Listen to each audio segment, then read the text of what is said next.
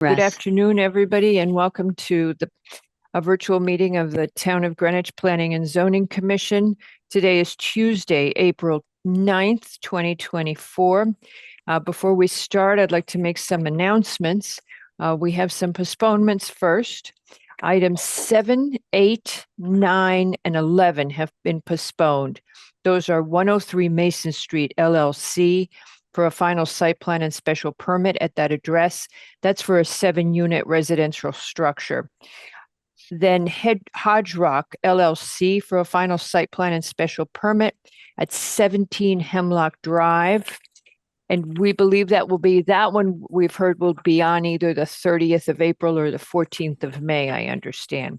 The next application to be postponed is Putnam Indian Field School at 101 Indian Field Road in the RA1 and coastal overlay zones for a final coastal site plan and special permit. This was to increase their enrollment cap. And then finally, Avi Barkai for a final site plan and special permit at 26 Meadowcroft Lane in the RA2. Before we begin, Mr. McRae is out this evening, and Mr. Wells will be seated for Mr. McRae. In addition, Ms. Jenkins will be seated on the application for Greenwich Country Day. And with that, Madam Commissioner and Mr. Feminella, we will begin with the Town of Greenwich. We're going to combine the items, okay, with the Town of Greenwich Department of Public Works and Sewer application for a municipal improvement, and then for a site plan, a coastal site plan and special, it's not a special permit, sorry, a coastal site plan at 98 Strickland Road in the R6 and AE13 flood zones. And with that, if you would kindly proceed. Thank you. So good afternoon. I'm Rich Feminella. I'm the wastewater division manager for the Town of Greenwich Sewer Division. And I'm here with Amy Siebert, our Commissioner of Public Works. We also have joining us Gary Simard, who is the project manager and design engineer from AECom, who's designing this project for us. We want to thank the Planning and Zoning Commission for, putting us on the agenda and considering us for approval for this important critical infrastructure project. The project site, like you mentioned, is at 98 Strickland Road in Coscob, and the design for this project is being funded under the American Rescue Plan. So we want to, like we said, we're here today to request municipal approval for the maintenance storage building that's at that site, and then also the final coastal site plan approval. So I'm going to walk us through some of the background and the existing conditions, and then Gary is going to proceed with walking us all through the proposed improvements. The one thing we did want to kind of highlight and mention that the pump station site actively receives the wastewater flow for that whole Coscob section of town, as well as even North Mianus, all flows through the pump station there on Strickland Road, and then gets pumped through a large diameter common force main to Davis Avenue by Bruce Park Avenue, which then flows by gravity to the Grass Island treatment plant to be treated. So at this point, if we can, I want to have Gary Simard take over and share his screen, just so we can walk through the little presentation we did, and then we can open it up for questions. Thanks, Rich. Can I be given permission to share my screen? Yes, sir. Hold on just a second. Thank you. I should have started off with that, so I apologize. That's all right. It always takes a team. Okay, you're all set.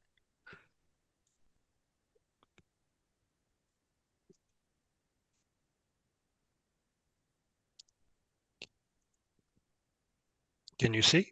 Yes. Yep. Okay. Perfect. Okay, we're going to go through you can go to the next screen, Gary. Mm-hmm. So this is just the overall site. I realize that for some reason in our, oh, here we go. Now we go.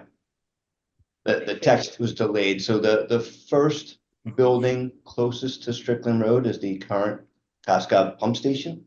Mm-hmm. The building right behind it is what's referred to as the old greenhouse. It's currently a storage building for highway materials and also some sewer materials.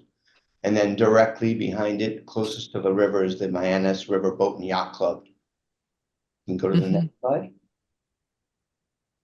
So a lot of folks probably don't realize that the site, what is currently now the pump station, was originally developed in 1929, actually as a small treatment plant. It was one of 4 in town, and it had influent pumping. It basically settled out the solids, did some basic treatment, chlorinated the effluent, and then it went right out to the surface waters. The old greenhouse building contained these sludge drying beds. In the 1960s, when the town decided to make Grass Island the sole wastewater treatment plant, they converted Coscob to a pumping station, as well as 3 other sites in town. So currently, right now, there are 5 physical above grade structures. The thing that's item as 1 on our plan is the current Coscob pump station. What is listed as item number 2 was the old chlorine storage building, which currently is empty. Behind that, item number 3 is the greenhouse, which is also known as our material storage building. And then item number 4 is the Mianus River Boat and Yacht Club. And then item number 5, just off to the side, is a small storage shed that was installed by the Boat and Yacht Club as well and used for their storage. Next slide, please. On that, Jackie noticed that we don't know if the yacht club has renewed their lease with the town, and we've let Ben Branyan know. Yeah, it's our understanding that they did actually do that, but we'll let them confirm that. That's fine. I have no memory of the MI. So, and I don't think we can't speak to that, but I think that's a great way. Don't worry about it. So, we'll let them. We'll just let them sort it out. I don't think they're going anywhere. They're not going anywhere soon. Okay, well, No, we appreciate you guys. In case you want the land back. No, we're okay. We can have our own sailing club. Go through some brief highlights for the station site. So those that are not familiar, in the upper right-hand corner is just a current photo of what the pump station front face looks like. That would be the side that's facing Strickland Road itself. The site grade varies between 5.5 to 8 feet, and that's based on NAVD 88. The existing pump station finish floor is around 9.6 feet. We are in that FEMA 100-year flood elevation of 13. And based on the Connecticut DEP guidelines, anything that's considered critical infrastructure, which a wastewater pumping station would qualify as, needs to be raised to a minimum of 3 feet above that 100-year flood elevation. So our design flood elevation for all the working equipment is 16. Just the pump station is, capable of pumping roughly 1.5 million gallons per day of raw sewage. The station itself hasn't had any major or significant upgrades since the 1960s. In 2000, there was just some limited equipment replacement of the pumps and some of the controls. But even those are, approaching 25 years, which is really at the end of their useful service life for things in the wastewater world. The existing building is about 100 years old. It does have noted corrosion. There are some structural concerns. There's even PCBs in the paint that have leached into the concrete substrates. And upgrading the existing pump station to meet the current building codes would not only be extremely challenging, but we wouldn't be able to meet the FEMA flood elevations. Next slide. And this is what was referred to as the old greenhouse structure. We realize it is not a major visual attraction to the site, but it is currently. So I think what a lot of folks don't realize is that back in the day when it was a treatment plant, it served a purpose, and actually underground there are a number of tanks, and that's also where the sludge would dry out. Now, obviously, it's no longer used for any of that. It's used for storage of concrete, manhole frames and covers and highway materials as well as some sewer materials. Dare I ask you if you expect to find any contamination underground? I don't believe so. I No, don't think we believe would, so. we don't expect anything. We don't Okay. expect anything. It was, I mean, it's just poopy. It's just basically from the old sludge, right? Which would have aged. Yeah, that's been emptied. We did not find any hazardous materials in this building. Okay. Okay, so at this point, I could basically turn over the presentation to Gary Simard, who could walk us through the proposed site improvements. Okay. Thank you, Rich. Again, my name's Gary Simard. I'm with AECom, and I'm the project manager for the design of this site. The plan for the site, because we need to keep the existing pump station in service 24/7, is to basically swap the location of the pump station and the material storage building. So the first phase is actually going to be to bring new utilities into the yacht club building because the existing utilities will be disrupted by the construction. The next step will be to demolish the greenhouse and the underground superstructure of that building, and then build a new pump station, get that pump station tested and operational. We would switch the sewage flow into the new pump station and start using the new pump station. Once that is completed, the existing pump station would be demolished to make room for a new material storage building. So the new Cascade pump station is actually a 3-level structure with 1 level completely underground. I know you have this presentation, but Rich and I talked a little while ago, and I'll actually show you a section of the building. Okay. So the way that this building, we're trying to recreate the look of the existing pump station, but we're going to try to copy the colors of the adjacent Dockmaster building, which is used by the marina. So as Rich mentioned, it is a critical structure. So the first floor elevation, which is where these doors are, is 3 feet above the 100-year flood elevation. And the upper level is primarily the electrical equipment and the emergency generator equipment, which will all be indoors. The side of this building is actually a platform. The wet well is underneath that. Now, the wet well, in terms of a wastewater pump station, is where the raw wastewater comes into, the sewage comes into. The pumps are located underneath here. Any service that needs to be done to the pumps, these pumps could be hoisted out, lifted onto a truck, and then taken off site if that's necessary. We intentionally designed the building with this layout, with the material storage building towards the road, so that we would block this from the street view and also from the river view. So as I mentioned, the generator will also be inside the building, and we are using acoustical louvers on the generator room to reduce sound attenuation, or to increase sound attenuation. Material storage building is exactly that. This is a unheated building with no plumbing. It's really only going to have overhead fans for ventilation, and electric service will be elevated above the flood elevation too. It's designed to be floodable, so we'll have flood vents, and it will allow the storage of materials that are currently, some of them are stored outside. There's some pipe that's been in the front yard of the pump station site for several years now because there's really no other room to put it, and that pipe is there if an emergency repair ever needs to be done on the wastewater force main. It will be equipped with roof-mounted solar panels. Oh, cool. So this is a rendering. We took a picture Yep. from the driveway a few weeks ago. Mhm. We intentionally took the picture when there were no leaves on the trees, so you can Mhm. actually get a better Mhm. view.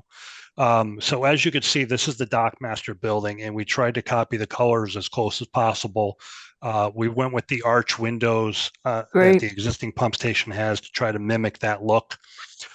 What may be difficult to see here, and I will actually zoom in, is the pump station is actually this building back here. Mm-hmm. And as you can see, most of it is blocked from the street view by the material storage building. This building is taller because we needed to elevate it for the flood elevations, but it's not that visible from the street because of the material storage building. Mm-hmm. We did a second rendering from the southwest where you Mhm. can see the pump station in the rear, although you can also see that these trees don't have any leaves on them right now, Right. and that when these trees do leaf out, there will not be much visibility of the pump station. But 8, 9 months a year, we can expect the visibility, and you also have the visibility from the docks on the other side. So when people are out enjoying, Correct. it's good that you focused on this, how it Right. appears from a 360 view. Right. We actually tried to take a picture from the northwest corner, but the Mhm. boats that were stored here pretty much Block you. obscured the view. Yeah. Blocked the view. Yeah. Yeah. So I mentioned that I would like to show another view. This is kind of a cross section of the building, and I kind of explained to everybody. So the raw wastewater from the sewer comes in at about elevation -4.5. And then it goes through a grinder to break up large solids, and then it goes into a wet well, which is really where the pumps are located, and this is what maintains the raw sewage going out to the force main. So this area is completely underground. The base of this elevation is about -15, so there is a substantial portion of this building underground. So, Mr. The- Simard, Mr. yes. Simard, you answered us a question we asked yesterday by saying that the wet well has to be underground, and that if you had elevated to be above flood zone, you would defeat the purpose of the wet well. I'm not an engineer. We do have Yeah. engineers here, but Yeah. if you would just, for the commission's benefit, if you would just explain that. Yeah, so the flow comes in from the sewer by gravity. Okay, so it's open channel flow and it drops inside. The pumps lift the flow up, put it into a pipe, which transfers it all the way to Davis Avenue, where it transitions into the gravity sewer system. So it travels quite a bit after this, but the main function of the pump station is to get the flow from down at -15 back up to, I think, Davis Avenue sewer is up at about 26, if I recall. So this area below grade, actually below the floor elevation of 16, is completely separated from the outside. There was a mention yesterday during the briefing about flood vents. Flood vents and wastewater pump stations are a fatal flaw. There you go. That's what we were asking. Yeah, a generation ago, they actually worked the other way around, where there would have been high level overflow so they could flow out to the river. That hasn't been allowed in some time. So we have gone through extreme efforts to keep Long Island Sound out of the pump station, because if Long Island Sound came into the pump station, then the pumps are pumping Long Island Sound and your sewer system becomes compromised, and that is a bad situation. So that is one of the design elements that is very, very important. Okay. We're willing to let the material storage building flood, but this building absolutely cannot. So I believe so just give you a couple points of reference. This is -15. This operating level down here is elevation 0, is sea level. Finished grade is 7. The upper level with the electrical and the generator room 16, and then the top of the building is approximately 36. So that actually concludes our presentation, and at this point we can open up to any questions from the commission. Thank you. Would anybody on the commission like to lead off with questions? Hello? There we go, Mr. Yeski. You can take down the photo, Mr. Sure, I'll, Simard. I'll stop sharing. Okay. Yeah, so we can see each other. Okay, Mr. Yeski, if you would go ahead. Yeah, if somebody else has a more detailed question, I think what they're Hmm. suggesting is a well thought out project. I have a question on, can we expect as a commission to see more of these types of infrastructure projects? Hopefully. We get questions all the time on infrastructure. This is the first one I remember recently that the town's doing that's I would call pure infrastructure. Are there more coming down the pike in the next year or two? So I'll take a stab at that, Dennis. Normally you don't see wastewater pump stations from us because they're a utility and we're able to move them along through just whether if we need a coastal site plan, we get a coastal site plan approval or something of that ilk. You know, what really prompted this to come before you all is that equipment storage building, because that's not a utility per se. So we brought it to you all because we have that equipment storage facility on this site that kind of goes along with the wastewater pump station. So in order to move it forward, we said, well, let's bring that forward. What you're going to see as we continue along, what Rich and company have already done is they elevate their pump stations. We're doing it at other locations. We don't really have anything else at the moment on our capital plan, but certainly if we were, like, for example, needing to elevate one of our other town buildings, obviously you would see that. But at the moment, you know, once we get, you know, Hamel Rink fortunately is not in a flood zone. So you'll just see that as Hamel Rink. Okay, just curious. Thank you. Anybody else? Mr. Levy, you have your hand up. Thank you, Madam Chair. I would like to understand better the historic nature of the existing pump house and why more can't be done to recreate that look. It seems to me that we have a facility that has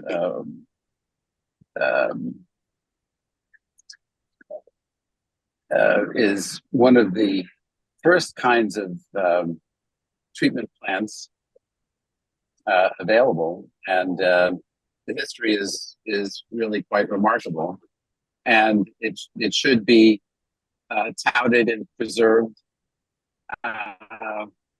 and even plaqued. So I'd like to understand what more you can do in order to make the pump house look more like the existing pump house. I think that the efforts to make the building facing the street look generally like the existing one, but I'm concerned about portions and really making it look historically relevant.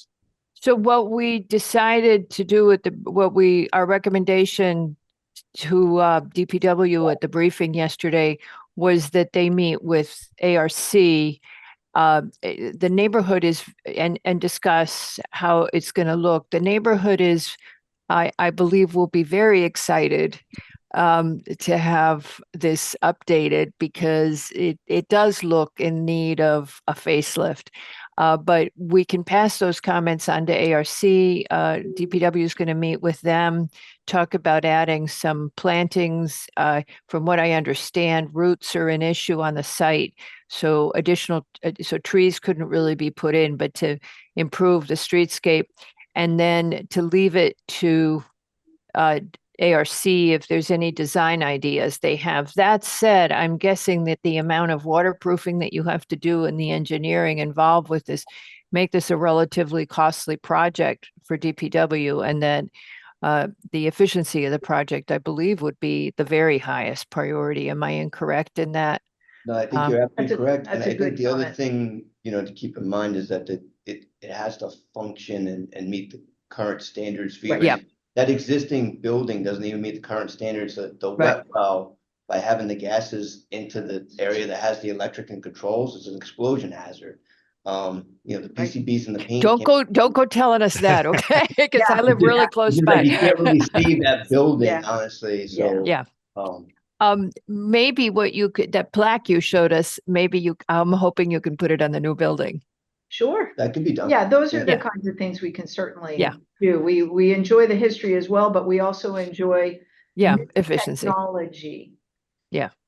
Or at least proper wastewater conveyance. Yeah, we definitely like that. We like the doo-doo to go to Yeah. the right place. So hopefully the suggestions you get from ARC will focus on that. We'll make sure staff reaches out to ARC and communicates that we're looking for tweaks that'll not interfere with your cost efficiency, because I'm sure budget funds are limited, but that'll help it maintain some sort of historical aura. Mr. Wells. Yeah, two quick questions, one general, and that is when you have these critical infrastructure projects, do you ever look at, if they're in a flood zone, looking at a different location? Now, I'm sure you're going to say it doesn't work here because the pipes are all going in a certain place and you'd have to reroute them. But I just want maybe just quickly on this one, and then in general, do you ever consider other locations to get it out of flood zones? That's the first question. Second is your fuel for the generator, is that diesel or gas? So your first question, the answer is you hit the nail on the head. You can't move everyone's sewer system, which is buried in the ground, and provide service to all the homes in the areas and so forth. So what you have to do is what we always say is provide infrastructure in the wastewater world to come back to. In other words, something we can return to after the waters recede, Right. after the storm is over. So that's why if you look at some of the stations that Rich and company have already done, they're up in the air substantially. And in terms of, what was even this? I already forgot. The fuel Oh, yeah, your source fuel. for your generator? Are you Always able to use ask one natural question. gas there? One question at a time is always better. Most of us can't remember. No, sorry. I figured I'd be bumped off. No, we wouldn't do that. Go ahead, Amy. The diesel generator, because when you're in the flood zone, there are times when you can have the gas service turned off. Yep. And because we're a critical infrastructure that functions 24/7, it needs to have uninterrupted power should we lose power. Yep. Understood. Thank you. No problem. Anybody else? Ms. Jones. I have a question. I saw you talked about the capacity, or sort of how many, it was the 1.5 million gallons run through this. Is there any plan as part of this project to increase the capacity, or is that not something that is possible to do given what's coming in and what's going out? We are increasing the capacity of the station. We looked at flows over the last 20 something years and did an analysis of what we also see that could be built in this sewer shed. And we do have a little bit more capacity in the new station than we have in the existing. Okay, thank you. But I think we point out to that, we're not changing the sewer boundary area in any way Right, for right. that. We're just reflecting current conditions, so we're not adding in any parcels that are not already included in the sewer boundary area. Right. Most of this area, this whole area is mostly within the sewer boundary, isn't it? I'm trying to think if there's a piece somewhere that isn't. Mr. Levy, you have your hand up. Thank you, Madam Chair. I want to suggest that this renovation of the pump house and changing it into a different use, we have the opportunity to really lift the detailing and certain elements of it, the corbelling, the roof tiles, the chimneys, the window wells, and the overall symmetry and preserve that. I just like in the firehouse on the main firehouse in Greenwich, in downtown Greenwich. So I think that there's a lot that can be done to serve the intent of preserving some of our history. Ms. Kulikowski, if you would note all that for when this goes to ARC and they can take that into consideration. I don't believe this is a change of use unless I've missed No. something. Yeah. No. So no, this isn't a change of use, Mr. Levy. Oh, well, I meant that it's now being used in one capacity and now it's just going to be storage. Isn't that correct? No. No. No, the current pump station has to be demolished. We cannot renovate it for the number of reasons that Rich outlined. And a very large part of that would be the environmental contamination of the station itself, the materials within the station. We cannot, we can't keep that station running, renovate that station, meet codes and meet the environmental remediation standards. That thing's going to have to, unfortunately, go away because of the PCBs and materials in that station, unfortunately. Right. So So the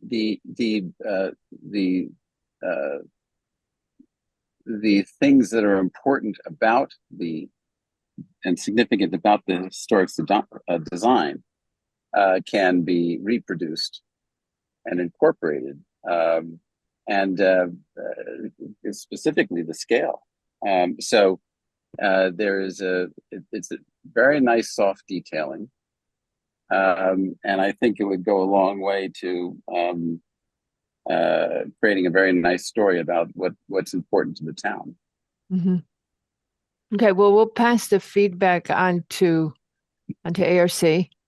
I think, in all honesty, I think the neighborhood is going to be pleased to see the new building, and that they kept the arched windows. I think that's really helpful. And if there's some details that could be cost effective and would raise how that building looks, that I would am be certain great. there are no details here that are costly.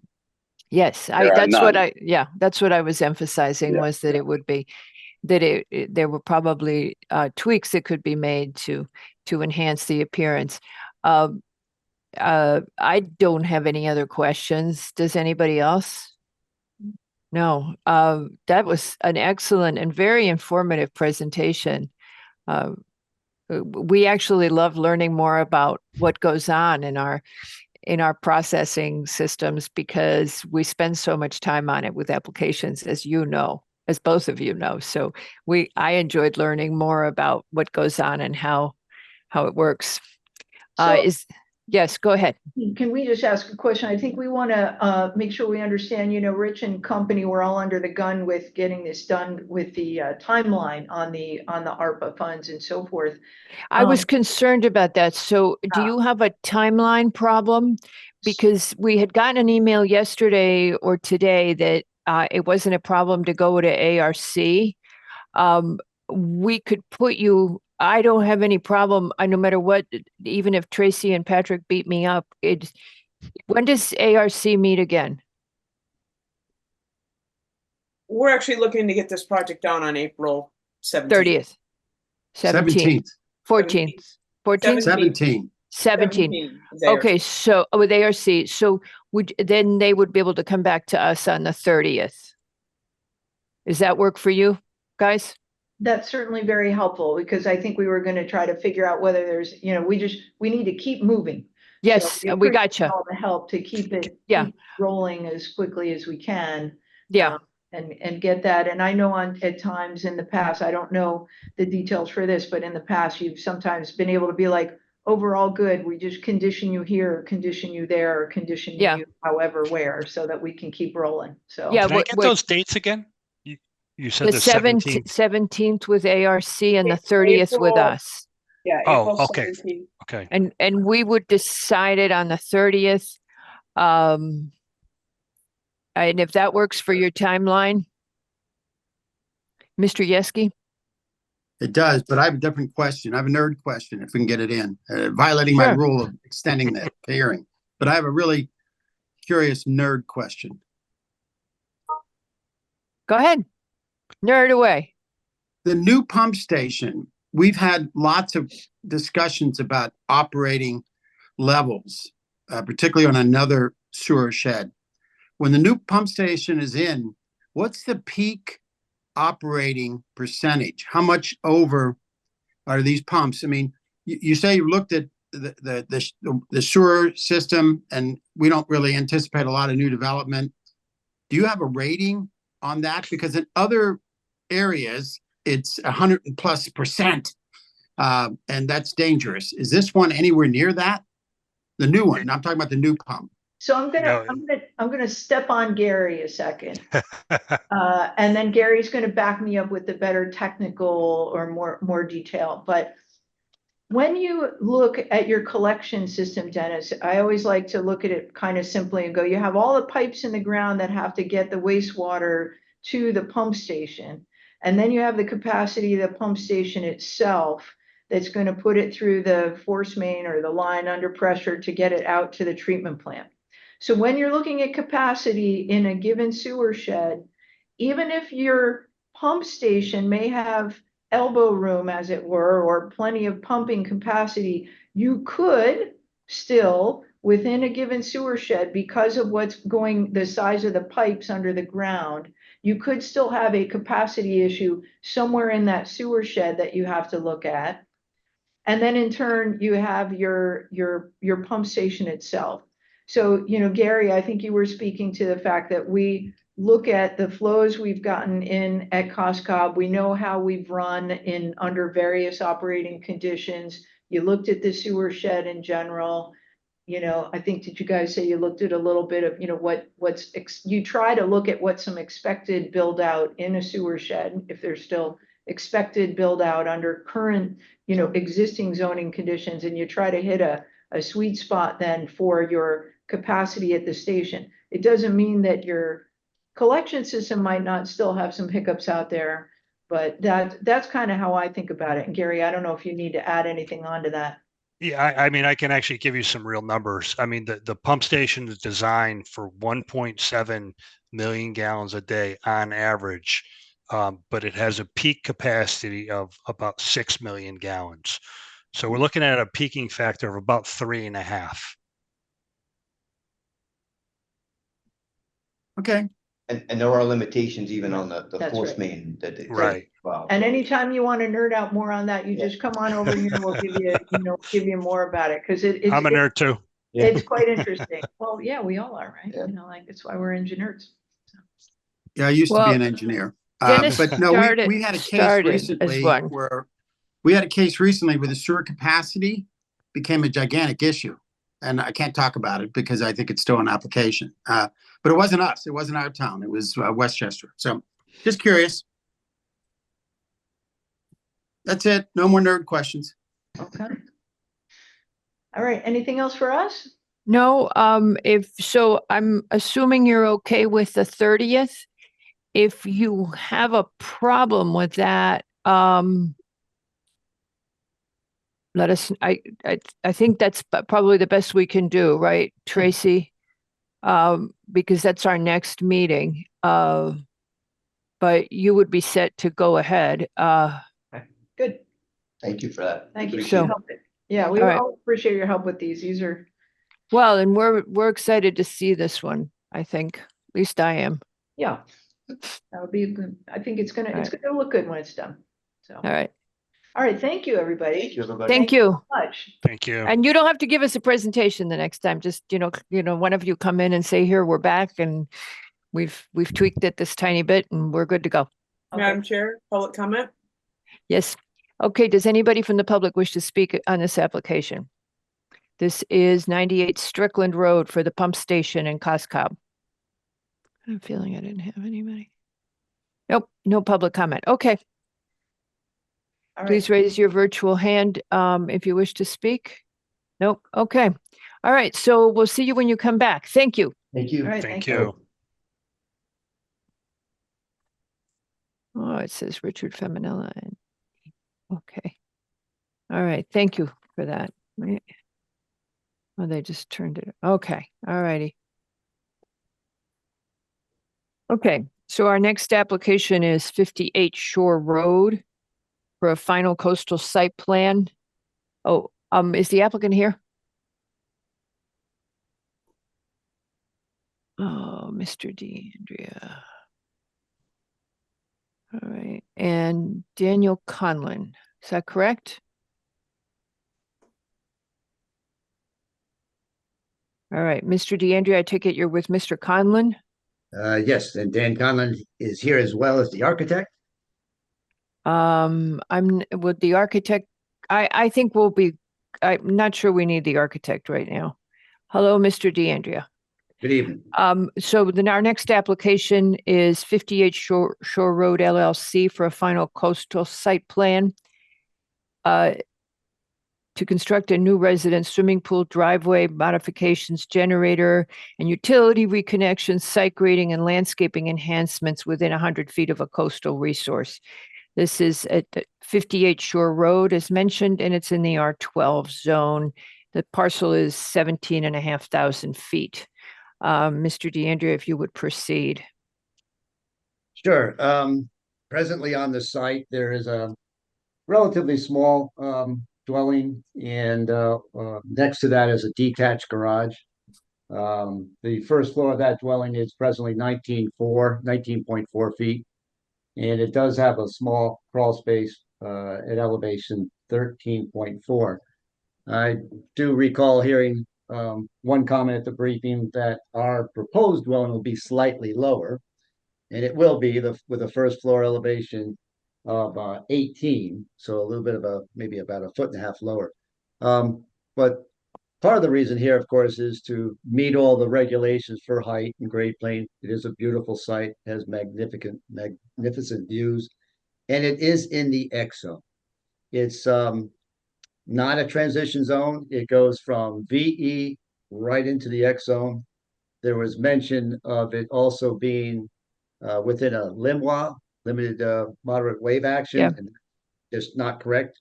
It is just a VE. It's going to be a LMWA if we had property that was in the AE zone, then it would be called coastal.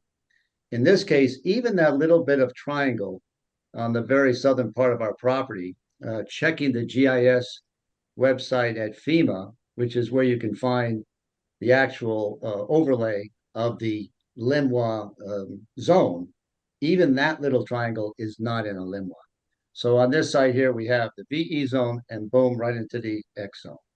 This house then has been designed to meet all of the setbacks and floor area and green space requirements. There is the question of the plus or minus land area, so I certainly can't ignore that. If you've been to the site, if you know this location, this is an exposed ledge. We did test pits throughout the site as well, and near the shoreline, the ledge is as shallow as a couple feet below the surface. And on that jagged coastline, we took a multitude of cross sections. So when we establish this area we compute the land area on a property like this, which has one of its boundaries, in this case, we'll call it the rear, defined by mean high water, surveyors call it plus or minus. And that's especially true if you have a sandy beach shoreline. That can change overnight. But on this one, we recognized that it had a very large exposed ledge formation, jagged, and in some cases, the ledge is leaning forward towards the water. And we took a very conservative approach from that standpoint. So although it may be plus or minus, it is precise. We're certainly willing, as a condition, to say, look, let's just do it one more time before you go in for a building permit, have the survey updated, reestablish that area one more time. If it's off a little bit one way or the other, then so be it. If we happen to have slightly less land area, then we would make an adjustment to the floor area of the dwelling plans. But in our case, I went back down there again today before this hearing to look at it again. We're very confident this is a very precise delineation of mean high water, and I don't see it changing. Also, you may recall last week we had quite a bit of a storm. We had sea levels that were well above predicted, and there was absolutely no indication of any scour. There was no rack line on the property today. So this is a well-protected location. It's got a nice solid shorefront. Drainage, of course, got a tough drainage manual in Greenwich. We've got a number of systems that we're using. Porous pavement has been really a great addition to our arsenal for treating water before it goes into sound. We already have an existing outlet pipe, so we didn't have to worry about that. So we're literally going through our treatment train, and then we discharge it through an existing pipe on the southerly property line near that little set of stairs down to the beach. There was mention about the pedestrian easement. There is a pedestrian easement that runs with this land. It was very interesting how it's described. It says it can be 5 feet wide, but it doesn't describe where that 5 feet can be. In fact, it says from time to time, the owner of this property can decide where that 5 feet will be. So that's why on our survey, we've shown that we're going to formalize that once and for all. And we've provided a proposed pedestrian easement along that southerly line down to the steps. We have, of course, an S&E plan. We have a landscape plan. The landscape plan, of course, focuses on the shoreline. There is an application with Connecticut DEP for a dock, and this is not a dock that's going to have a long fixed pier. It's literally hinged on the rock, and then it's with a gang or a ramp, it then drops down to a float. And I believe if it hasn't been already, that's just about approved by Connecticut DEP, speaking with John Goucher. We did have some changes along the way. One of the things was we did propose a landscape wall in the rear yard. John Goucher had some concerns about its location. We didn't want to delay this too much longer and decide where back and forth. So we took out the wall, and that's been removed. And that's about it. Other than that, the landscape plan is a great addition to this site. You know, it's absolutely a spectacular site for a home. So I'm certainly here to entertain any questions you may have. Commission? Ms. Jenkins. Unmute, please. Mary, if you would unmute. And I was absolutely brilliant. I'm sorry, I missed that. Is it Shellfish Commission review, and how is that timed, and how does that play into your plans? I don't know where that review sits. I would say that under normal circumstances, based on what we're proposing, I don't see any issues there because we're addressing water quality and we're introducing a landscaping plan. There seemed to be some question about the repair of the stair, and that had some connection with how that's going to affect potential shellfish growth in the area. Well, the stairs themselves are not changing per se. This is under a COP of sorts, certificate of permission. The stairs exist. So we're taking this opportunity, since we were going to the Connecticut DEP for a dock permit under a different individual making that application. We thought it was the appropriate time to say, well, let's fix and repair their stairs at the same time, but they're in the same location. So that whole review stair repair thing is more with the DEP dock approval? It's on our site plan too, because it starts above the coastal jurisdiction line, but it was made part of the dock application as well, because it does drop down below the CGL. Understood. Thank you. But you are still going to the Shellfish Commission? Yes. Yes. Okay.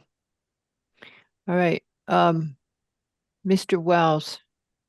Yeah, Mr. DeAndrea, I didn't see an energy narrative submitted. Was there a reason for that, or was it included and I just didn't see it in materials? I will say to you, I have some ignorance to that. I'm not sure if that's coming from the architect per se. On this. Generally from the architect, yeah. Generally from the architect. I know that Mr. Conlon is on if that's a question more appropriate for him.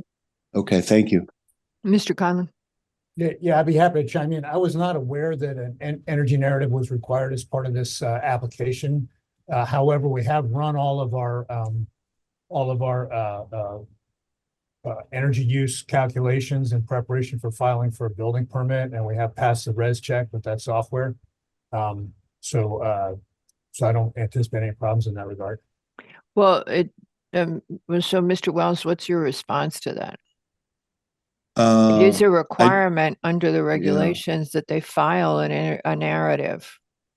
I don't want this thing to be the only thing that holds up. Let's see where we Let's see end what up, else and then happens. We then could can- always condition it Exactly, yeah. and just have EMAC review it after the fact and you guys would comment. Okay. Or could you, do you want to give us a verbal, or do you have any solar panels? Is it going to be all electric? Is it going to be, diesel fuel? What's your fuel source? So the fuel source will be a combination of natural gas and electric. We're planning on installing heat pumps as our primary source of heating and cooling, with natural gas as a backup for the coldest weather.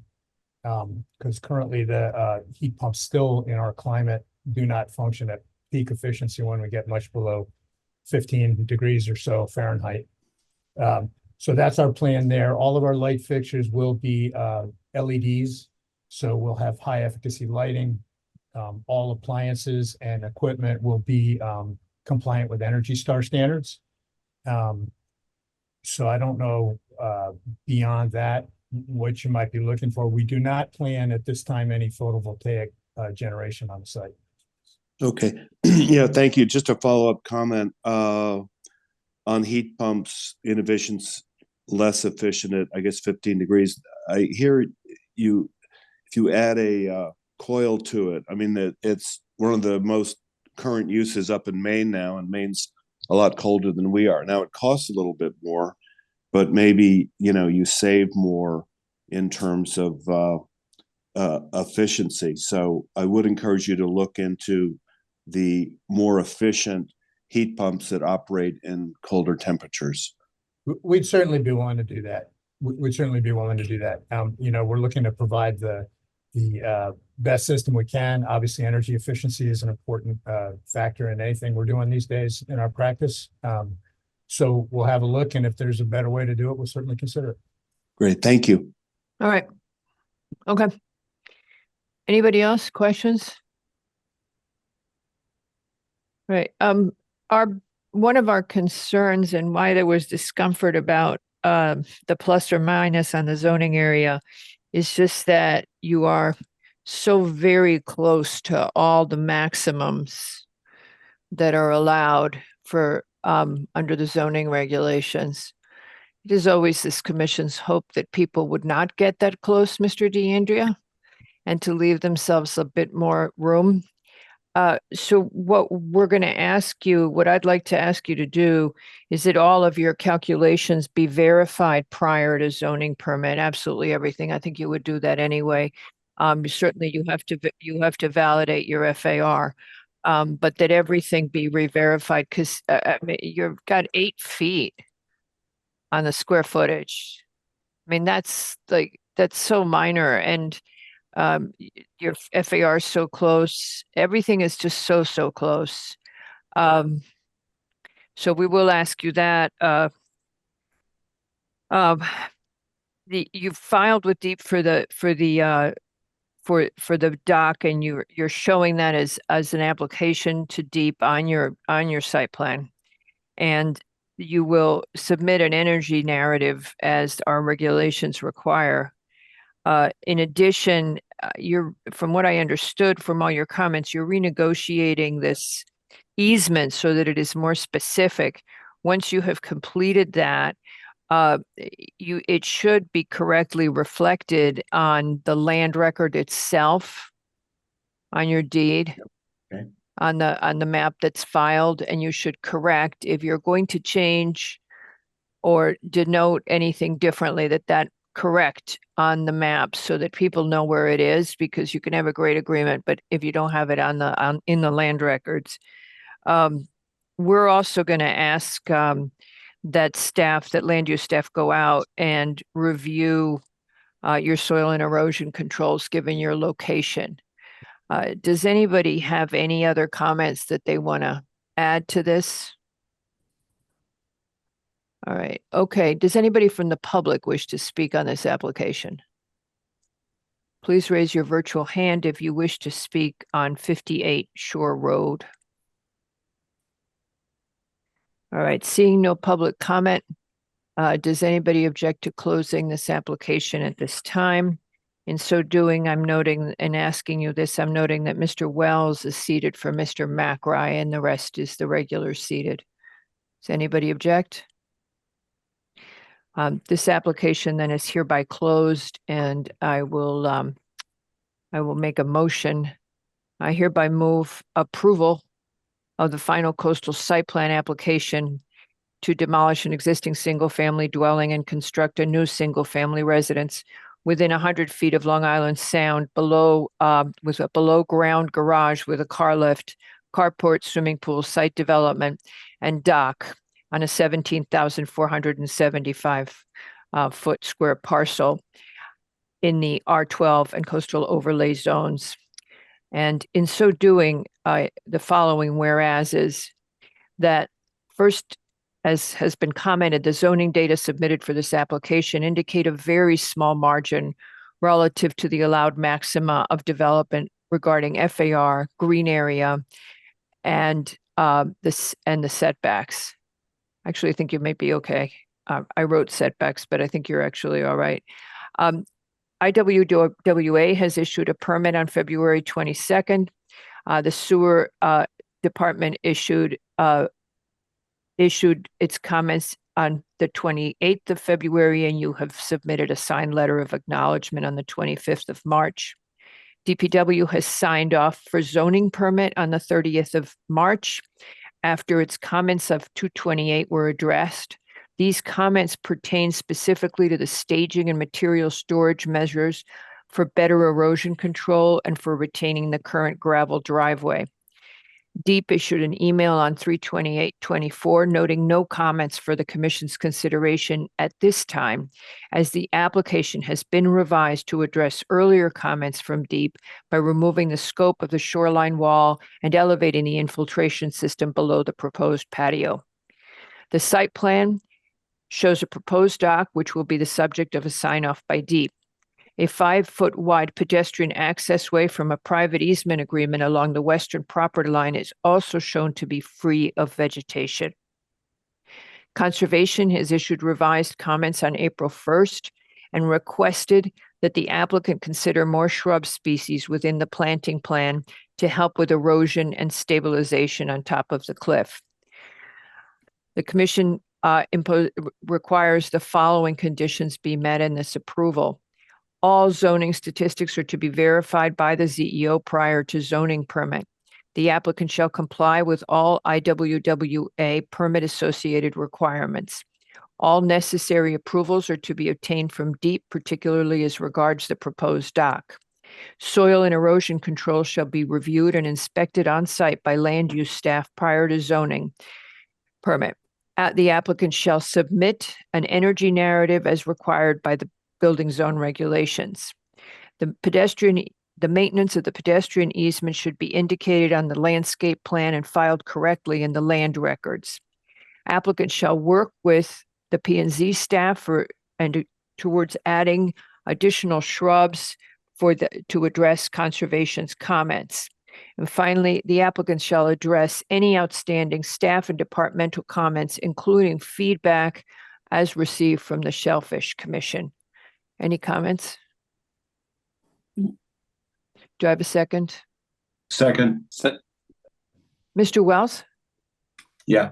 Mr. Wells has seconded. Mr. Yeski? Aye. Mr. Lowe?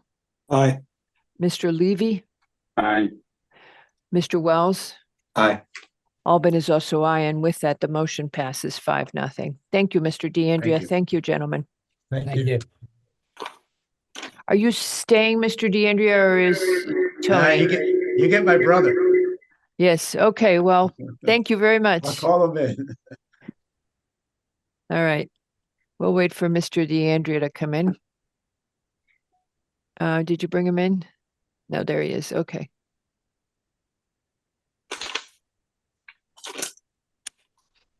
Okay.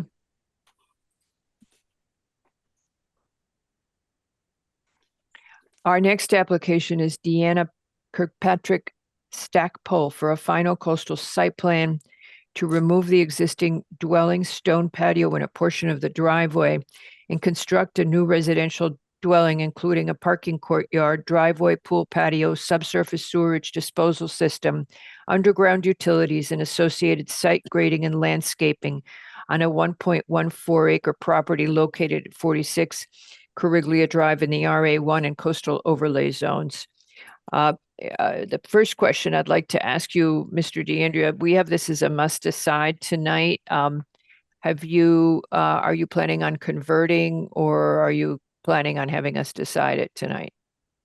I plan to have it decided this evening, Madam Chair, because at the end of the presentation, I think you will agree that this proposal is totally in compliance with the applicable criteria for a site plan under our zoning regulations, as well as the applicable coastal regulations. And therefore, as it is compliant, I believe that you are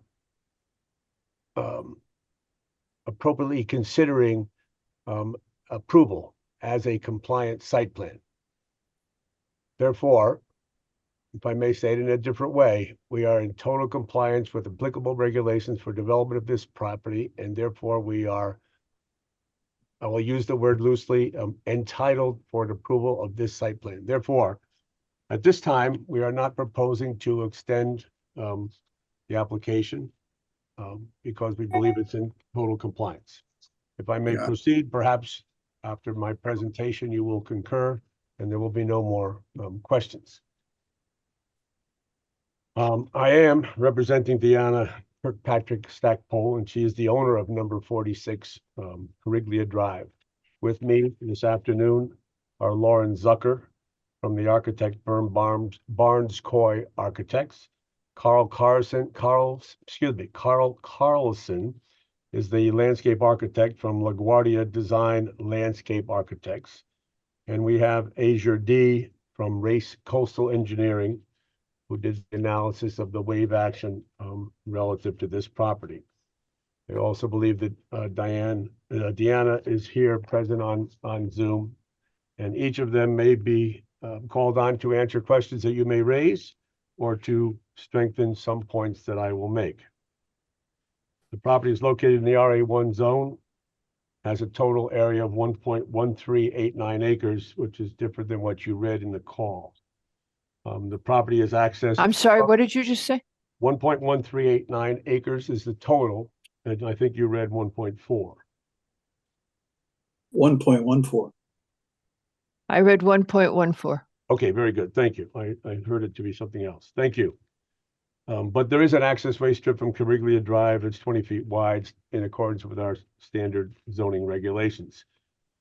Due to the effect of that access way and the current regulations of 6-131 of the Greenwich Building Zone regulations, the area, the buildable area of the lot reduces to 0.9986 acres.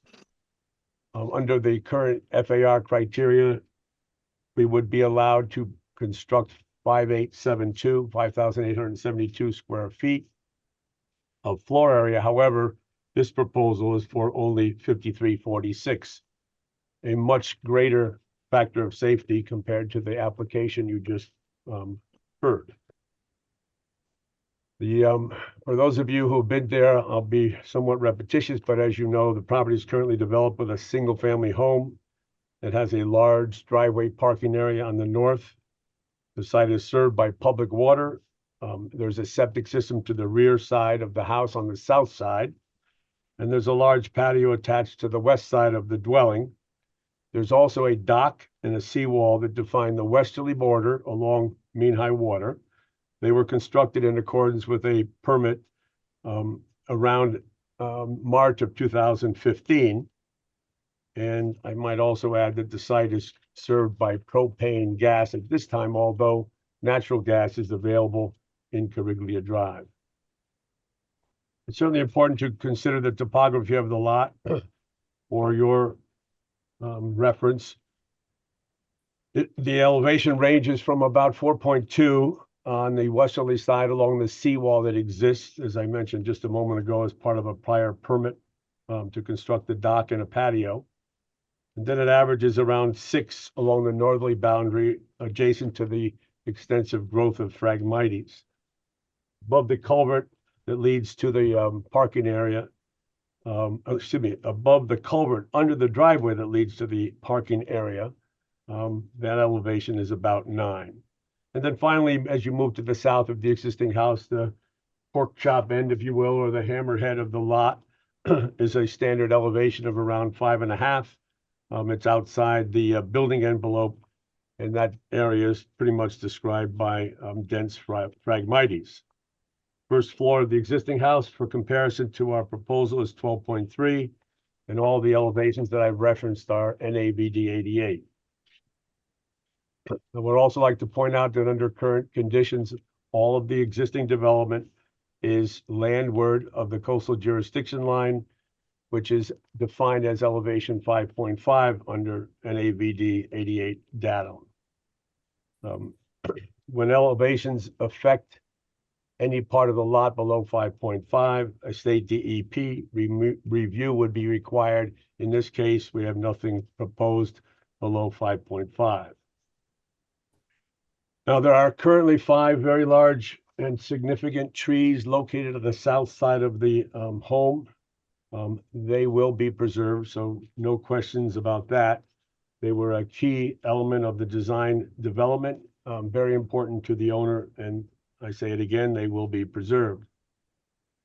And for reference again, the average elevation of the ground around the building as it currently exists is roughly elevation 11 to 11.5, depending on how you want to interpret it.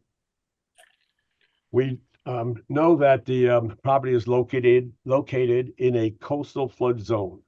The VE 14 zone is located along the westerly border, and that changes to an AE zone, elevation 12, throughout the buildable area of the lot.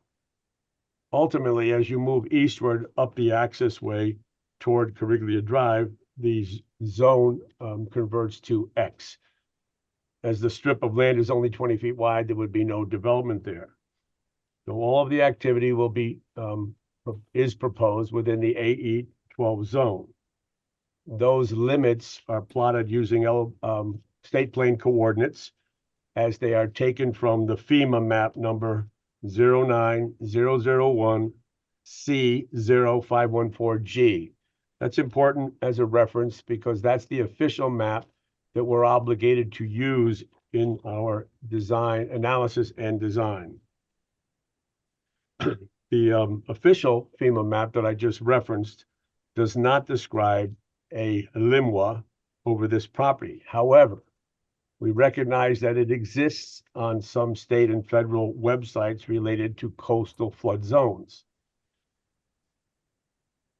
Therefore, the development on sites in the LIMWA, which is the limits, which defines a limit of moderate wave action, that's the definition, requires special designs for buildings and foundations. We recognize that, and we have presented this design to be compliant with that criteria. So while the FEMA map does not officially designate the LIMWA on this property, we know and accept the fact that it exists on other sources, and therefore we have no quarrel or objection to complying with the design criteria as though it were a LIMWA. I think a simple way for me and members of the commission to describe the extra design consideration is that the design for structures in the LIMWA would be as though the site were located in the VE zone, which we know is not the case. So by designing as though it were in the VE zone, we are providing a very significantly stronger design, and we recognize that criteria. Now, when you're designing as though you're in the VE zone, or in fact in the LIMWA, the lowest elevation of the minimum elevation of the lowest structural member must be 1 foot above the base flood. In this case, the base flood that we're referring to is elevation 14. because that's the VE zone designation along the westerly border of the harbor. So please just note that and keep it in mind for a little bit later in my presentation, because the lowest elevation of the structural member in this case would have to be at least elevation 15. When we design and the requirement is, for example, 15, we set that criteria of a quarter of a foot more. So in this case, we would recommend 15.25 as the bottom elevation of the lowest structural member. In this case, since our proposed home has no basement or crawl space, that would be the elevation of the bottom of the slab of the dwelling. What, for your purposes, the first floor. If I could interrupt you, Mr. DeAndrea, I believe Mr. Lowe has a question. Yes, anytime. No, not yet, not yet. If I can wait. Thank you. I just wanted to get on the list. Okay. Thank you. I don't mind the interruption. No, but I'm sure you're going to come to. Yeah, if I'm going you to don't get there. come to my issue, I will go to it. So let me describe the development plan. And as I said, we have the architect online here, as well as the landscape architect and very important member of the team. In addition to those two important people, is Azure D. So the architects for Deanna are Barnes Coy Architects. They're from Bridgehampton, New York. The firm has an extensive portfolio of residential development on coastal sites. They understand the requirements for the structure of the foundation. There is a structural engineer on board, currently working on the preliminary designs of the foundation. They are not final yet, nor is anything else about this development. You know, the concept is here, the working drawings are there, and now we're working toward construction documents. The home as presented, and I was hoping that perhaps we could have a screen sharing up there, but if not, I'll just. We can, you're asking Ms. Kolakowski to screen share? If she could put up that plan that I sent in this morning, there were two of them highlighted. One was the landscape plan, which I think provides a clear depiction of the conditions after development. I also provided my multicolored engineering highlighted plan to provide some contrast to help describe the development plan.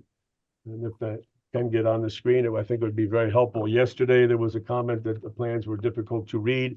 I would say in our defense that we provide two different types of plans. One is the grading plan, and on that plan, we don't include the infrastructure, which requires a great deal of labeling and pipes connecting, etc.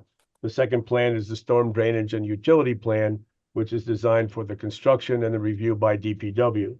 So the grading plan, while there are contour lines and proposed development, it should be a little bit easier to see.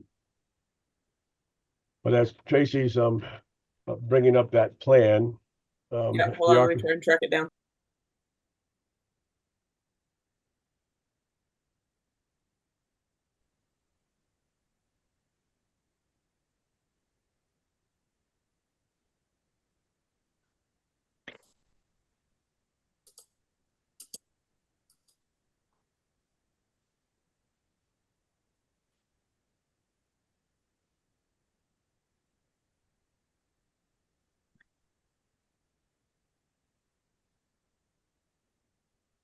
You're going to start with the site plan, right? I think that what I had highlighted myself is the storm drainage and utility plan. That was one, and the other one was the landscape plan Yeah. by LaGuardia Landscape.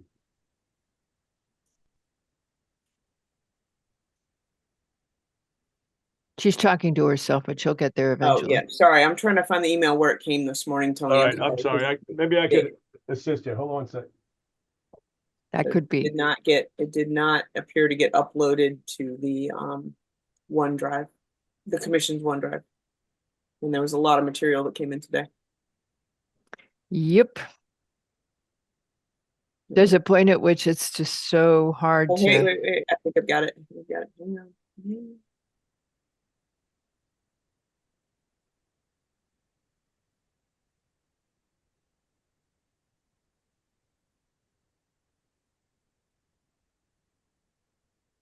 So, Race, that's, Mr. you're not DeAndrea, talking about the letter from Race, are you, Tony? No. What So- time, you can tell me the time in the email. That would be awesome. Okay. Sorry. I can do that. I'm sorry, I thought it was gonna go into the file, but It's in the file, it's just not. no, I know, I uploaded. was, it's my fault. Yeah. I'll find It's it here. not uploaded where I can easily get it, that's all, Yeah, right yeah. now, I gotta get it right here. and on short notice. Yeah, I apologize. Patrick is much better at this than I am. don't say Fine. nice things about him when he's not really conscious. Yeah, I know. So was Mr. that- DeAndrea, Yes. he's listening. So Mr. DeAndrea, your building to be your foot above BFE is based on the VE, correct? Yes, ma'am. Yes, sir. Yes, ma'am. And why are you doing it based to the VE? Because your requirements for the construction in the LIMWA require that we meet those criteria as though it were in the VE zone. Got it. Okay, so you are meeting to VE as a result of the LIMWA, which you're saying didn't show here, but you know it exists in other places and recognize that it should be incorporated.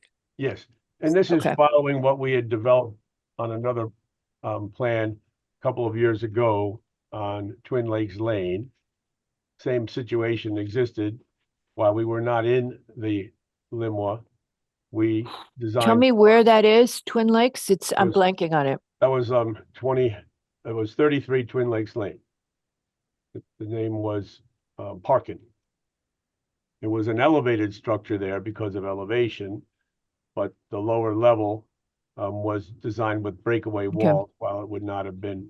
Yeah, you had breakaway walls, so it's not really the same because No, this, it's very much the same because the breakaway walls would be required in the VE zone. When designing to the VE, you do what needs to be done. So I think we now have on the screen the drawing that we were looking. okay, but here you're not doing breakaway walls, you're backfilling. Right, where there is no reason nor requirement for breakaway walls because there's nothing to break away. We're obligated to have the elevation at 16 for the first floor, which Well, translates as long as to- you're talking to me like I'm two, No, why I'm don't you not. keep going? So let's keep going. And what I would like to, before you go to your slides then, so I know, so John Goucher has sent in this email Yes, and he's saying that he's saying in Thank you. coastal A zones, stem wall found that there's an exception.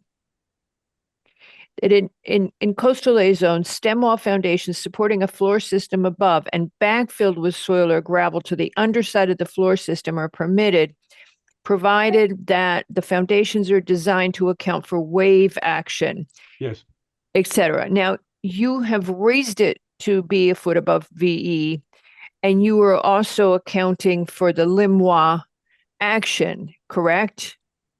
yes. And if you read further into. Okay, when soils are susceptible to erosion and local scour, stem wall foundations shall have deep footings to account for the loss of soil. Yes, He then goes on to say, our understanding is that the stem wall foundation system is currently being designed. Based on our review of many developments proposed in coastal A's, this appears to be the first design to meet this exception. So what you are doing, Mr. DeAndrea, is you are doing an application that meets this specific application, correct? This specific exception, which you Yes. hadn't really, okay, well, you hadn't really been highlighting that for us. So there's an exception in the CAM yes, that allows you to do this stem wall foundation system. yes, absolutely. Okay, well, yes, well, you're saying yes, but you hadn't mentioned it. So we've at been- this point, Mr. Goucher is saying he then has no comments, but he does say that he wants an engineering review of by Department of Engineering and the floodplain manager in support of this the design. Now, I'm understanding that since he says the design and not the implementation, that he is looking for to verify that the design does what you are presenting. Madam Chair, I would take that as not 100% accurate. What I take Well, this the comment, last time May that I- you disagreed, no, because the last time you disagreed with me on wording, we went around and around for half an hour. And it did mean that because there was a very specific sentence at the end. So what I'm asking you specifically is, he says it is recommended that the review of the stem wall foundation design, okay, that the stem wall foundation design, he's got the word to be reviewed by these two bodies. Now, that would say to me that if they found anything wrong and you've already begun building, you would have to change your design. So wouldn't it make a lot more sense to have it reviewed now? No, that is absolutely not true. There's no That's one. a better question to ask you, I think. Okay, Go ahead. so may I respond, please? Now you may respond and I won't interrupt you. Sorry. Okay, thank you very much. I take the comments from Mr. Goucher as a compliment because he noted that this is the first time that anybody has presented that, and we fully recognize the requirements of Section R 322.2.2. So the structural engineer, whom I just mentioned, has extensive experience in designing in the flood zone areas, will present the plan, and that will be reviewed by the building department. There's nobody in the DPW with the qualifications as a structural engineer to review those coastal designs. Therefore, we will present that to the building department, and they will provide the plan and code review as they do on all foundations.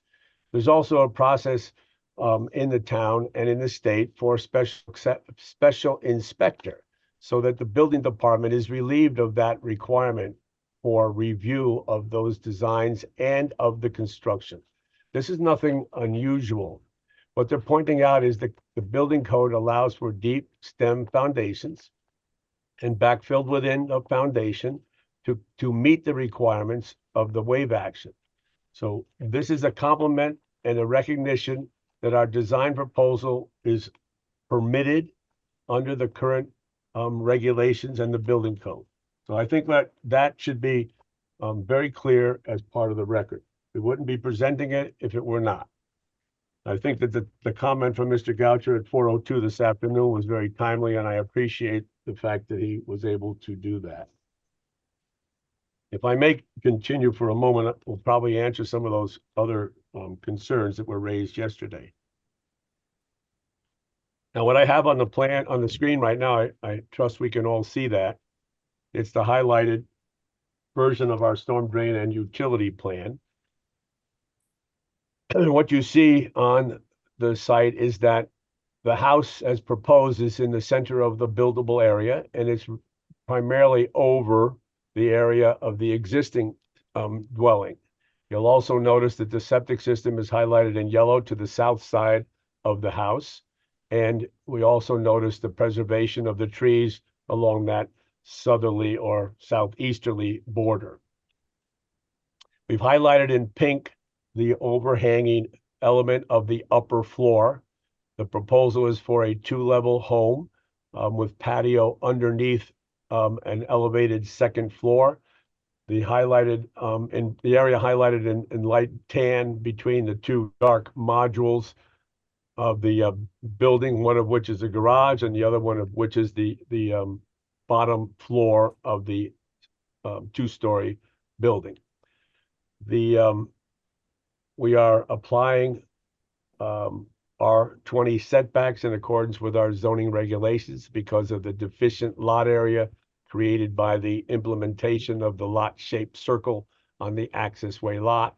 There are no setbacks that are close in any way, so that's not a concern. In the R20 zone, we need only 15 feet. On the north side, we have 21.5. And similarly, on the north side, while we need only 40, we have 44, which is the easterly property line. We call that the the front yard, and the water side is considered the rear yard. So that's. Hold on just a second, Mr. DeAndrea. Ms. Jenkins, did you want to ask a question now? I'll take any questions. Ms. Jenkins?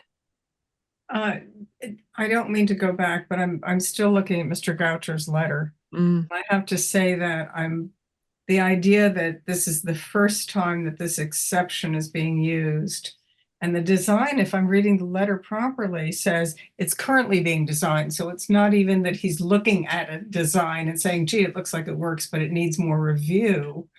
He's basically saying, I know what you're designing for. You're obviously, you know, if the design works, it meets that exception, but we've never seen it before. I'm just so troubled by that. Because that's not what is being said. I'm sorry, if I can complete my statement, I would appreciate it.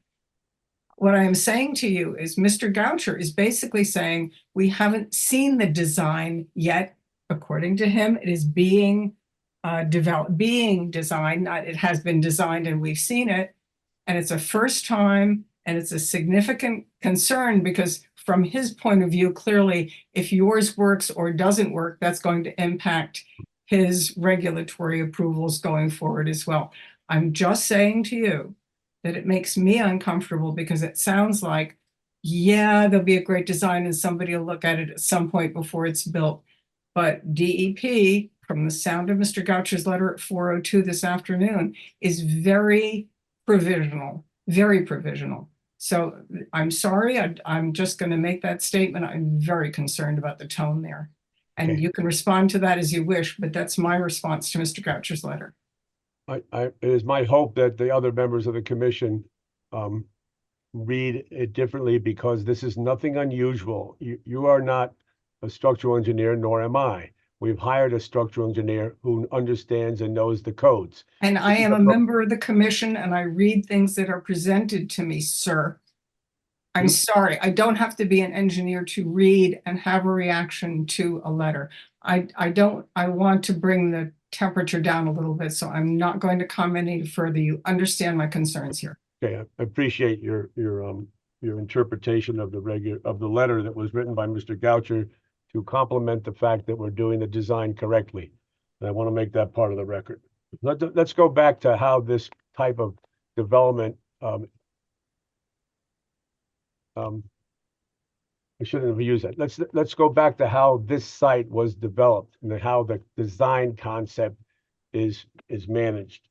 So we assembled a team of experts, the architect, the landscape architect, the owner, and myself, as well as the environmental aspects. And we set these following parameters: set the house within the existing building envelope, comply with all FEMA regulations related to coastal flood zones.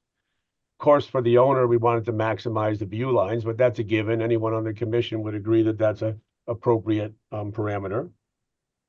We also wanted to preserve the mature stand of oak trees. They're beautiful. They frame the site. No one would think about cutting those, at least not on this design team. We also decided that it's important to develop a coastal landscape planting plan early in the design process. So in fact, we recommended that the landscape architect meet with, at that time, Alexandra Mock, who was representing the conservation and wetlands agencies, to discuss what would be appropriate in the coastal zone. And as a result, the landscape plan was formulated to meet those criteria. And then, of course, we have to meet the requirements for the town drainage manual. In this case, the volume of water generated is not significant because we're in the coastal zone, but the water quality is important, and hence that's part of the design to create a filter for the runoff. In order to be compliant with the requirements of the LIMWA, we set the first floor elevation, as I mentioned a few moments ago, to elevation 16. The reason it's set at 16 is so that the lowest structural member of the design, in this case, the first floor slab, is at least 1 foot above the base flood. In this case, the controlling elevation is the VE14, which is adjacent to the property. So in order to design to the LIMWA, we would have to be 1 foot above that to the lowest structural member. That translates to an elevation of 16 with a couple of inches of factor of safety to the bottom of that slab.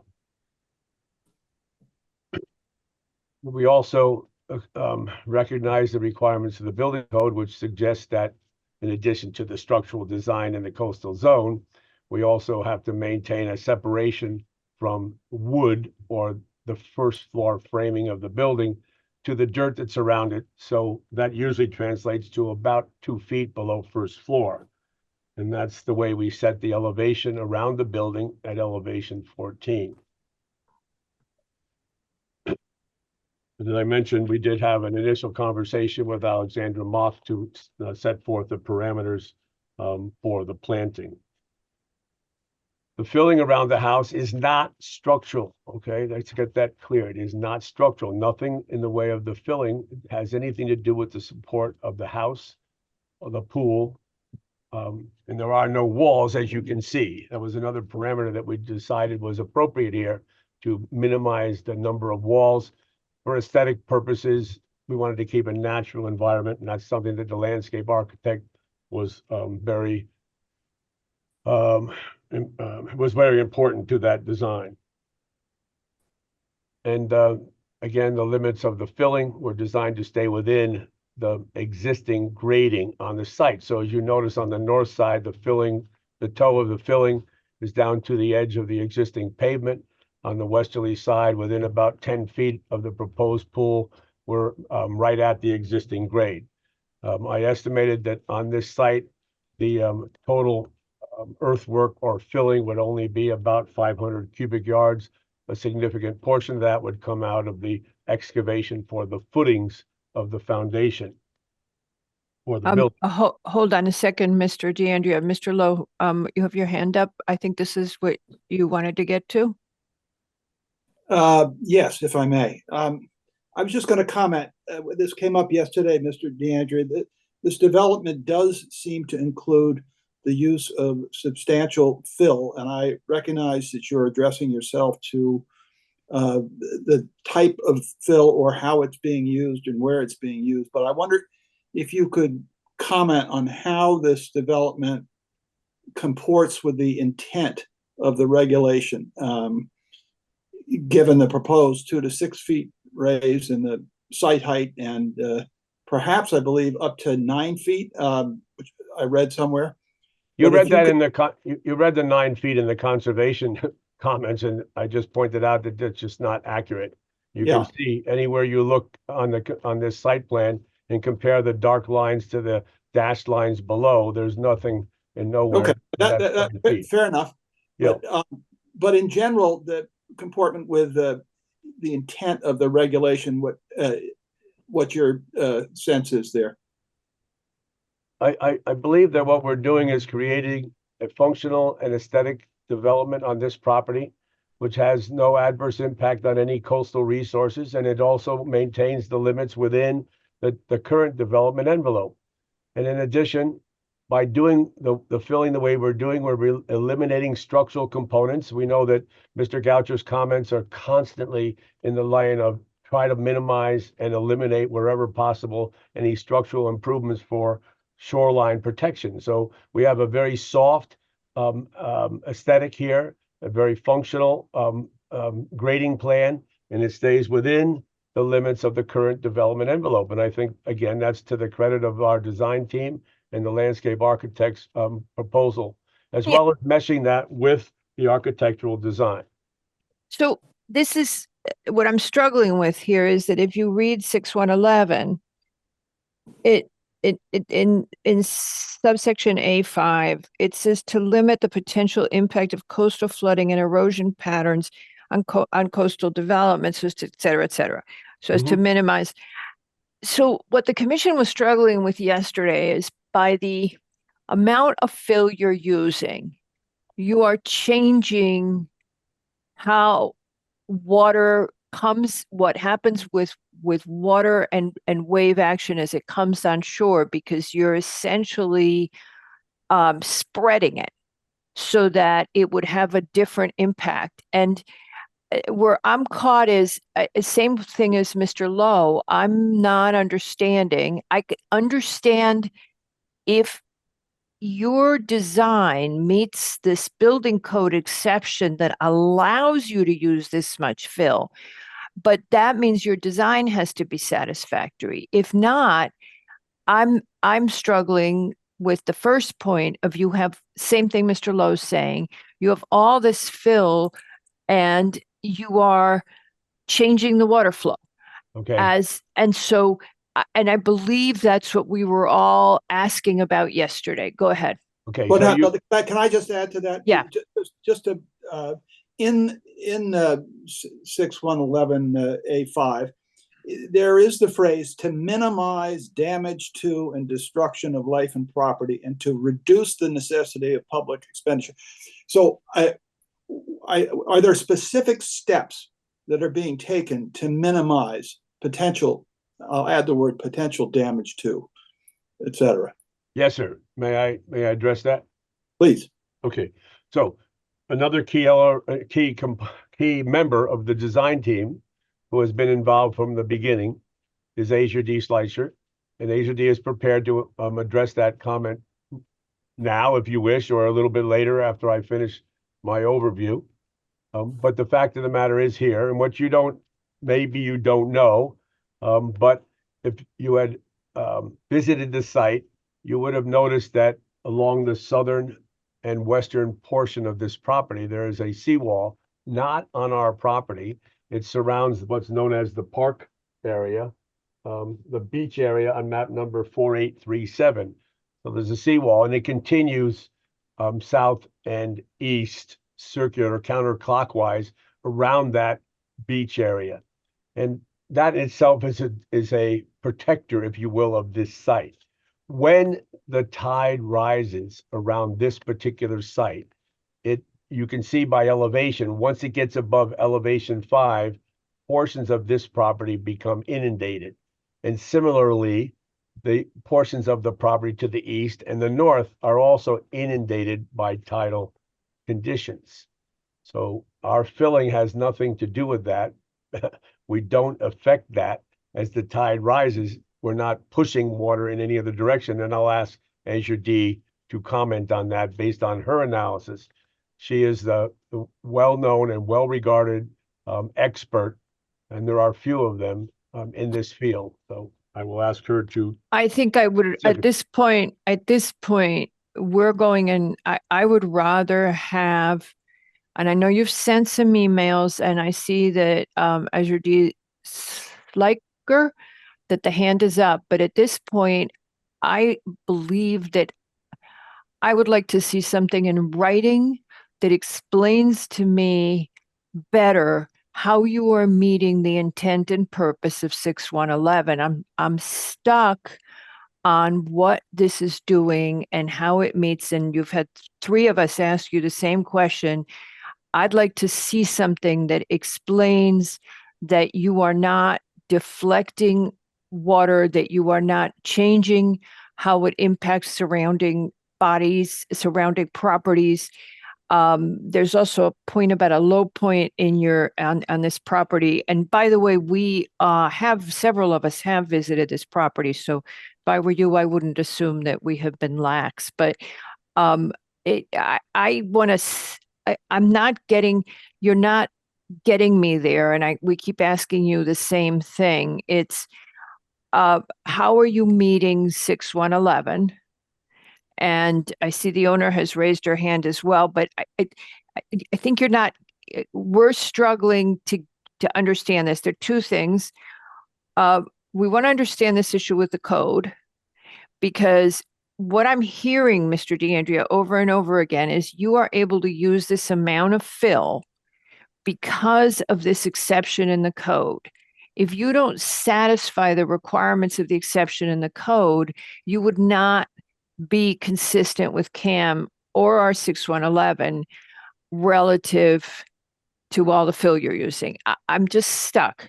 And there it is. If somebody can help me out, please feel free to chip in. Arn, Mr. Yeski, with your engineering background, anybody, Mr. Wells? Yeah, I'm on mute. Okay. Oh, am I good? Can you hear me? Yeah, we can hear you.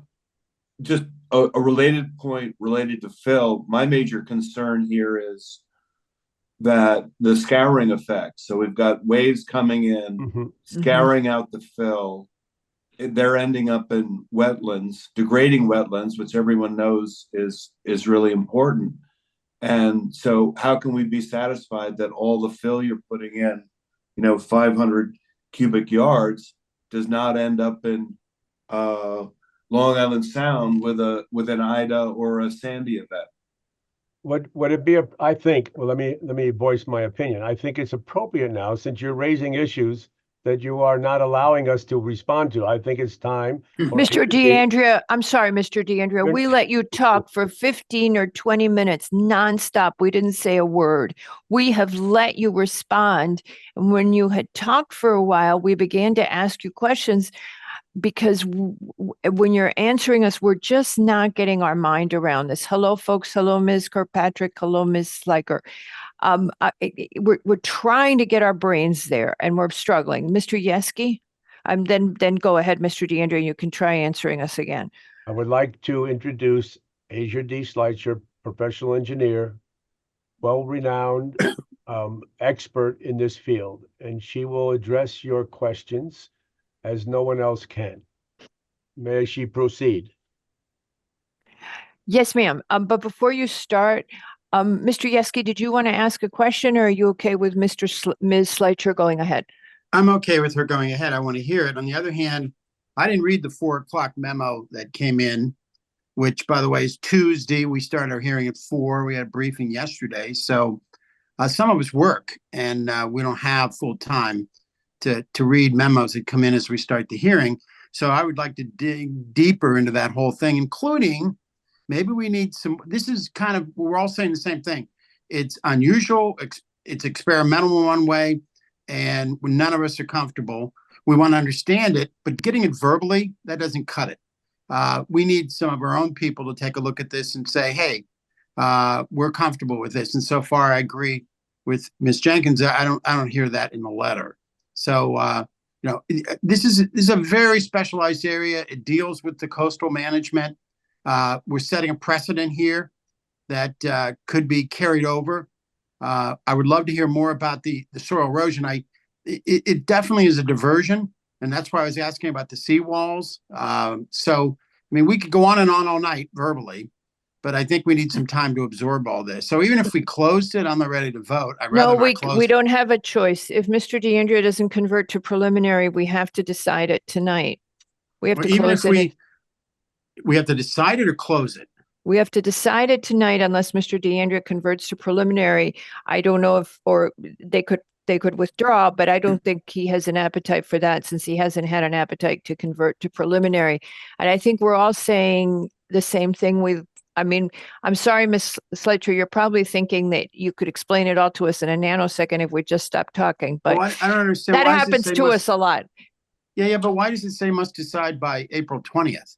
Yes, well, but we're not meeting between now and we're not meeting again between now and the 20th. So, but if we close it, we don't have to decide tonight. We can, can't we we've done this before where we call a separate meeting to make a decision. Usually when we close on a regular item, we decide it that night. We have to decide it, right? Tracy, help me out, but we don't usually, once we close, we do. Information, so yeah. Of course so we want it, right. Yeah. You so have the question until So, hi, everybody. Just very quickly, I'm Deanna Kirkpatrick Stackpole. I'm the owner of the property. I'm also a practicing lawyer. So I guess I'm just trying, and thank you very much for taking all the time to do this, what you do. It's a thankless job, I'm sure. But I'm just having a hard time understanding the basis of the objections because from all the experts, I've been told that we're in complete compliance with all building and zoning regulations. And I know Pat is not feeling well, but I think he and Tracy, we've had a tremendous amount of back and forth between them in terms of what we're doing and how we're trying to do it. And I think, I don't want to put words in anybody's mouth, but I think they all agree that we're in complete compliance. We're not looking for a variance. And yes, I recognize we're looking at a quote exception, but I'm not sure I understand why that doesn't make us in compliance. And my understanding is that if we're in compliance, then we should get approval. So please help me, because we've done everything we've been asked to do. We've installed another culvert. We've gone to inland wetlands, even though we weren't required to. Obviously, I'm trying to be a good citizen, but I'm a little lost on Good. Okay, so where to Ms. go. Kirkpatrick, So thank you. so Ms. Kirkpatrick, well, I think we've said it several times. Our job is to ensure that there is compliance with the intent and the wording of 6111. We have read it several times. We've read it twice to the applicant, to your representative, where we're struggling to understand it. We further have noted that although Mr. Goucher has said, the man from Deep has said that there is an exception that applies to what is being done, we note in his email that he sent, which, by the way, we didn't even have to consider if we hadn't wanted to and weren't trying to help you.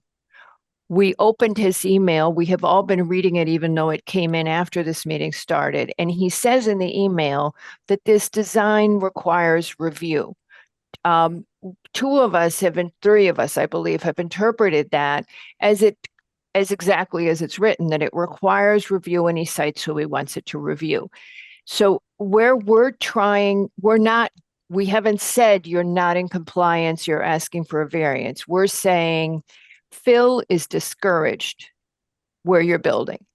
And we are looking to get our brains around what you are proposing. It's the first time that Deep has seen it. It's the first time we've seen it, and we're struggling to understand if it works.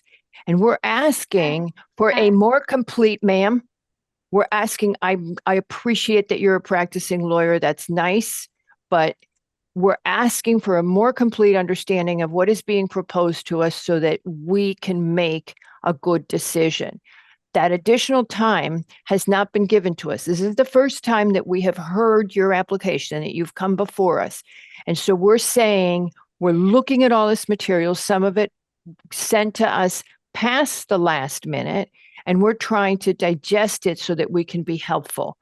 And being told that we just have to approve it because you're comfortable with it doesn't help us. Our responsibility is to your neighbors as well as to you. So that's what the issue is. We're not saying you're not complying. We're saying we are looking at the wording of our regulation and trying to understand how this exception works and how it's compliant. I wonder if, I guess by now you know how to explain it to people. We've never handled this kind of an exception before. So we're learning and we're trying to figure out. My question, and recognizing this is new and you've got a lot of information to process, but is it possible to approve with a condition? If we were sure that this worked, we would approve. We approve things with conditions other times. You've been listening to our meeting since 4 o'clock. It's almost 6. You heard us send our own Department of Public Works back because there was someone who wanted better design of the windows. Rather than condition it, we got him the opportunity to have the group of architects looked at. We do try to help people out with approving with a condition. In this case, I don't know if this works. I don't know if you're going to be able to live there, if it actually works, if this, how it's being designed is right and how we serve you best. And that's what we're trying to do. So we're not fighting with you. We're trying to figure out what's right. And you're seeing this completely, and it has to be right. But I'm being told by all the experts, which I am not one. So that's why I've asked for Pat or Tracy. So that is what we want. And what we've been saying to Tony is we would like a structural engineer to look at this. We want an expert to look at this. That's what we're getting to. That's what we're trying to say. You want your own structural engineer? Well, yes, ma'am. Because state law enables us and empowers us that when we are struggling with something, we can do that. That's exactly what it does for that reason, because your people may not give a complete picture or whatever the reason is, but the state law enables us to get a second opinion when we're struggling with understanding how something works. We get a traffic report when someone comes in we may get a structural engineer, we get a second opinion. And what we're asking is that you give us that discretion that will allow us to get a review of this, because we can't figure out how this exception applies to how our regulation is written, because we've never seen it before. That's very helpful. So I appreciate that explanation. I guess on a personal note, this application has been delayed a long time. But not by us, And ma'am. not through any fault of the commission. I'm not Not trying to by blame us, ma'am. anybody. I'm just very postponed them. anxious to get started. I So- understand that, but you guys postponed on us the last time. We were ready. We had you on the agenda and you were the ones who postponed. So we have been, and we've accommodated you on a very full night because you were running out of time, because it has delayed so much in coming forward to us, and we're trying our best, but there you are. So I So what's the realize best path forward here? for us, well, I would very much like you to convert to a preliminary and give us an opportunity to get something to understand this exception and how it makes fine. it okay. And what does that now mean? before- It means we're back on the table for end of April? If we can accommodate you and we can get everything done and we can find someone to review the plans and the design by the end of April, yes. Ms. Schleicher, I know you got cut off by everybody talking, a lot of hot air around here, but Trying to deflate it a little bit, but Yeah. Azurdi we'll take it over from here. So Ms. Schleicher, if there's, we do have a long agenda tonight. If there is something that you will, a way you can highlight, explain this for the commission, that you can provide the perspective, you're more than welcome. But just like, we've been listening to Mr. DeAndrea for quite a while and we're struggling. And it's not his fault. I'm not saying he's not doing a good job, but this is different. Ma'am? Thank you. Again, Azure D. Schleicher with Race Coastal Engineering, professional engineer in the state of Connecticut, coastal engineer with 24 years of experience on the Long Island Sound waterfront. I just want to step back a little bit on this backfilled stem wall foundation. It's not an exception. It's under the coastal A zone requirements for foundations. It is one of several foundation types. So it's not that, again, I think you mentioned that, you confirmed that we're not seeking a variance, but it's not an exception. And the fact that Deep and John Goucher aren't familiar with it is, one, because the limb wall is essentially a new FEMA designation that only came part of our world with the last incorporation of the building code. FEMA doesn't even recognize it as a statutory line. So the fact that there haven't been a lot of backfilled stem wall foundations in the limb wall, that's because the building code hasn't caught up with the limb wall being mapped, and there just aren't a lot of designs in the limb wall, or there haven't been in the past couple of years. The other fact is that John Goucher and Deep, this is out of their regulatory jurisdiction. And so it would not be normal for an environmental analyst to review building plans, structural plans. No, he says he recommends, wait, I can tell you who he recommends.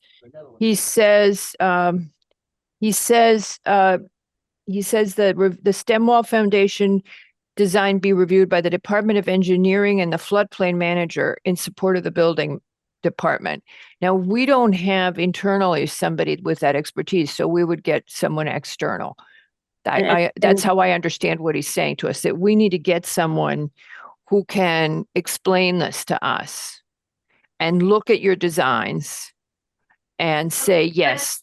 But isn't that what Azurdi is saying? No, but we would do it before our decision because we're trying to understand what you're doing.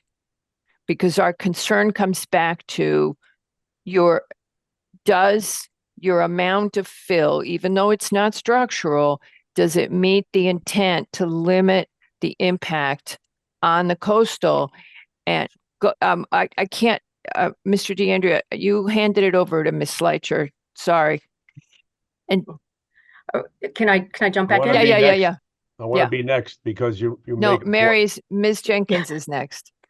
I'd like to let Ms. Schleicher continue. Yeah, I think Ms. Schleicher should continue. Go Thank ahead. you. Well, one, we have two different issues here. One is the foundation type, and two is the fill. Two separate things. And again, I can help address both, but they are two separate issues that are not necessarily, intertwined with one another.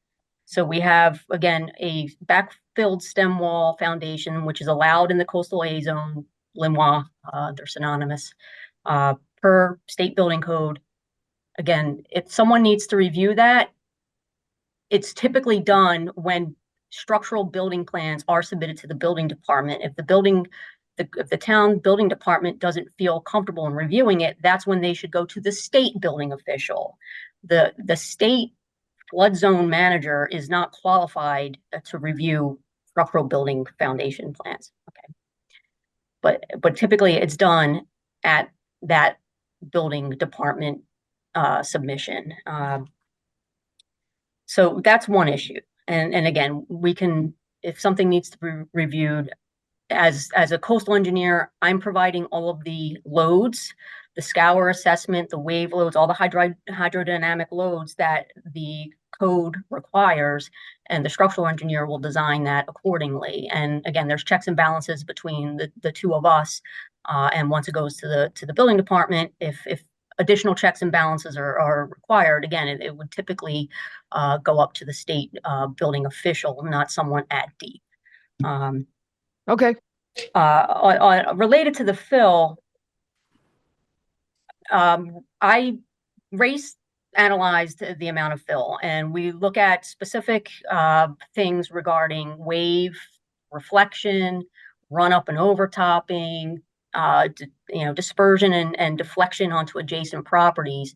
And so we do that actually for any properties in the flood zone that require fill throughout Greenwich, throughout Fairfield County.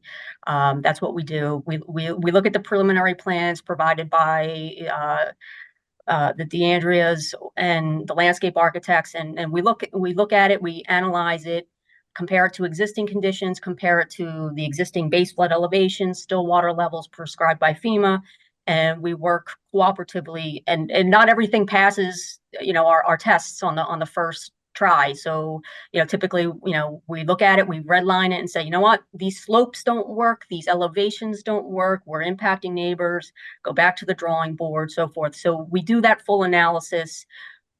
We don't typically submit all the backup. We certainly can if you would like, but we did submit a letter that is on the record indicating that we've reviewed all of those things and certified that there's no adverse impacts related to the proposed fill and the grading plan. And that's a letter from me dated January 22nd. That, again, Mr. DeAndrea re-forwarded most recently in the past couple of days. So hopefully that's on the record and everyone has a chance to review that.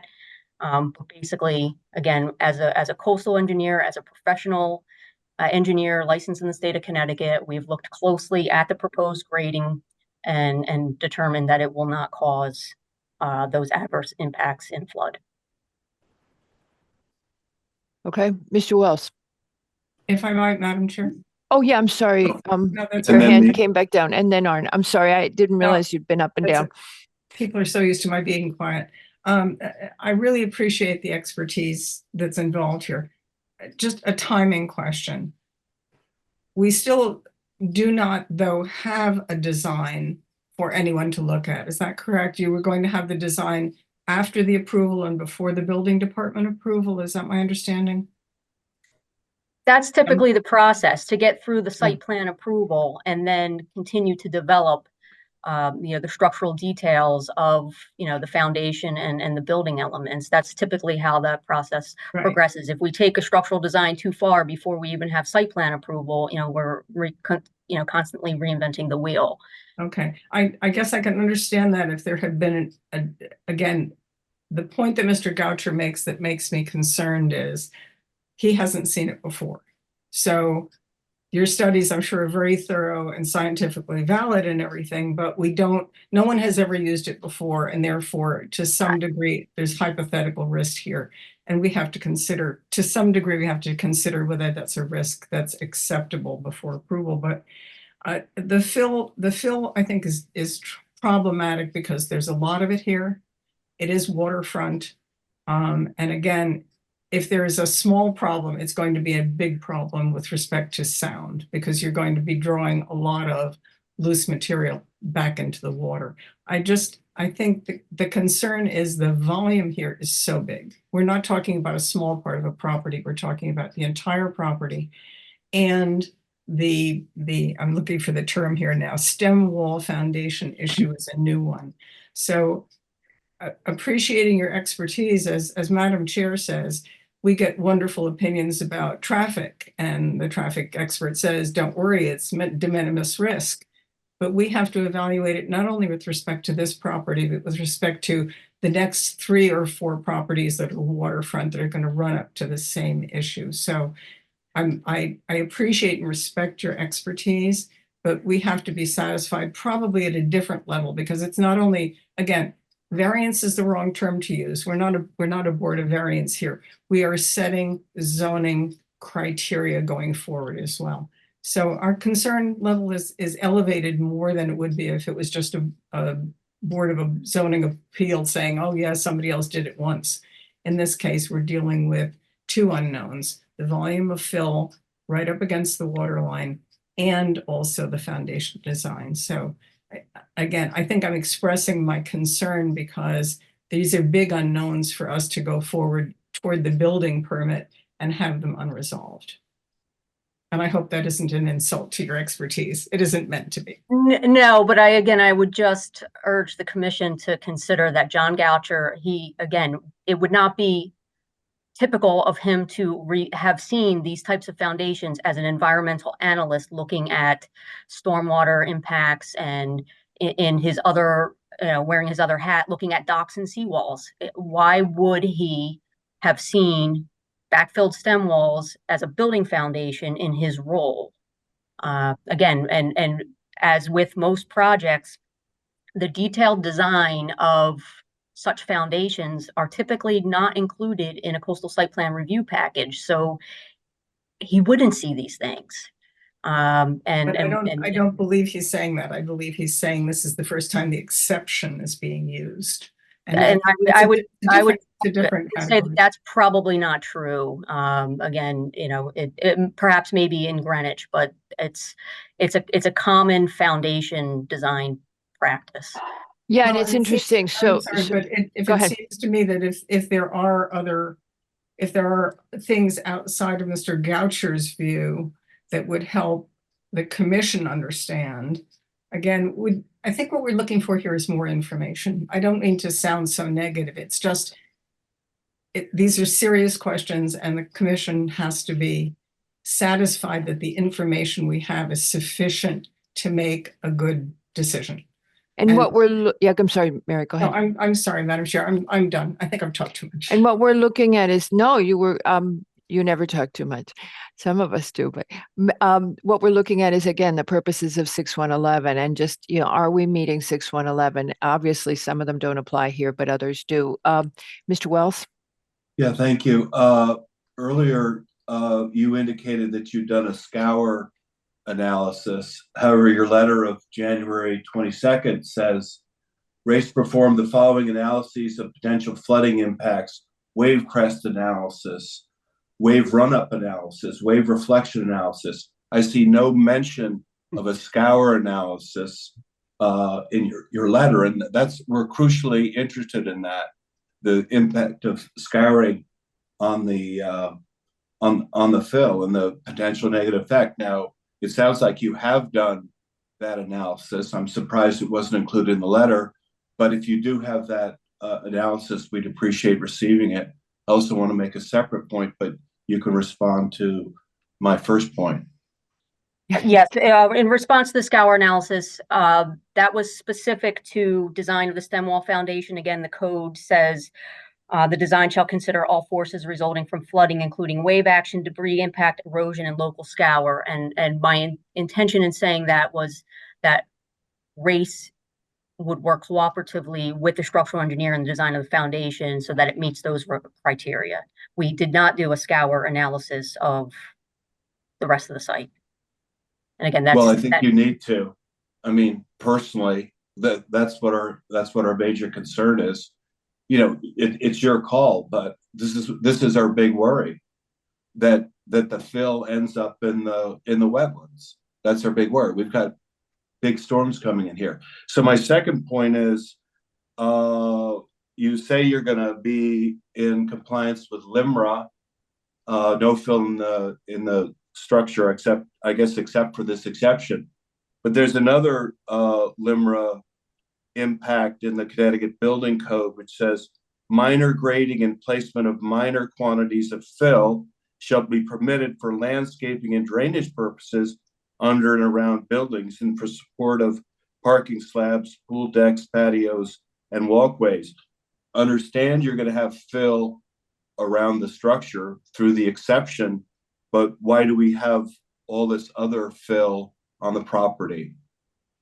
And if we do, are you in compliance with this Connecticut Building Code regulation or limitation? And when you address that for us, what we're looking for pursuant to 6111 is that the way you're proposing to develop this property preserves the land and water resources of the coastal area and is in a manner that doesn't impact them. I mean, the wording is there. I'm trying to paraphrase it. Anything else, Mr. Wells? No, that's it. Thank you. Mr. Yeski. Yeah, I think the applicant has heard us. I don't want to keep repeating. Yeah. I guess what I'm confused about is why they feel they need a decision tonight when we've explained all this. Because it's a must close. No, I understand, but they can convert. And right. They've said yes. They've said yes at this point. Oh, they have said. Okay, good. Yeah. I believe Mr. Kirkpatrick did say yes. Although I would ask that converting to preliminary, that it doesn't mean that I'm not on the agenda until a month and a half from now. That's my only ask, because we have been. We'll do our best. We try to accommodate everyone as best we can. We try to keep our meetings under 7 hours. Understandably. Okay, we often go longer and we go to 9 or 10 because something will eat up a lot. This has eaten up 2 hours already. So, we've got a long agenda still. So we'll do our best for you. If we agree to, sorry. No, you can't condition it like that because we don't know. No, I'm not conditioning it. It was more a request. It wasn't a condition. Yeah.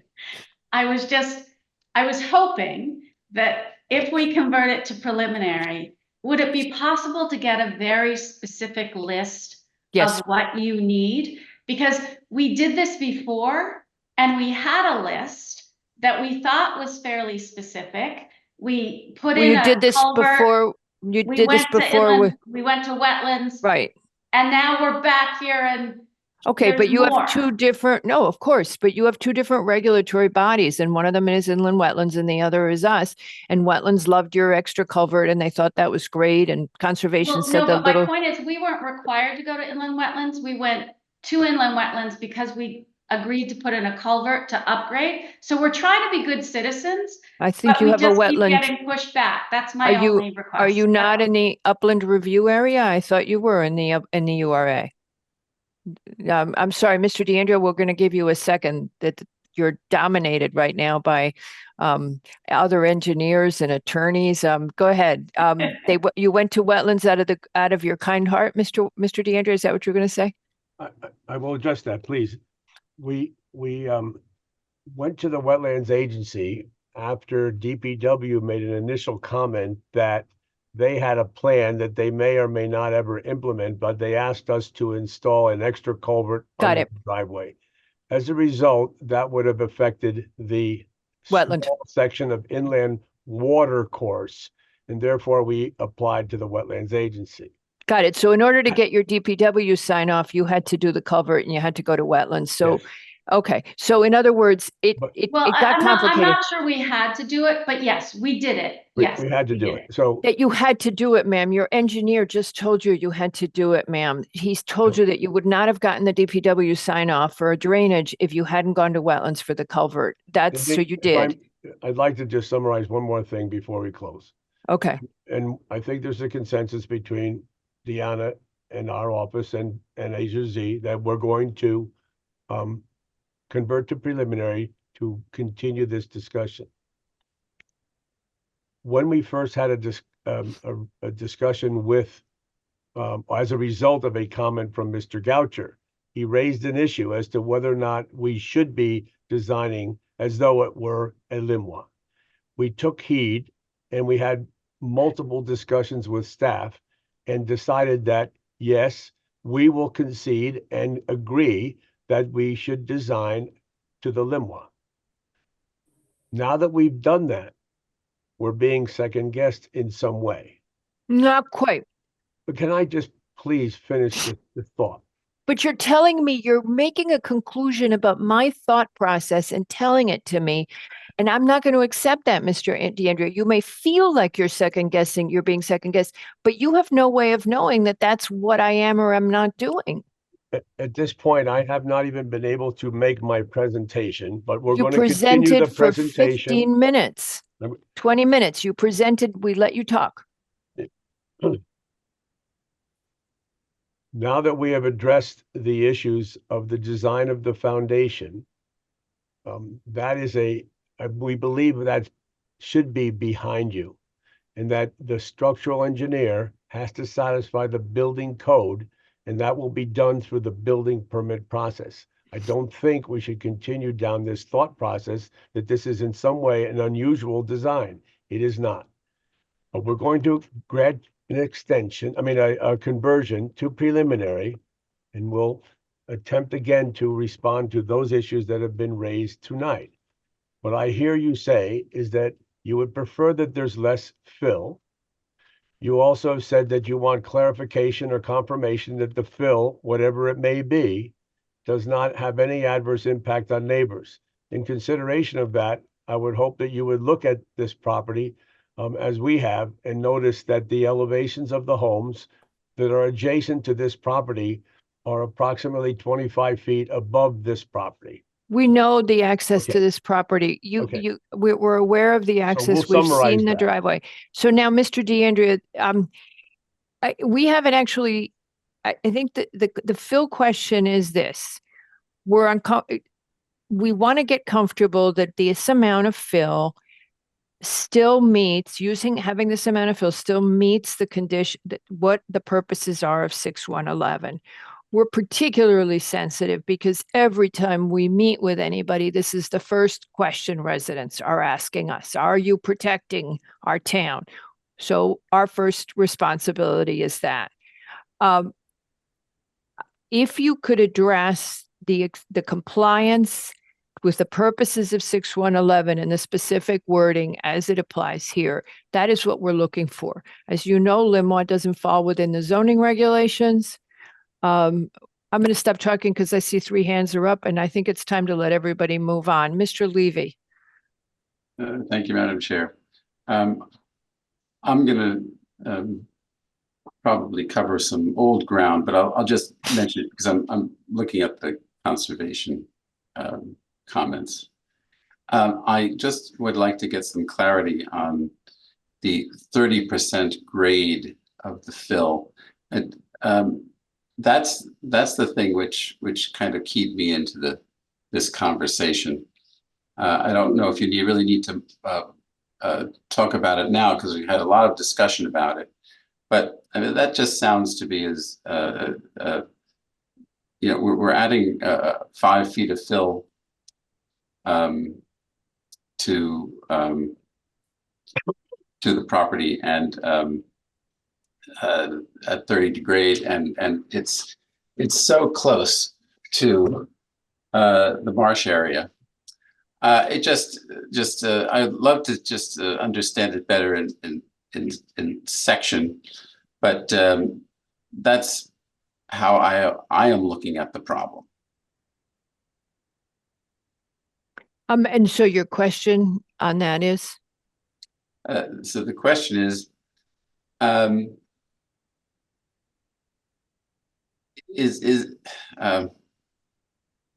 don't understand how the grade works here. It just seems like it's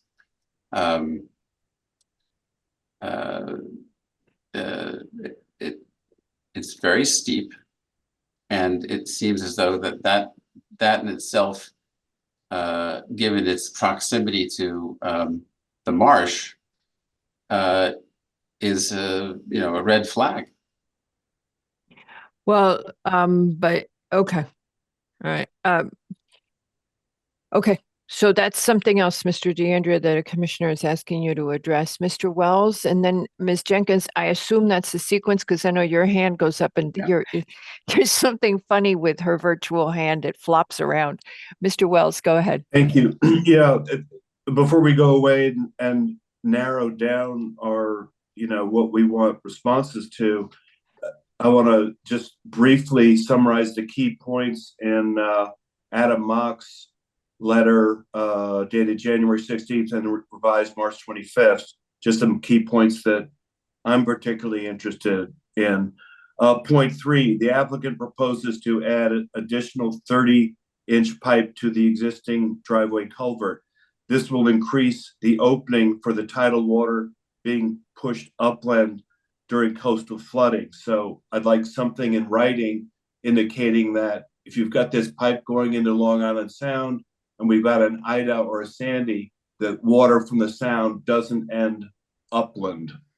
We don't have to address it now, but come back to us on that. So just as an additional, in the staff report that Wetlands issued on March 21, they indicate that this second culvert pipe will allow better flow during storm events and will allow passage of wildlife under the driveway. So on the one hand, so the comments aren't entirely synchronous. I was just going to say, we were, that's what I was we know that. We were asked it's to do amazing. That by the town. Yeah, you didn't, we do our work. Ma'am, yeah, Ms. Jenkins, or Mr. Wells, were you not done? Nope. Her point 4, during the site visit, the rack line, which basically shows where the tide goes, was observed way up above the edge of tidal wetland. The proposed plan shows the fill being placed below the rack line, i.e. below where the tide is. How does the proposed slope up to 30% grade be maintained to prevent the wave action from compromising it and causing erosion to the tidal marsh? We've covered it a bunch of times, but there it is in writing. And then lastly, I understand Mr. Kenny has come and I guess outlined in his opinion where the wetlands are. But I do have a question related to that, and that's in her point 7, where Connecticut legally defines tidal wetlands as those areas which border on or beneath tidal waters, such as but not limited to banks, bogs, salt washers, or other low areas subject to action. And here's the important part, including those now or formerly connected to tidal waters and whose surface is at or below an elevation of 1 foot above local extreme high water, and upon which may grow or be capable of growing some or not necessarily all of these different species.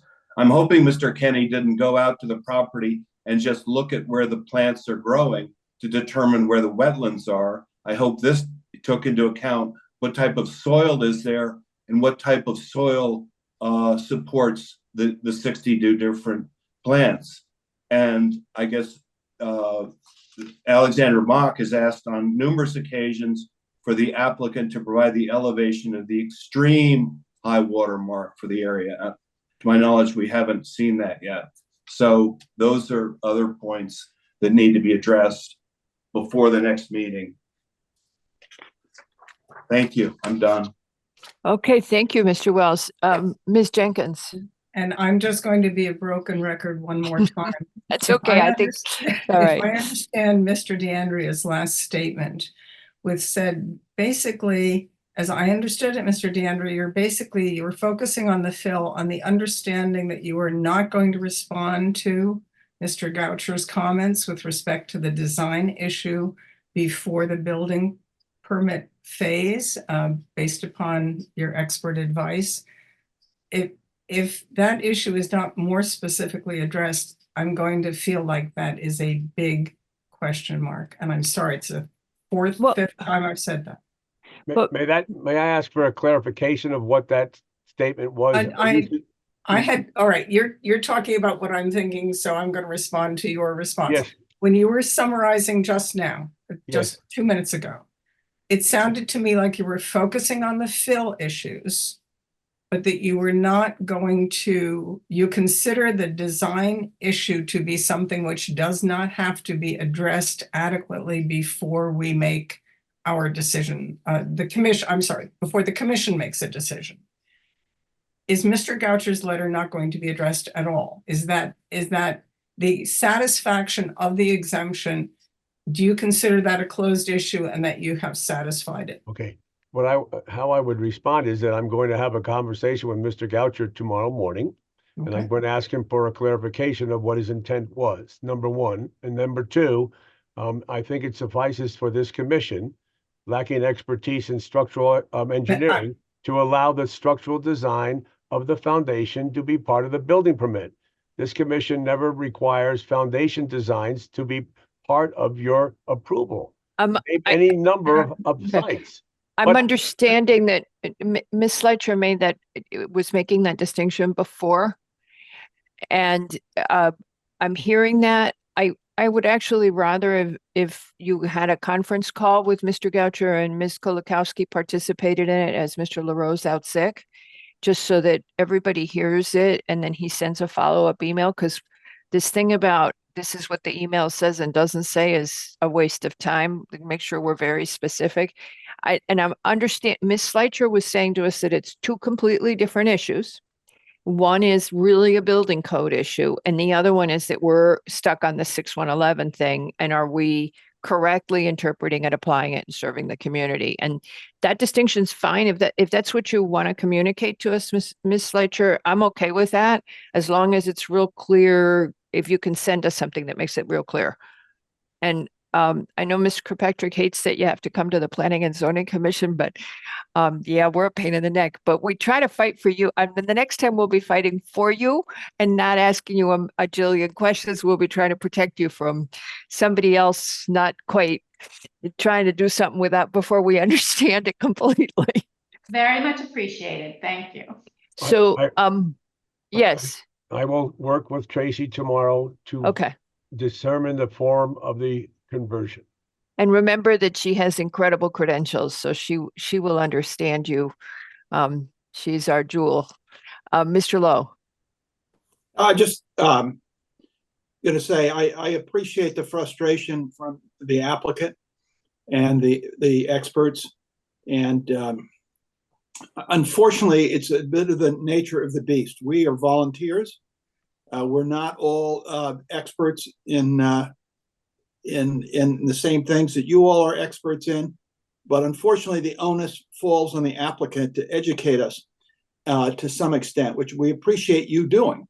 But we understand your frustration. It's palpable, and but on the other hand, we're trying our best to get our arms around this, and we are custodians of the public and the protection of the public and the regulations that have been set before us. So I just toss that out to, and I know Mr. DeAndre knows this, and he hears it all the time, and he has to deal with us all the time, and I know and appreciate his frustration and everybody's frustration, but that's the way it is, and the applicant you've got to satisfy us, and that's what you're hearing here. Okay? That's absolutely. We're all neighbors. We're all in this together. We want to protect a great neighborhood. I guess my only frustration is understanding, I guess, explicitly what you need to get comfortable. And that's my only, it's not a condition, it's just a genuine ask. Yeah, and and I think we've said it, and the only comfort I can give you about us is that as far as I can tell, we are among the top in how well trained the members of this planning and zoning commission are. We take a lot of continuing ed in order to do this, and I think we're going to do more. They make us do a lot on affordable housing as well, but this is a fascinating subject. So we will let you go. We will do our best to accommodate you as soon as you're ready. If whatever we can do, you're a regular agenda item, so it will be early in the evening. And Thank you hopefully very much. anything you can send us in writing way ahead of when you're coming before us, we would be very appreciative of. So when as you know, Mr. DeAndrea, we work all weekend to be ready for this meeting. And so we get the material on Friday afternoons normally and then work all weekend. So whatever we can get before, way in advance, we are always very grateful because it gives us another chance to really delve into something. We were as surprised by Mr. Goucher as you were. Thank you, though, for the response. All right. Thank you very much. Thank you, everybody. Have a great evening. See you soon. Hopefully. Please. All right. All right. Thank you. Okay. Is everybody gone? Yes. Okay. So, Mr. Basili, could we do a sound check? We're going to let Mr. Cohen in. And now we're moving to dry land, we hope. Mr. Basili? Hello? Hello? Did we scare you? Are you ready to run away? Because we were like, oh, we don't understand this foundation. Okay, Mr. Yeski, you're recusing, Mr. Yeski's recusing from this application because. Well, I was going to make a suggestion. Yes, sir. We only have 2 applications after this application. Mm-hmm. We have an hour to the dinner break. Any possibility 20. Oh, go ahead. Any possibility we go to number 10 and even 13 before we do this application? Well, they've been waiting. I feel badly pushing them off on this. Oh, good. Sorry. Sounds like you might be able to take a nap, however. Yeah. We'll tell Mr. Cohen to talk really fast. Yeah, right. And we're everybody, all the commissioners are going to do so too. Huh? Listen, fine. Okay. I'll see you later. Bye. Madam Chair, I would. Mr. LaRoe, your hand is up. Madam Chair, you didn't vote on the preliminary on 46. I didn't hear a motion. Oh. Okie dokie. Thank you. I thought that, so the preliminary ended. The preliminary therefore had to be closed now as well. I always forget that, and I know that. Yeah, so for a regular meeting item, you need to vote on it. Okay, here goes. You don't have time to make a decision later. Okay, so in reference to. I'm sorry, do you have to get Mr. Yeski back? Yes. Jeez. That rattles His me. nap hasn't started. I know, that would be bad. I'm calling him. Surprise me if he doesn't pick up immediately. All right. Does somebody have his phone number handy? I'm looking for it. Yeah, I do. Hold on. I think I've almost got it.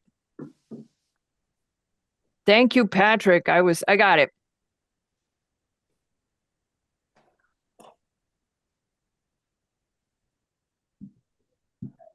Hey, Arn, can you call his? Arn, can you call his house? Because he's not picking up his cell. I don't have his house number. I've got it. My wife does. I You will. got it? Okay.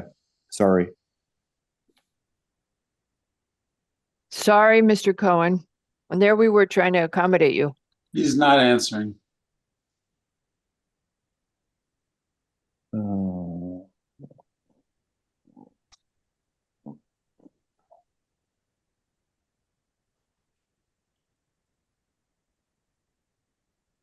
Yeah. I'll send him a text. Don't we really just need 4 people? Yeah, we can do 4 people. Okay.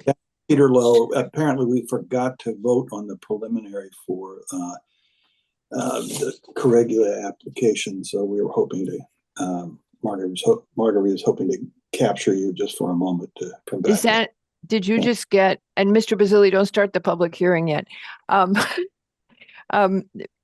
Did, I left a message on the home. oh, on the home? Yeah.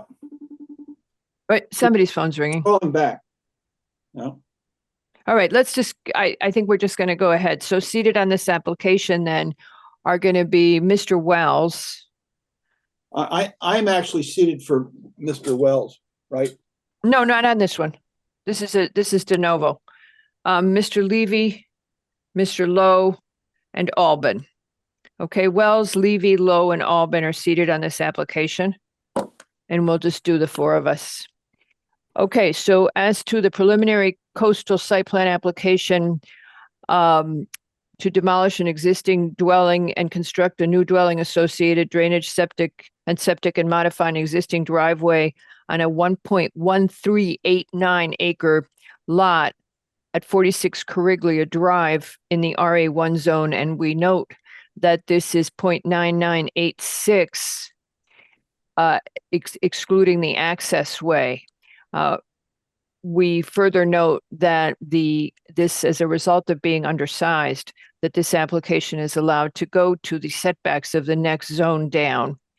The new dwelling is proposed at 5,351 square feet with a maximum height of 34 feet from the flood zone grade plane, where a maximum of 5,872 square feet and a total height of 40 feet are permitted. The commission has noted substantial fill is proposed to raise the area proposed for the new home site between 2 to 6 feet above the existing grade, and has considered how this proposal meets the intent of 6.111 to limit the potential impact of coastal flooding and erosion patterns on coastal development so as to minimize damage to and destruction of life and property and reduce the necessity of public expenditure to protect future development from such hazard. In this consideration, the commission has further noted slopes that above 25% being proposed in areas immediately above and adjacent to coastal resources. Conservation has similarly commented that the proposed residence will be located on top of substantial fill, and that the large house footprint, driveway, and the pool will fill the entire level area, leaving very little room for recreation and plantings. The fill needed to raise the structures above the flood level will go all the way to the edge of the tidal wetland and watercourse area existing at the site. There will be an increase of the impervious surface of 2,546 square feet. The majority of the upland area will be filled and disturbed, causing loss of native soils and ecologic function. DEEP has advised that in the coastal A, that the applicant is utilizing a stem wall foundation system, which is an allowed exception in the coastal A zones, and has commented that it recommends the review of the stem wall foundation design be effected by the Department of Engineering and the floodplain manager in support of the building department, which is responsible for issuing permits to meet the state requirements of the state building code. The DPW has approved this for permit as of 3/19/24. IWWA has approved this, and in their report indicated, and the staff report indicated, that the addition of a second culvert pipe will allow better flow during storm events and will allow the passage of wildlife under the driveway. EMAC has commented that it encourages the applicant to make a quick investigation of the potential for a PV system, given the possibility of considerable solar resources on a coastal property. This application is therefore moved to final with the condition that the applicant provide full written commentary to address the manner in which this application meets the purposes of the Coastal Overlay Zone Regulation 6-111, 5 and 1 and 2. I think those are the key ones, 5, 1, and 2. I didn't say them in sequence. We further request that the applicant, when returning to final, provide additional soil and erosion controls to, given the proximity to coastal resources, and detail how the steep slopes will be treated to prevent soil runoff during construction, and limiting erosion in the long term. What else?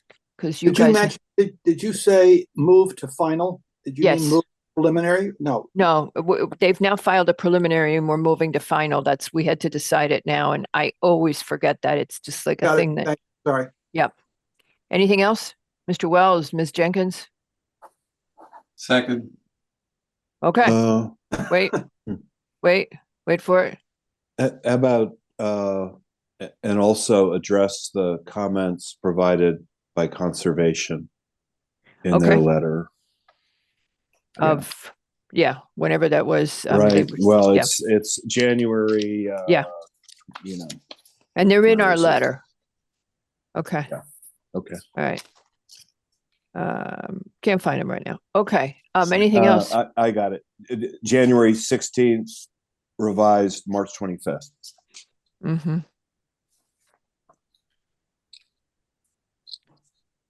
Okay, anything else? All right, Mr. Levy, do you still second that as amended? Yes, I do. Mr. Wells? Aye. Mr. Levy? Aye. Mr. Lowe? Aye. Albin is also aye, and the motion passes 4-0. Okay. Phew. Thank you, Patrick.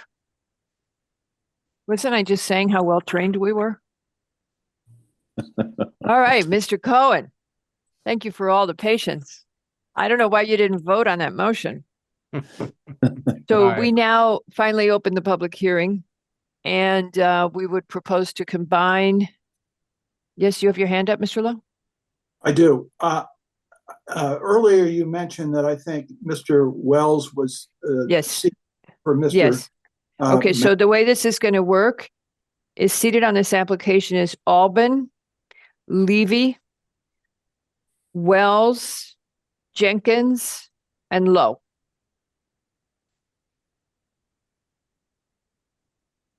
Okay. It doesn't matter who's seated for whom, right? You don't care about No, that. not really. Okay. I mean, Yeah, it they doesn't matter. can- Go. yeah. So you took it back, so Wells is free to seat for you. Why don't we say that, since he's the seated alternate? Okay, so we've agreed to combine the applications, Mr. Cohen, as Yes, previously. ma'am.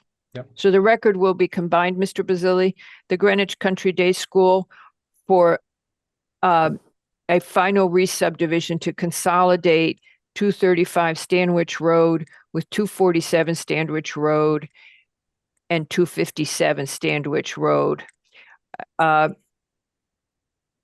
second application is Greenwich Country Day for a final site plan and special permit to construct a 6-lane running track with an interior grass athletic field and areas for field events, along with the associated site landscaping, etc. New parking lot, storage shed, scoreboard. I'm gonna stop there at 235, 247, and 257 Stanwich Road. And now, Mr. Cohen, if you would proceed. Thank you, Madam Chair. This is the continuation of the hearing that began at last month's session on March the 19th. The hearing at that time at the applicant's request was left open for the purpose of addressing issues that had been raised not only by the commission, but by town departments and by our neighbors. And so we've attempted to address those issues.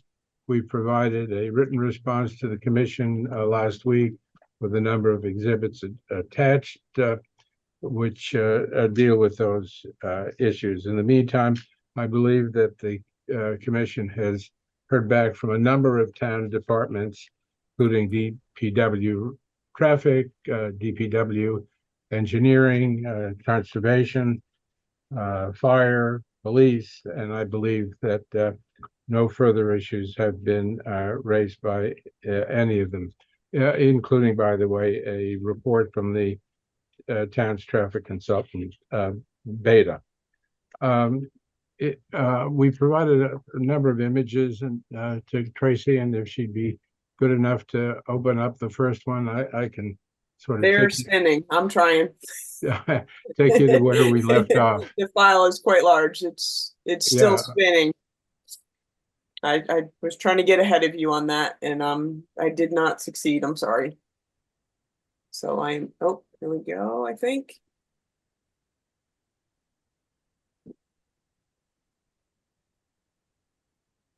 You want to start with, would you like to start with the first image, Attorney I Klein? would, yes, please. Okay. 1 second. We got this. Thank you. Really, just by way of a reminder, this is the campus of the Stanwich campus of Greenwich Country Day School, which its high school students are situated. The image that you see is sort of not facing north. It's really the Stanwich Road is along the bottom, and so you can judge each of the other directions from that. The middle piece that's in dotted line is owned now by St. Catherine. It's actually owned by the Bridgeport Diocese, I guess, and in the name of St. Catherine's and St. Agnes Parish. It consists of something over 6 acres. The piece to the right of that is already owned by Greenwich Country Day School. It's 235 Stanwich Road. The combination of those two parcels consolidated into the rest of the campus adds about 10 acres, bringing the total acreage of the campus from 32 plus acres to 42 plus acres. And the goal here is to permit the consolidation and then grant approvals for the improvements to be made on the 2 added parcels, namely the tract.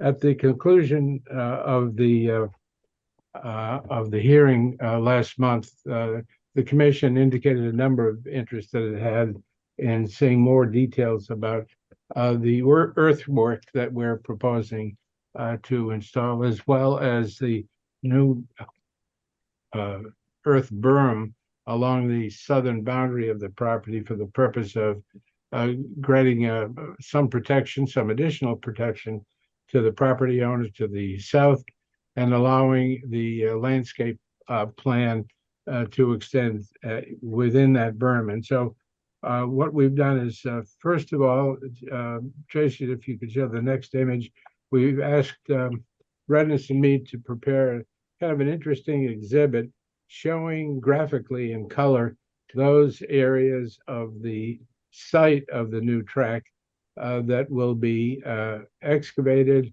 and those parts, and that's shown in blue, going up to kind of green, and those portions that will be added to, and that's shown in red and yellow. And chief among those, of course, is the road front along Stanwich Road and the southern boundary line to provide some protection for our neighbor.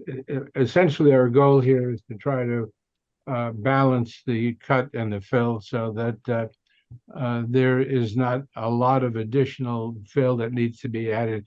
Needless to say, in order to do this kind of a facility with a track and a field, we have to have a flat area of the site. And the school has had the unusual opportunity of being able to purchase the St. Agnes property to make this happen. The next the next image shows a couple of sections. That's kind of big. What can you do about showing the whole thing? Hey, she's doing her best. Tracy, yeah, make it smaller, I think, a little. Well, or slide it over, perhaps, if that's possible. To the right. Yep, hang on one sec. Oh, that's pretty good, pretty good. Well, anyway, I think that shows generally in section form the new berm and what the trees as initially planted and then reaching maturity would do in terms of helping protect the property owner to the south visually and possibly even in terms of sounds that might arise from the new activity. It's a little tough to see the sections in plan version, but they are shown to the right. Again, both the berm and the additional plantings on the berm and around the berm, we believe will serve to So the sections are from over here. yeah, right. And That's those are where the view. sections were taken from. Yeah, I can't. Basically, they're from the neighbor's house into the new field area and across the bermed landscape area. I think a better way to visualize this, one of the things the commission asked us to do is to provide some better images of the earthwork and particularly the berm that was going to be established. And so we've done that. We've had some renderings done that will show, Tracy, if you could show the next one. Will show Bring these. Hang on one sec. in an interesting way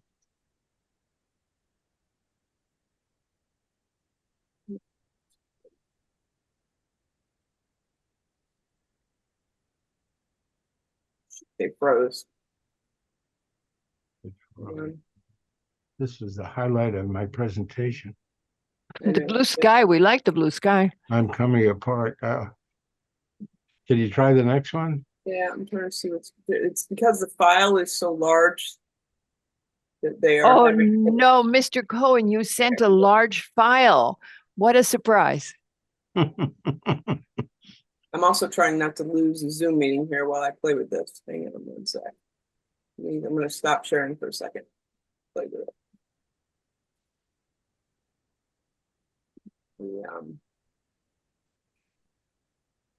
Essentially, assuming we're going to see these images, what they problem is all the slides on my screen have now gone blank. I've broken your machine. It's actually the fan is going quite heavy right now. Yes.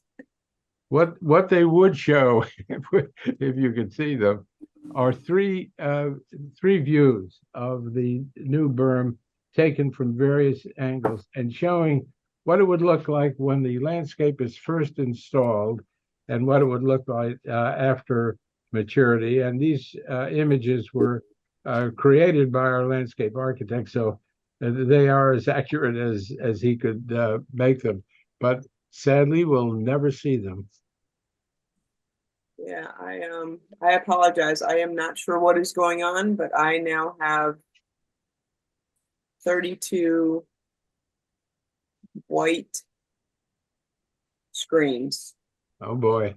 Well, let me talk about something else while Tracy is I will play with it. I may have to get out of Zoom do. and come back in another computer here. Let me play with it while you keep talking. Sorry. One of the things that we discussed at the last session had to do with the necessity of going to ARC to review, I believe, the lighting and landscape plan. We have provided a very detailed landscape plan, as you know, showing a very healthy installation of plantings. We've also provided a lighting plan indicating two things. First of all, that by photometric design, our lightings comply with regulations. And secondly, that the new fixtures that we are installing are simply an extension of those fixtures that the commission approved and were installed at the time of the 2019 master plan approval. I would point out that no lighting is on the field is requested, and we would accept that as a condition. So back to the issue of these images, Tracy, is it possible to scroll it down so we see the bottom, because the bottom will show where the photo was taken from. So whose are we Perfect. seeing right now? Perfect, perfect. Cronin, is that you or is that Tracy? That's me. Who is Yeah. it? They came back. The images, I don't know what happened. They Okay. took them all to all load. So I've got it So back. this is terrific. If we could just do this, and it'll be fairly quick because there are just, I believe, 3 views involved.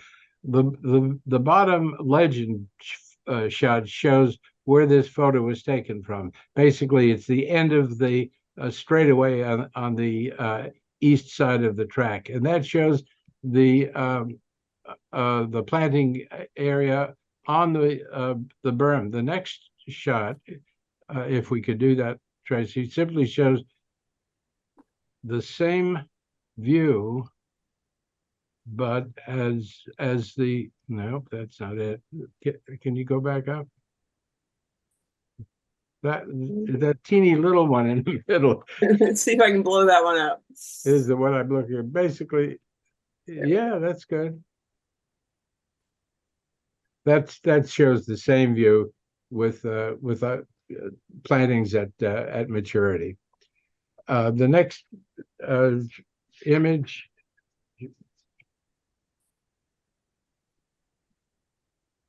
shows the view from our neighbor's house.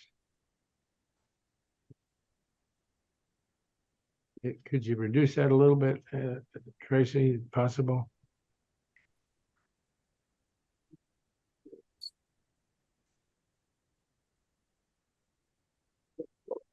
Yeah, I don't know why they're coming in on my machine at different sizes. No, I cannot. Incidentally, there we go. There we go. There we go. That's fine. It's the view now taken from our neighbor's house into the new burn with some of the plantings as they were just installed, and then the next shot shows the same view but with mature trees.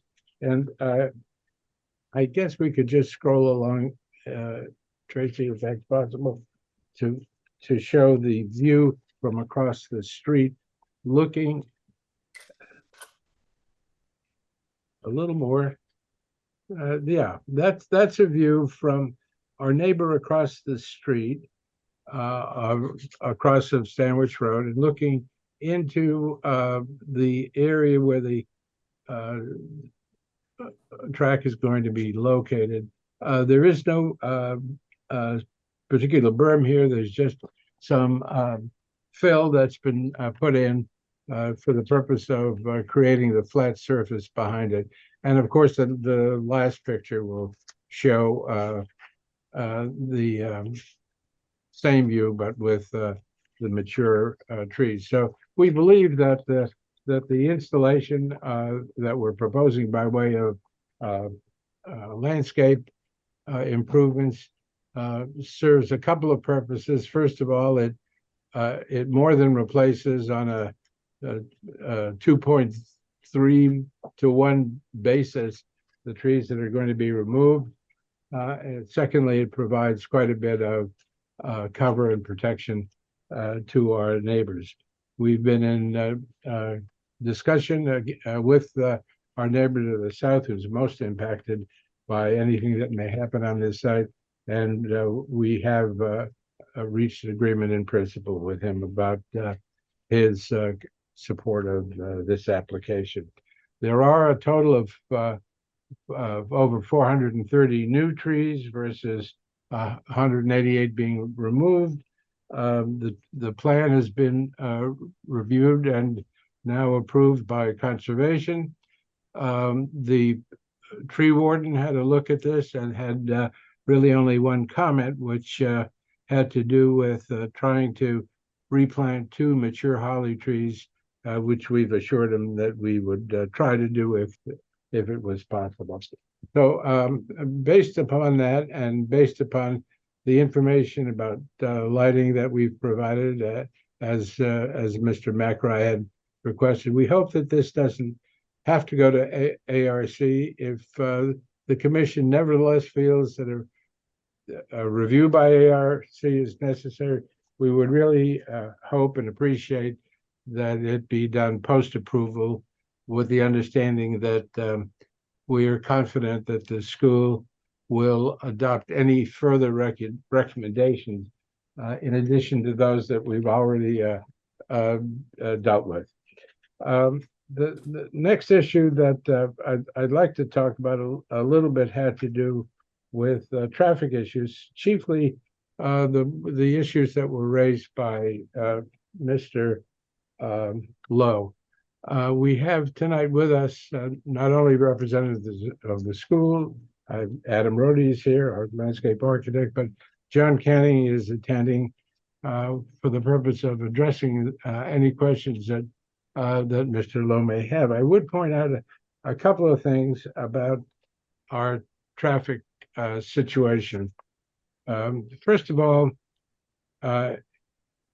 as a part of his analysis of the impact of the new facility, Mr. Canning's firm also submitted to the commission a post-occupancy traffic report, which was required by the commission annually at the time of the master plan approval in 2019. And they established that the projections, the traffic projections that he had provided to the commission in 2019 had essentially held up and hadn't changed.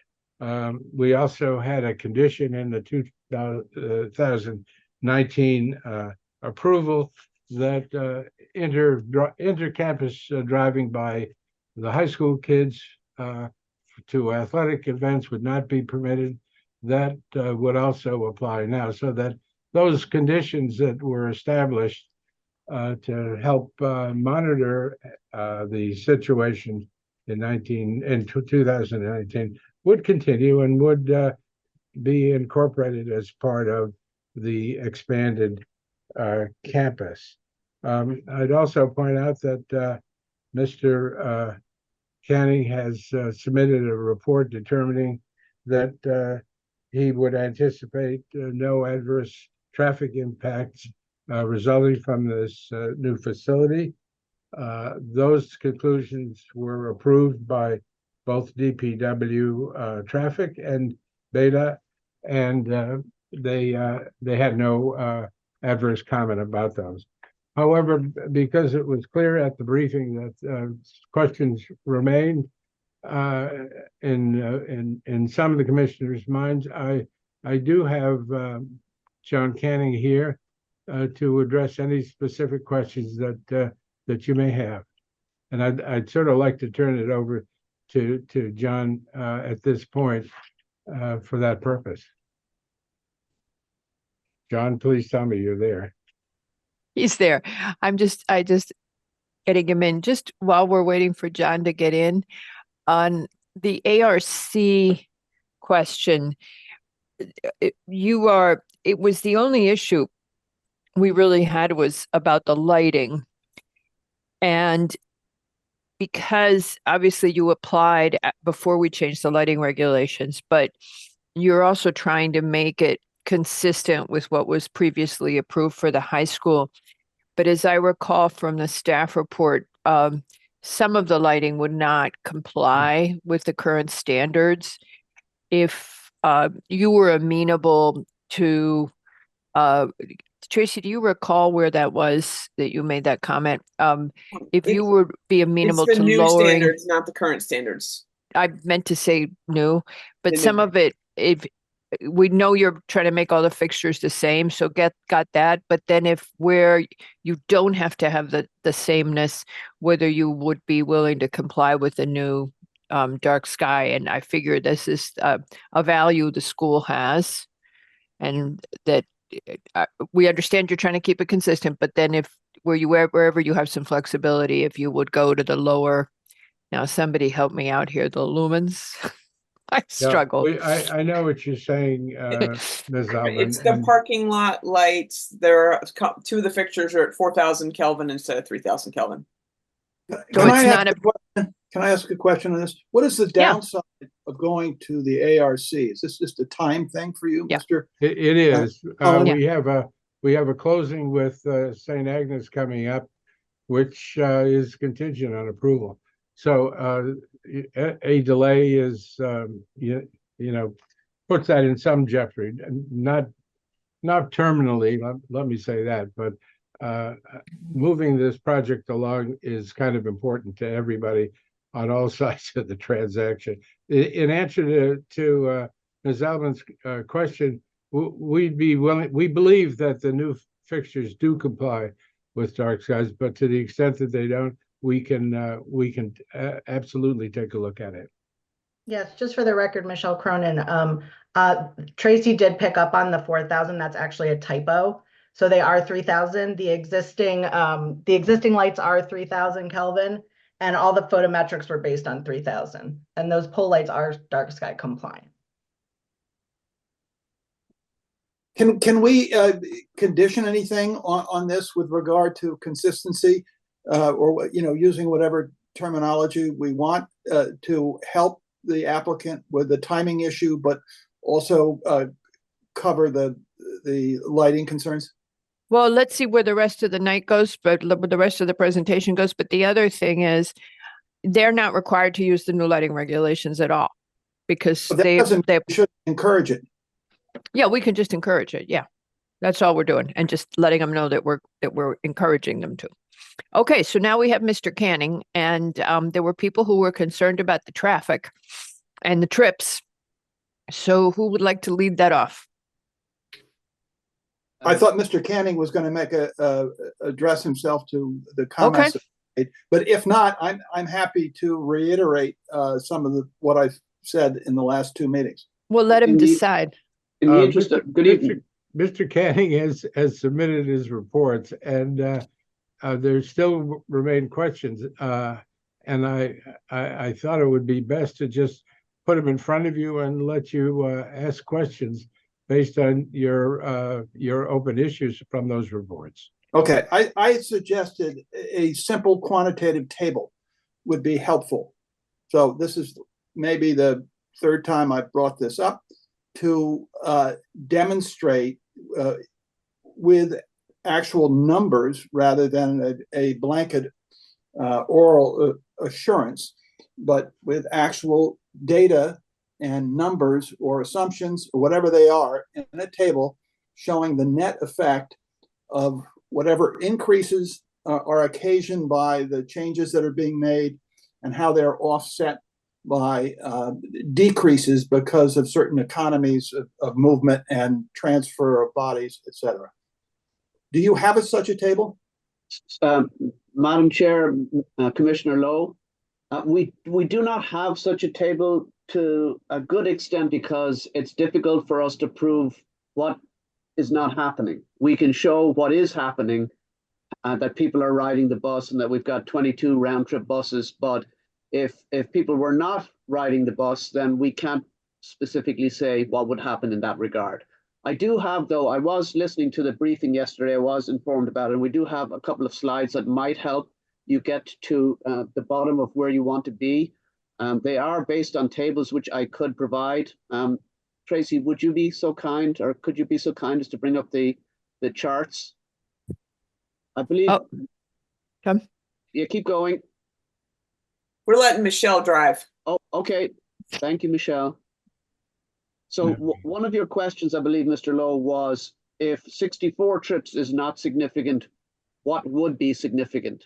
So this chart shows the level of traffic by 15 minutes on Stanwich Road, immediately south of the school. And I did it immediately south of the school because that's where it's busiest and that's where the school adds the most traffic. And the gray numbers are the existing traffic volumes that are unrelated to the school. There's a little bit of light gray in there between the gray and the blue. That's our forecast increase in traffic in the next few years associated with anything except the school. So maybe there'd be a little bit of an increase in enrollment at Greenwich Central Middle.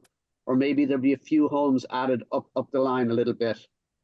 The blue is the existing school traffic. So you can see in the morning from 7:45 to 8:15, it's quite busy as people arrive.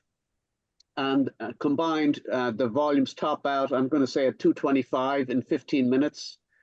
And then in the afternoon, school lets out at 3 o'clock. And that's when it's busiest in the afternoon. You can see that the school traffic is quite extensive at that time. But the track events don't start until 4. And so you get people arriving 3:15, 3:30, 3:45. And you can see the 64 trips are broken down. I'm going from memory, but I'm going to say it's, well, actually, I don't have to go from memory. I have the table here. In the busiest 15 minutes,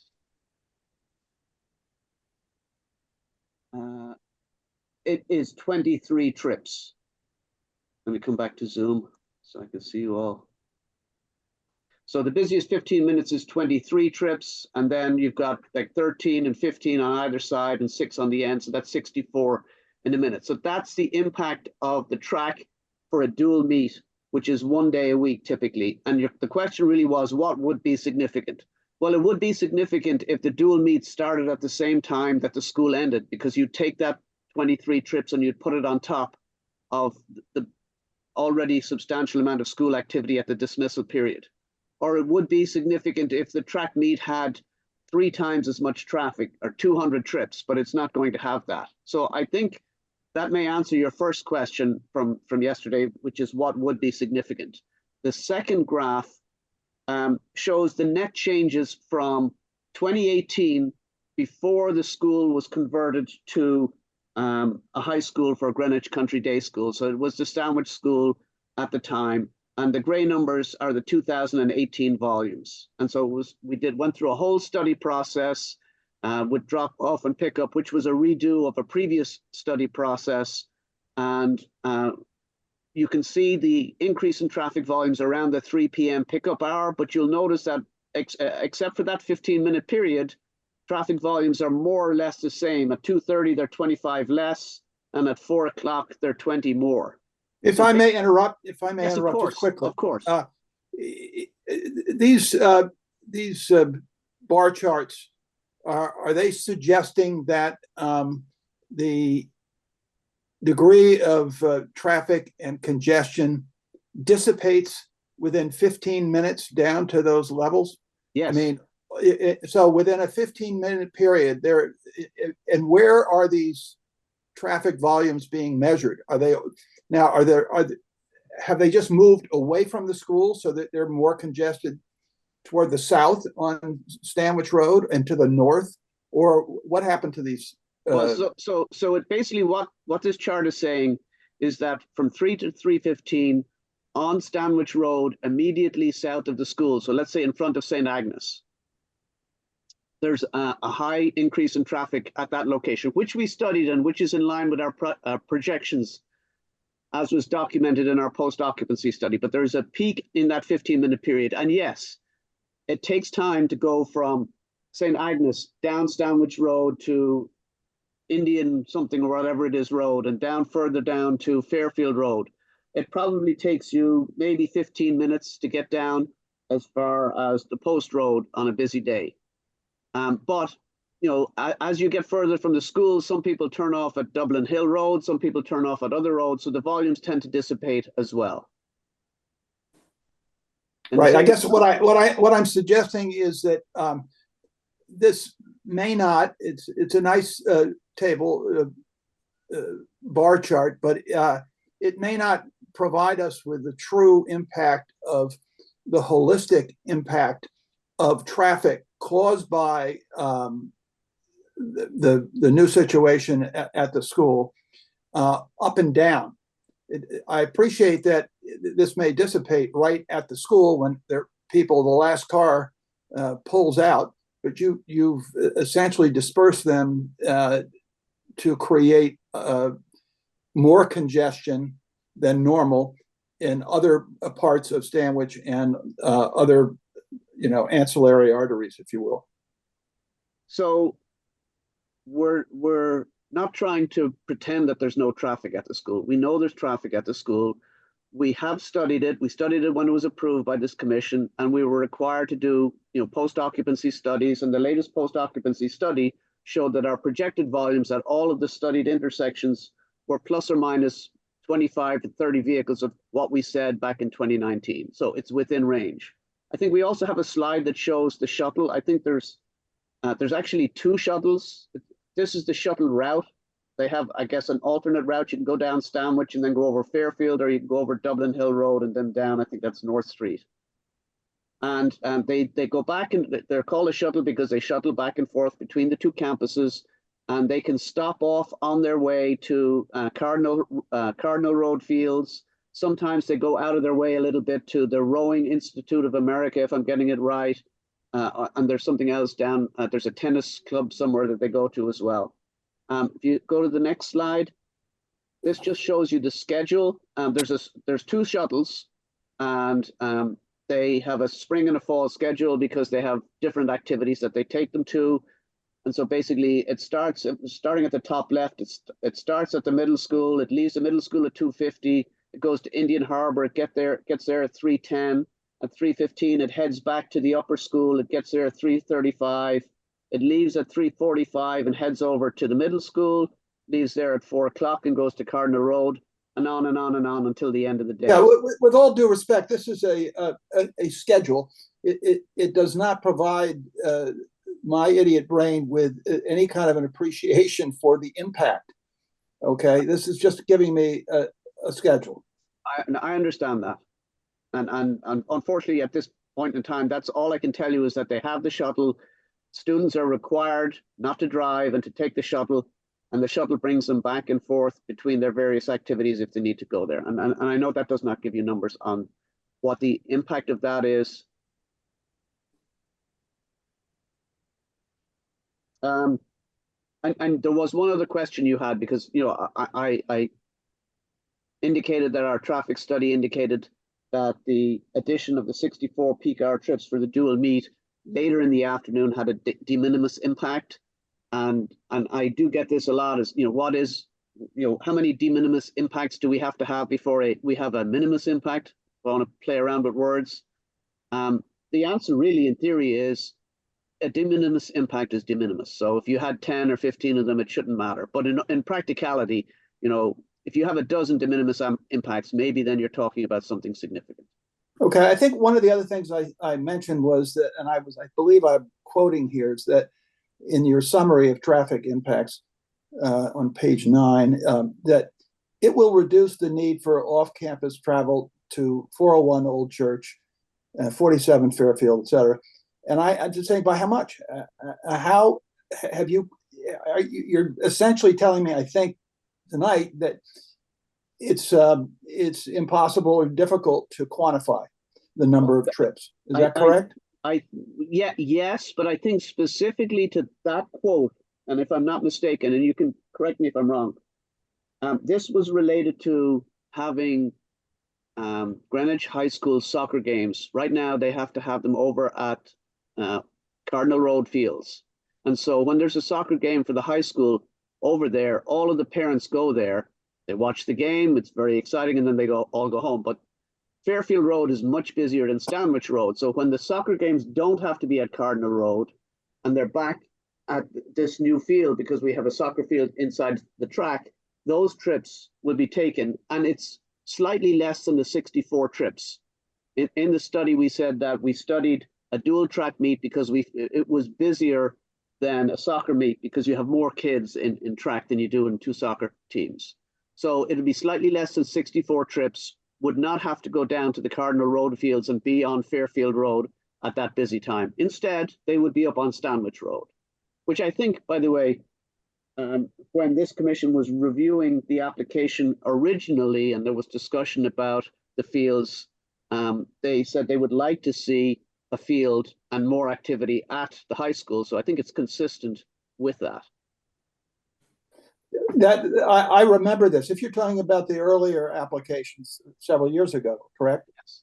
Right. And I think the point was, if at that time, my recollection was that we were hoping that we could reduce the back and forth, regardless who it was, whether there were middle school people going up to the high school people because they didn't have the acreage that they may now have, going down to that was the concern, the back and the forth. And I think there's that concern is still lingering, if not in the forefront, in the back of my mind. Understood. Yeah, I'm sorry, go ahead, Madam Chair. It's just, you listened to the briefing yesterday and you just said to us, well, if you add up all the de minimis, you still don't have anything. But that's what I was commenting at the briefing, was that I was at a neighborhood meeting and they said, well, you all approve all these things and each one has an impact. And eventually, when will you eventually stop? So the question I think we're trying to get to is, have we done everything to mitigate this impact? I believe that's really what you're asking, right, Mr. Lowe? Is there anything more? I mean, it's a little bit like, with apologies to the comments allegedly made by Everett Dirksen many years ago, who said $1 billion here, $1 billion there, and pretty soon you're talking about real money. Well, a few cars here, a few cars there, this all adds up. And it's very difficult for my adult brain to wrap my arms around just what that impact is. But it just seems like it doesn't intuitively to me, just to not to say anybody is doing this, but to sort of breezily in my head to just sort of say, oh well, it's not very much. Well, to protect against that possibility, the commissioners who do not have expertise in every area often rely on staff, they rely on town departments, and they rely sometimes on consultants. And that's exactly what the commission did in this case, by sending all of the work product that Mr. Canny has produced to Beta and to the DPW traffic division. And very often there are responses that we get from them that require additional examination. In this case, we have approvals from both of those entities. And it seems to me that although I understand your questions, Mr. Lowe, and I respect your concern, that in this case, I think it's not unreasonable for the commission to rely on the experts who have reviewed our work. De minimis is the reason you can't get your hand around de minimis is it's based upon what existed at that moment in time just before whatever happened. And that's exactly what we've done, and that's how Beta and DPW have reviewed this. Clearly, if they felt there were problems, we would address them. Well, I would suggest I respect the experts upon whom we rely much of the time. However, there must be a reason that we as a commission spend all these hours looking at this, all these thorny issues. And there is apparently there's some sort of allocation of judgment that is afforded us. And we're here for some reason. If we're not, we can all go home. We'll just let the robots take over and be done with it. But that's what I'm having a problem with. It's not that I can't get my arms around de minimis. I understand what it means. He went to college. You're just saying that but go ahead and tell them that you took Latin for 4 years. I took it for longer, but thank you. Just to add to what Bruce said, when you guys approved the master plan in 2019, as he said before, we have to do an annual post-occupancy analysis that studies key intersections between the high school campus all the way to the Old Church Road campus. So there's no end date on that. We're planning to continue to do those post-occupancy analyses. So you'll have that, and that goes to staff, it goes to DPW. They look at it and every year. So if that gives you any comfort, we're going to continue to do that after the track as well. And just this application is for the track and the soccer field that's inside. It's going to be used primarily for practice because you have one meet a week and you practice 4 or 5 days a week. The same goes for soccer. You have more practice than games. When you have soccer games, you're actually taking traffic from a busier part of town to this part of town, which is a plus. And then the one day a week on average that you're going to have a meet, it's off hours and it's not significant because traffic is way less than it is at the busiest hour. So I understand your concern, but from that perspective, this one application is not having a significant traffic. Do we not have lacrosse activity going on there too? No, there's no lacrosse. Where is that? Is that back down on the Fairfield fields? Okay. Yes.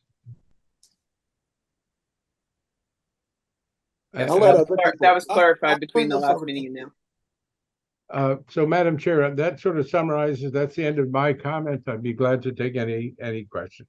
Well, I think the question is, Mr. Lowe satisfied with what he's heard about the traffic, or does he have additional questions and comments? Because this is the issue that has been foremost on his mind, and then we can go on to other people's. Mr. Lowe? No, I would welcome movement to other people. All right. Well, we will go to Madam Jenkins then, who has had her hand up. Mr. Canny, it would be helpful for me. It sounds to me like, if I've read your report properly, that you're not changing shuttle trips, you're just putting more kids on the existing buses. Is that true? Yes. So in terms of moving between one campus and another or whatever, that's not changing? As far as I know, there's no proposal at this point to change this shuttle service. It's working and it's available. I would assume that if for some reason they need to change it because their needs change, but that's not foreseeable right now, they would change it. It's in their interest to change it. That's correct, Ms. Jenkins. And my second question is, a lot of this seems to be concern about meets, where obviously in addition to students, you have other teams and parents from both sides of the teams. And it sounds to me like because it's after your 3 o'clock high watermark, if you will, that even during the week when you have I don't know what they call them, intramurals, once a week meets, that it's after your peak anyway. Is that correct too? That is correct. Okay, so same number of shuttles, weekly meets after 3, Saturday meets, you don't have school traffic anyway. Correct. Okay, thank you. That clarifies it for me very much. Thanks. Thank you. Mr. Wells. Yeah, just something to think about, not a requirement, but I just throw this out if this issue, which is an important one, continues to be of concern to the commission. We've had another private school come in who was looking for an enrollment cap. Obviously, enrollment cap is a lot bigger than what's going on here. Understand that, but they are, aggressively proposing, executing a plan, and you've got all these buses that are shuttling back and forth. Maybe you could use them to pick up the students during the pain points, at the 8 o'clock or whenever the kids need to be at school, and at 3 o'clock when they need to be dismissed, to kind of reduce that, big green bar up there, somehow to, encourage kids to take school buses to school and school buses home. I just throw that out. I'm not saying it's a requirement. I'm just saying maybe something to think about. Maybe not for this application, maybe for a later one. But I wonder if there's any reaction to that. Mr. Wells, the head of the school is listening in, and I'm sure. I'm sorry, Mr. Brody. I hadn't seen you. Why I called him. Okay.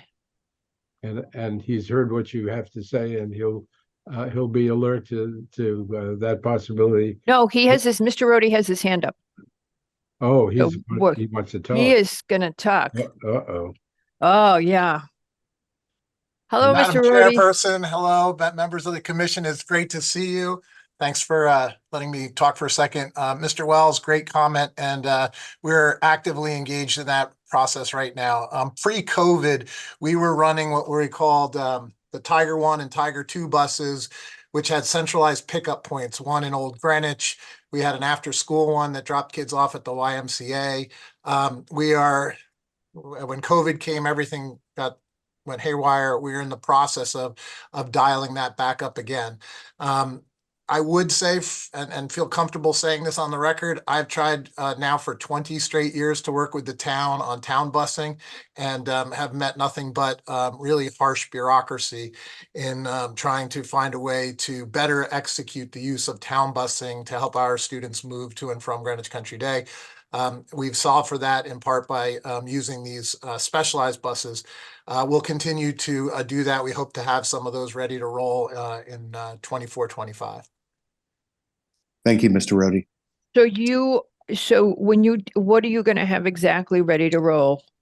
I couldn't commit to it now, but as I said, we ran vaguely. What's your hope? Think of them as central hub buses. We ran one to Bellhaven, which then ran from Bellhaven back to Country Day. We had one that started at the Stanford borderline, where parents who are north of Greenwich could drop off and then come through Old Greenwich, pick up and come to Country Day. We'd like to reinstitute those buses. They'll take 60 to 120 kids out of those mixes. Sounds familiar. Yeah. The problem, Mr. Lowe, is that we've tried to get, the town bus runs from Old Greenwich to Greenwich Country Day. The pickup for a 6-year-old was 7:05, and they dropped off here at 8:02 or something. And I don't think you'd want to put your 6-year-old on the bus for an hour. And we actually were willing to reroute the buses and take on the heavy lift to do this in a way that made so much more sense. And we've unfortunately, we've struggled with that. Any help you could give us on that would be greatly appreciated. There are so many things I would like to do. Chairperson, if I could just say the number of kids going back and forth between the two campuses as a result of this track and field will be fewer in terms of the number of our students moving, as Mr. Lowe put forward as his concern. And, Madam Chairperson, you were the one who were pushing us early on to try to consolidate more of our stuff on the Stanwich Road campus. So I always listen to your wisdom and try to make it happen. It's that table that Mr. Lowe keeps asking for. That's what he really wanted to see. I'm thinking at some point it would be your estimates of how that works, because that's the one piece we have, is that reduction isn't anywhere, and at least I'm not picking it up. Mr. Canning's probably going to reach through the screen and show it to me, but if we could have that table, because that's what Mr. Lowe keeps asking about. Ms. Jones. So I had a question regarding what Ms. Cronin had said earlier, that every year you submit traffic reports. And has there ever been anything where you've had to modify the traffic patterns or the shuttles or anything, or any sort of schedule based on what you've seen so far since you give those reports? John, have you? So I'll take that. I don't want to jinx it, Ms. Jones, but no. Okay. Thank you. Not to be cynical, but does that have anything to do with our enforcement power and capabilities in the town? I don't know. Yeah, that was a rhetorical question, but I don't know either. I would add to that we do make slight modifications. We were asked if we could put more off-duty police officers on at the start and dismissal times of school. We now have those in place every day of school. We always have a police officer on Cardinal Road for every time there's an event to help parking and to keep the neighbors on Hillside Road comfortable that the traffic doesn't build up there or they're not parking in front of their houses. So those have been responses when either concerns have been launched from the town or from some of the studies that we've done. Thank you. Okay. Anything else? Mr. Levy. Thank you, Madam Chair. I did want to ask about one end of the berm on the southeast corner where the start is, there is a peculiar wall, and it seems to me that maybe it's just an oversight, but there's a lot of thought that went into the landscaping here, and I think you can certainly appreciate that there's nothing particularly interesting about that wall. It's really quite significant, and I think a little attention to making that a little bit more uniform and even substantially lower will go a long way to completing this feeling of a nice green ring encircling your new field. Otherwise, it's just going to be standing out. I'm sorry, Mr. Levy, I'm being dense. What's going to be standing out? I didn't follow that point. This kind of asymmetrical wall that was featured in one of the it was part of the presentation. There it is. So this is quite high, and I think that it there's no question that it can be reduced and modified so that it's much more uniform.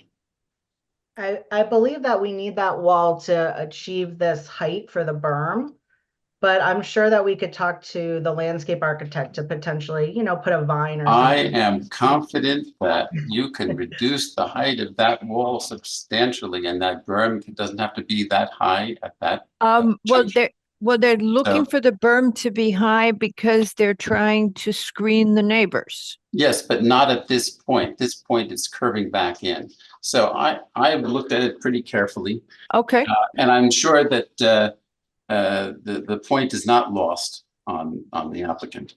Mr. Lowe, if you take a look at the legend photo below, you'll see that photo looks directly into the neighbor's property. It was scaled at that height for the purpose of protecting the neighbor. The design of the wall was an engineering issue. We'll take a look at it to see if to provide the same or a similar amount of cover, it can be reduced. But yes, as Michelle just noted, we can, I believe, continue the green wall effect through some assistance from our landscape architect by planting some vines that probably would take there.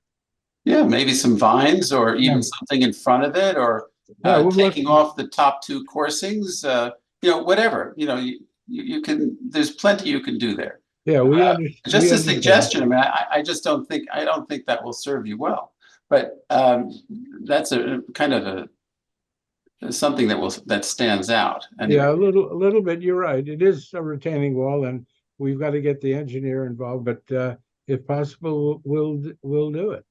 Well, you could plant it. We can plant it. Yeah. But there's absolutely no reason why it needs to be that high. The other thing is that I didn't remember if are there any existing trees along the road in front of? Yes, there are.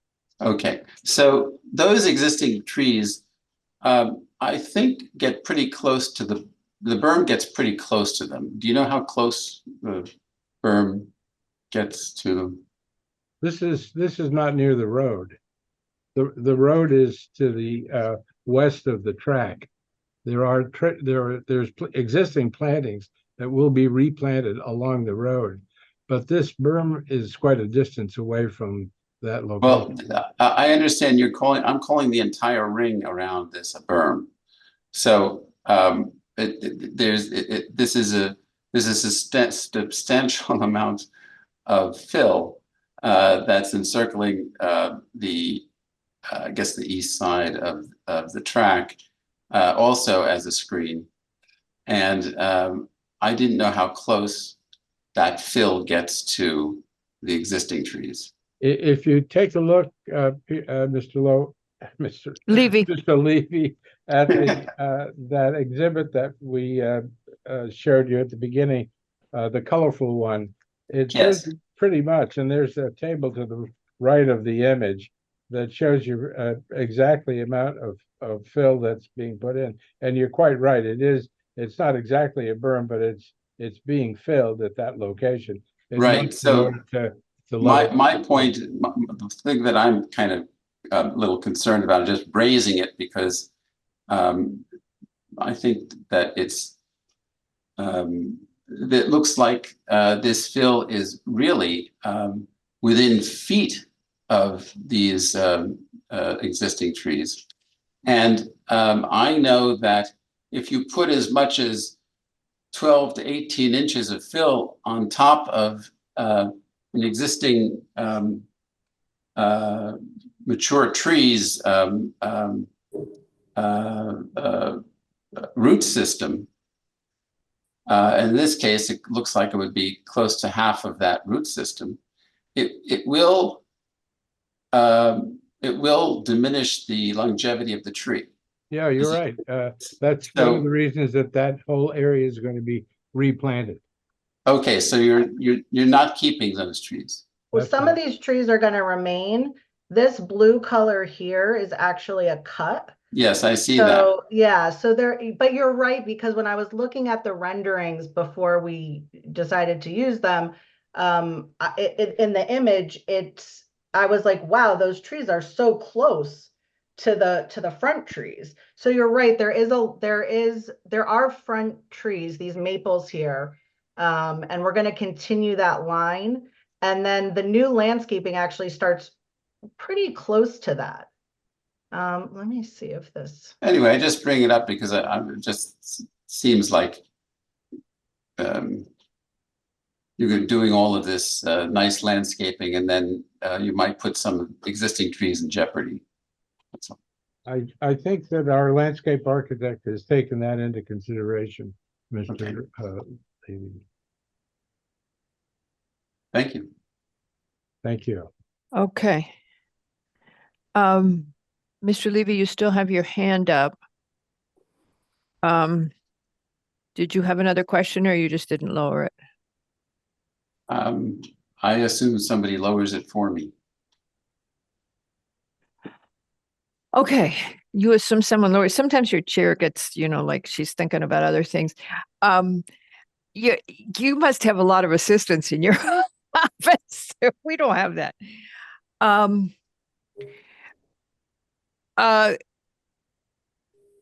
have a drainage question, and then I want to go back to there's a comment that DPW engineering makes. Current and previous designs mitigated peak runoff discharge rates up to and including the 25-year storm events, with increases in the larger storms. And then it says you changed it, and West CB would have significant increases. They are recommending reasonable modifications to the design that may result in smaller increases. Are you guys okay with that? If we were to, we are. Yeah. Okay. Okay. So then I think, and do you know exactly what you need to, well, someone will figure it out for you, right? Just like lowering Mr. Levy's hand. Is there a question? That was a question. Okay, so as you know what modifications you would need to make. Oh, yes. Well, I don't, but our civil engineer does. They didn't teach you that in law school. Okay. But you stayed at a Holiday Inn. Okay, so that's not a problem. I think we come back to I'm not sure that Mr. Lowe is satisfied with where we are on the traffic. Does anybody else have questions about the traffic or a way other than this table that Mr. Lowe had asked for that they would like to see addressed? Is it a concern for people? this is what, anybody want to jump in and offer something here? So Mr. Wells, you're okay with the traffic? Ms. Jenkins? Mr. Levy? Okay, so, what are we doing, Tracy, do you know, with the reports that they're sending in on the previous work? Because I've never seen one. Do we do anything? Do we analyze it? Is there any way that we can look at the impact that this track has? Well, I hate to ask them to submit a report if we're not then coming back to them and saying, hey, have you thought about this and this? Having only been here for about a year now, this is obviously the first one. Is it a year already? It is next week. Wow. Yeah. Scary. Traveled fast. So this is the first one that I've seen. I can certainly track down the other ones. I suspect where they are in the master plan, the 2019 file. Which for those of you who've seen our office space right now, it's a little funky with everything moving around with the renovate in place. If it makes you feel better, we've only done 2. The requirement was to start the post-occupancy reports when we got to 85% enrollment. Right. So the first report we submitted in October of 2022, I do think that went to DPW, but you'd have to verify that. And then the most recent one we submitted with these applications. And I think Patrick is familiar with it. Okay, well, we're trying to not wake him up right now unless we really just he raised his He was hand. already awake. All right, Patrick. Yes, Patrick to the rescue. no, hardly. Yes, the reports went to DPW and our traffic consultant. Thank you, Pat. So if you would include post-construction traffic report in the traffic for the track in the traffic report you're sending us now? Correct. In the future, once the track is built, those numbers would include the traffic. Right. Okay.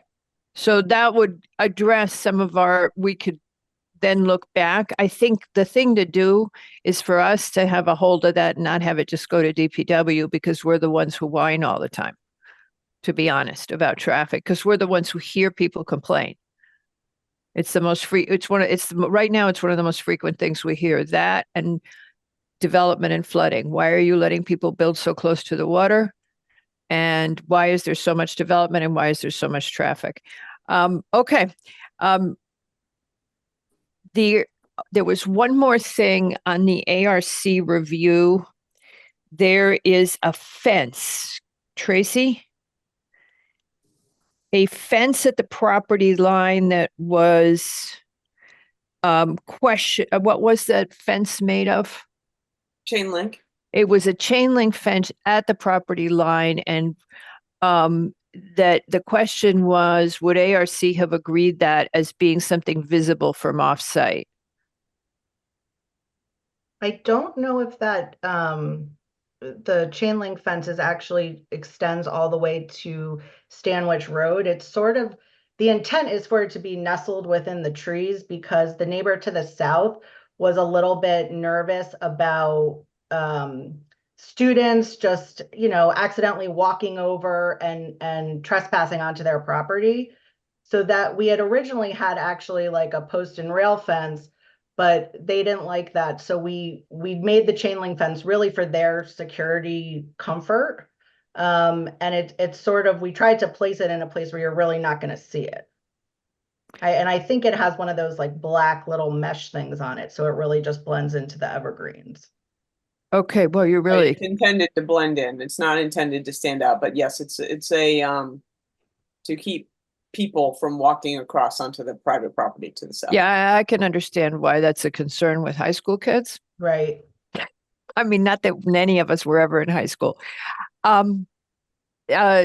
that made me lose track of my last question. So the chain link fence, and so that leads me to the next question, which is, where are you guys then with the neighbors? Are there any conditions that you have reached agreement on that you might want to share with us at this point in time? And do you have any open issues that you're still working on that don't implicate us? There are conditions that don't implicate you. There are some conditions which I think, by and large, we've agreed to with the commission, such as no parking on Stanwich Road, no lighting of the field, things like that, as between us. But I believe that were the commission to approve this, that all the prior conditions that have been agreed to are acceptable now. A representative of the neighbors is here if you. Okay, we'll get there. I got, just while I'm here and talking, Mr. Rhodey, I got a quick question for you, as long as we have you captive. Where's your produce gonna go?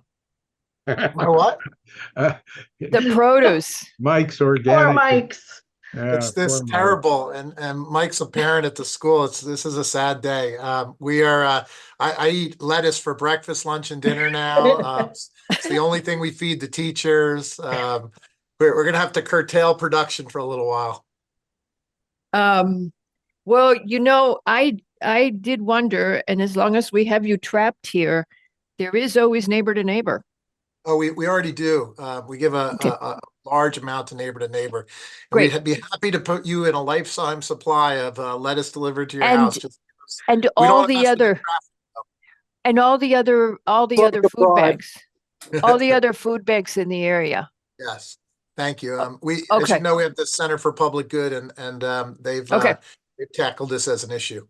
I can't make that a condition of the track, but I just figured I'd put in a pitch for you. I have tasted that lettuce and I just wanted to put a pitch. Okay, for all the food banks. All right, so does anybody from the public wish to comment on the Country Day application? Kindly raise your virtual hand. Megan Miles.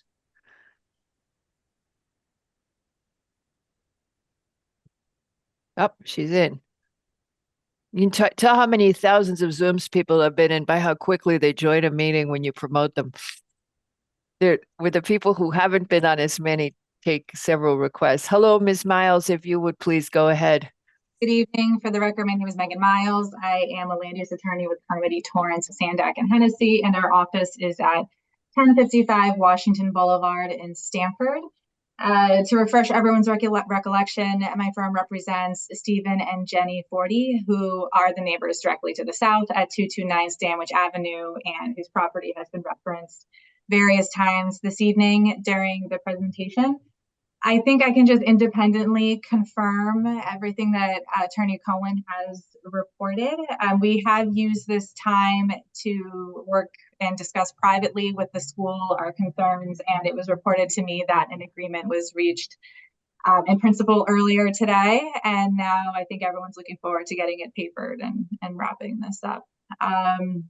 I probably honestly didn't even need to speak, but I wanted to because I wanted to express our appreciation for the concern that this commission has clearly felt in making sure that my clients were involved in the process. That I'm laughing because sometimes people don't appreciate our I think it's actually important that I show my face and independently confirm everything the school has been saying, because I could tell that this commission has been concerned as well.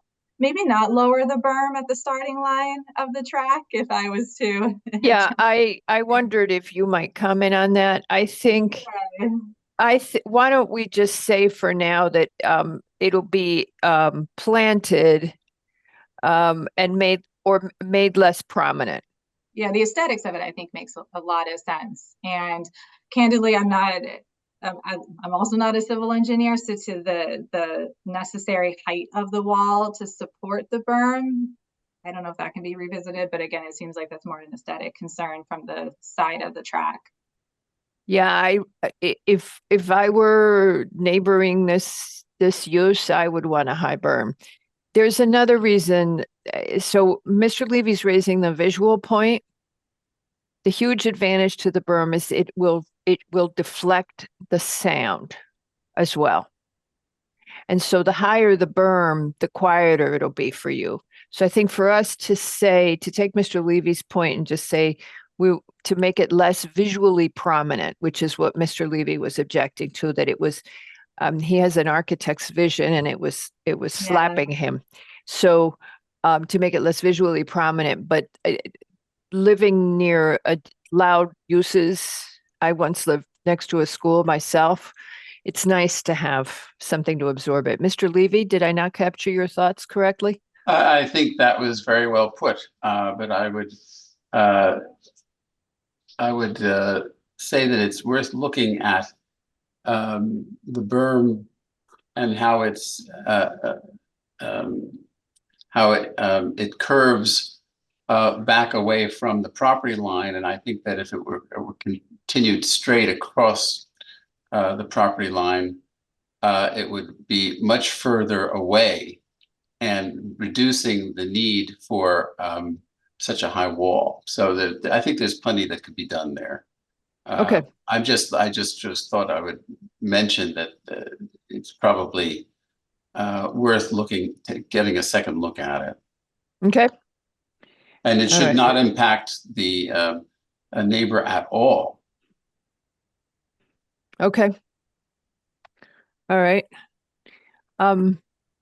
Ms. Jenkins. Yeah, just something very small. So we can let Ms. Miles go? Oh, yes. I think we need dinner. I think we better go eat dinner. We're starting to get a little punchy. Thank you, Ms. Miles. Does anybody else from the public wish to speak on this application? This is Greenwich Country Day for their new track. Greenwich Country Day for the new track. Please raise your virtual hand. All right. Okay. All right. Now, Ms. Jenkins, you may change the subject. I forgot we were in the course of public comment. Just nitpicking, the DPW engineering made a note that they had not yet commented on the proposed pedestrian access route from the track to the parking lot. And I just had that as an open point. It came in. What did they say, Tracy? Because it did. It did come in. They're fine with it. The DPW, what DPW traffic wanted to make sure that DPW engineering did not have any issues with the pedestrian access between the track and the parking lot, and they did. DPW engineering sent a quick email that they are fine. That's great. Thank you. Yep. Anything else? Where are you guys on, I don't know, Mr. Cohen, we're not going to let you do like a summary thing. I'm going to ask them first. Where are you guys on what you want to do with this application? Do you want to leave it open? We'd need an extension. Do you want to continue it, or you want to close it? What do you want to do? Do not leave it open. Close it. Close I it. agree. Okay. Close All it. right. All right. Okay. Then this application, if nobody objects to closing it at this time, waiting. Nope. He is hereby closed. Thank you very much, everybody. Thank you. Thank you. And I'm looking forward to seeing all your lettuce show up in different corners of town, Mr. Rhodey. Coming your way, Madam Chair. Oh, dogs don't eat lettuce. Okay. Take care. Bye-bye. Bye. Bye. Okay. Okay, 7:54. Shall we reconvene at 8:20 and give ourselves an extra 6 minutes for lasting so long? Absolutely. Yes. All right. Okay. Second. And Tracy, I'm gonna give you a ring right now. Okay. All right. Our next application is Albert E. III and Diana S. Betteridge for a final site plan and special permit to construct a main residence garage, terrace improvements, etc. At 215 Old Mill Road. And with that, Ms. Orsi, if you would go ahead. Thank you, Madam Chair. Good evening, everyone.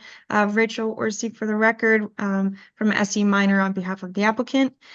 We were listening into the briefing yesterday and have prepared a very short presentation Tracy, I think Bianca hopefully had sent that over to you, if you wouldn't mind just pulling it up quickly. I believe hopefully we're able to address all of the outstanding questions or comments in relation to this application. And we will be hopefully, we'll be requesting approval for volumetric special permit. But I can go through the presentation. Yes, please. Perfect. Thank you, Tracy. Okay, so for 215 Old Mill, on the next slide, just a couple of the main points that we picked up on that we're hoping to clear up for everyone. The health department, the understanding what structures are on site, the question about the wetlands permit, and then as well as the setbacks. So on the next slide, we were able to receive approval from the health department this morning. Hopefully this email was forwarded around to everyone, but as you can see, this is from Kristen in the health department saying that this email is confirmation that health has approved a plan. So we are all set on their department. The next slide, it goes into the structures on site. So there are actually 4 different structures on this site. First of which we can go into is the 2 structures on the left, which are currently, in layman's terms, they're not associated with this volumetric permit, or because there isn't, although volumetric applies to the property as a whole, there's no active or there are no proposed elements going on for these 2 structures. First of which is the barn, which was recently permitted and constructed. It's still in the process of going through construction, so has not yet been CO'd. But recently, the health department had asked for the as-built for the septic system, because that barn tied into the system that's connected to the guest house. The next structure shown in green is the guest house. This structure may also been referred to as the cottage. This structure is existing. It was previously permitted construction and CO'd, and there's no work associated with this for this structure. Okay, so the guest house is the previously existing cottage. Correct. Okay. All right. For the barn is not a dwelling unit. No, it's, lack of a better term, it's a large garage. I believe there's some storage up top, and it'll hold some cars as well. Okay. Excuse me, but there's a septic tie into it though? Correct. Actually, then there may have been,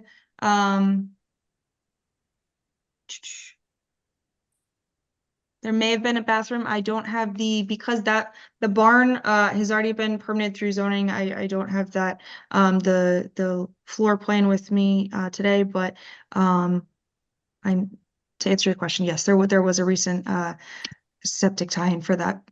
Okay, only because I'm only confused because it says that the septic, the guest house had to be resolved for septic, nothing about the barn and the septic. The barn is using the guest house septic system.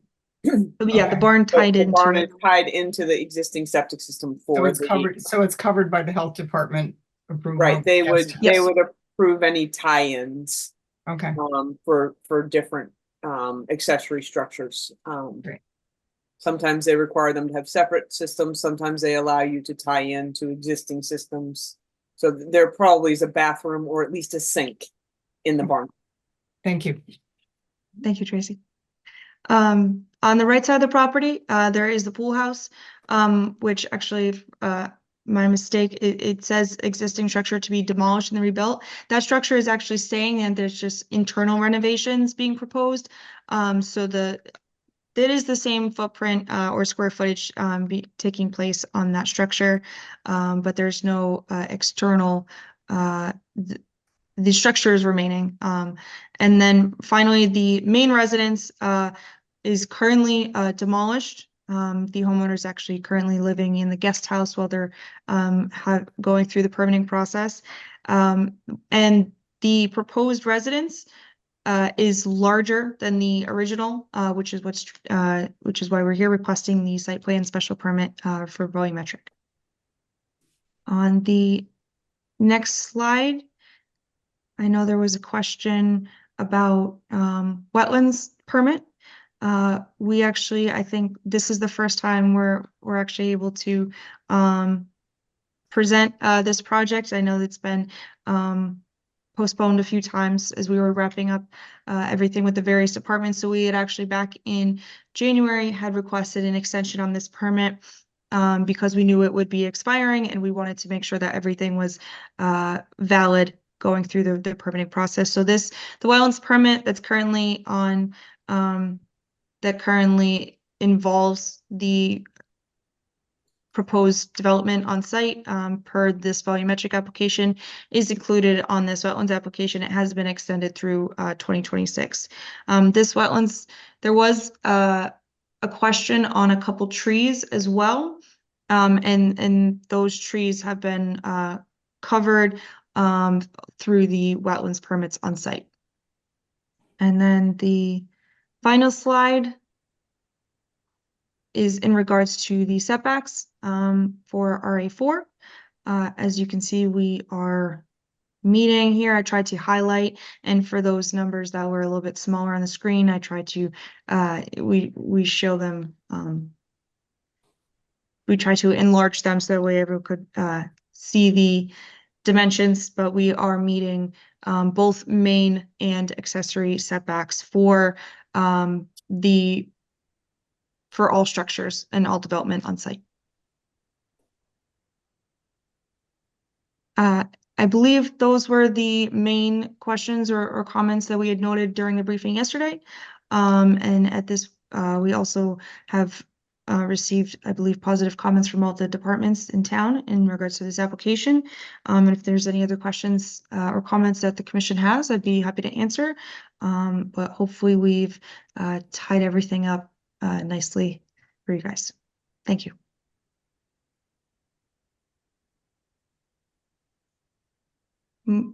Marguerite, I think you might be muted. Thank you for that. And you're going to add trees as requested on the edges of the asphalt to mitigate the heat effect? We can. I know there is a planting plan that was sent in as additional materials. If we can add trees to that. And you had also been asked, I think this is a conservation comment, that the site disturbance associated with the proposed in-ground filtration be restored to meadow. I can review the conservation comments to make sure to see what that might be referring to. Well, let me go back to my notes. Yes, conservation noted several mature trees were removed. You're saying they're not being removed?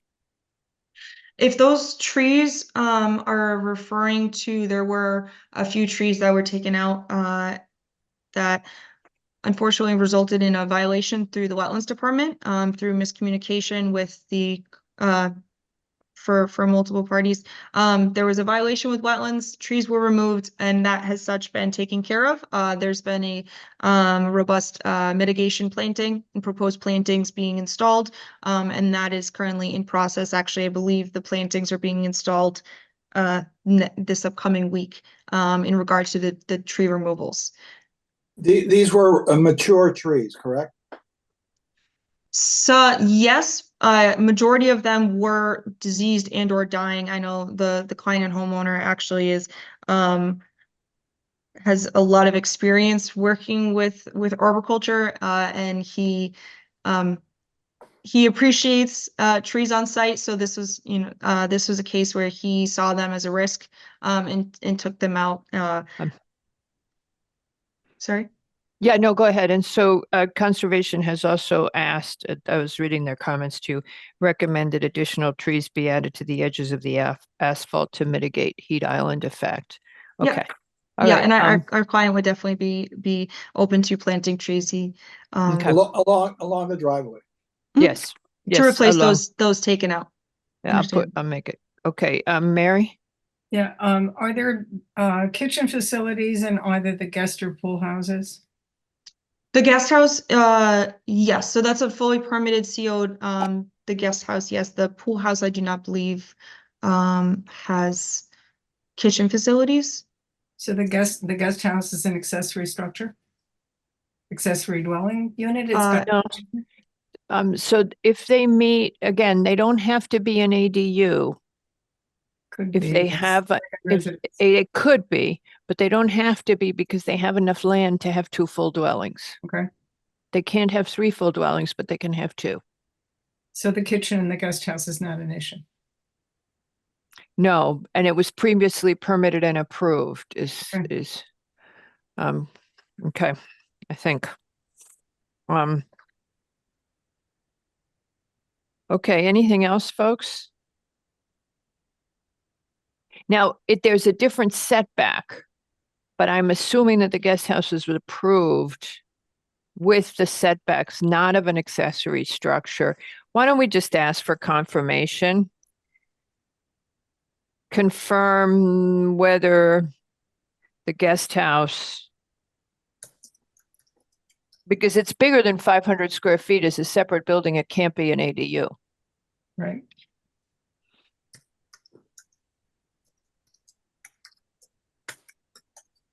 Marguerite, sorry, just to clarify, you're saying, clarify that the guest house is meeting main, structure setbacks? Yeah.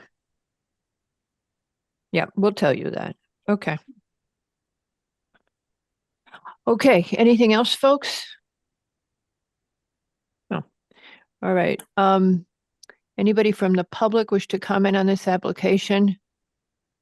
This is at 215 Old Mill. Please raise your virtual hand. 215 Old Mill. No, seeing no raised hands. Does anybody object to closing this application at this time? No. All righty. This application is hereby closed. Thank you very much, Ms. Orsi. Thank you. All right. Okay, goodbye, Mr. Basili. He's our smile for the night. When we're grumpy, you're our smile for the night. Oh, is that so? Well, glad I could. Oh, and we have been grumpy tonight. That's for sure. Must be in the water. That was all Tony DeAndrea's fault. I see. Okay. And Okay. last time it was somebody else's fault, right? It's never the commission's fault. Contest ever, you know. See you next time. Thank you very much. Thank you, sir. All right. You're welcome. Bye-bye. All right. I'm having trouble getting Bruce in. You think he's there? He's not responding. There he is. No, he's declining. Oh, It's I Michelle. just promoted him. Did he say yes? Good. We didn't have a yes or no. I just got to automatically do it. Good. He's in. He liked you better than he liked me. All right.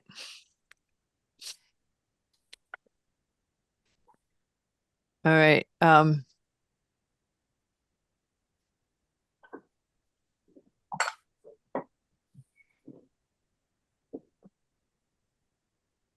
There we are. Mr. Cohen, the commission has offered to fire me if I don't keep you to 20 minutes. And I'm Do I not get- sure. Do I get something for 15? You get to keep me. No. All right, don't touch that one. Our next application is a discussion item of the YWCA of Greenwich for a pre-application review for a proposed 14,500 square foot building addition at 259 East Putnam Avenue in the R20. Thank you, Ms. Allen. This is a pre-application for the YWCA, a wonderful, well-established Greenwich Community Service, a nonprofit which has existed in Greenwich for over 100 years and at its present location at 259 East Putnam Avenue for the past 56 years. If we could turn to the first image just to show the location and the surrounding folks.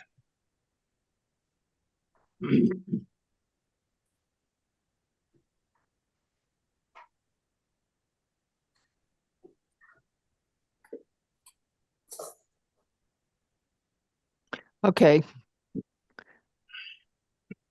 Floating. Yeah. yeah, no more big presentations at the end of the day, guys. It's just more No, than, this will be all a right, small presentation.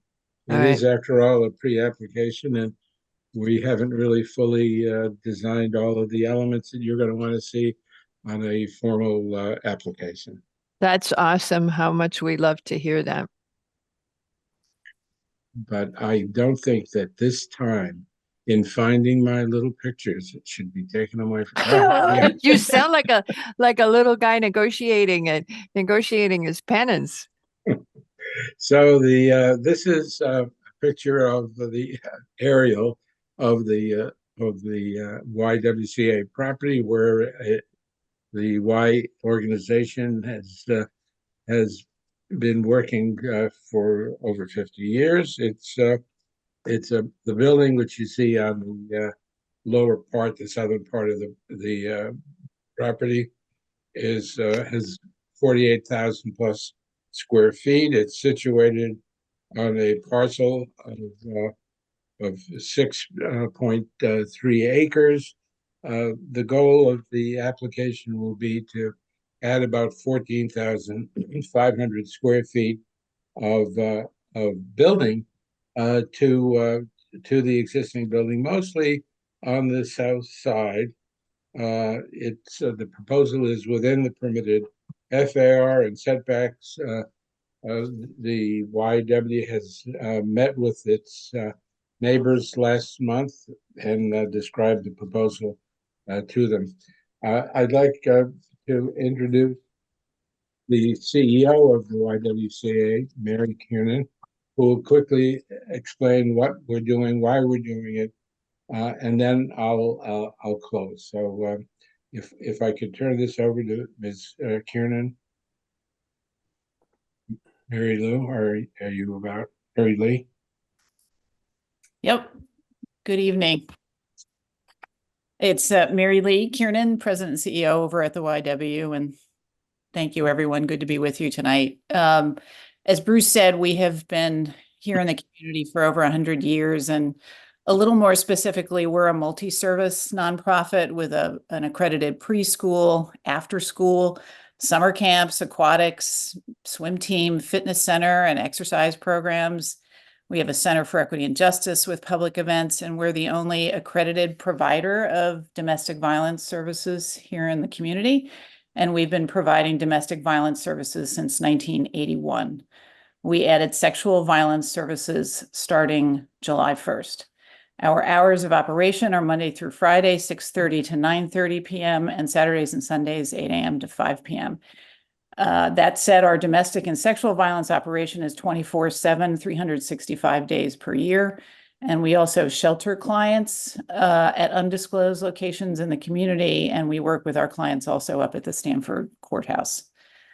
So the purpose of our application is to remedy a series of issues with this mid-century modern building and align the building with our current operations.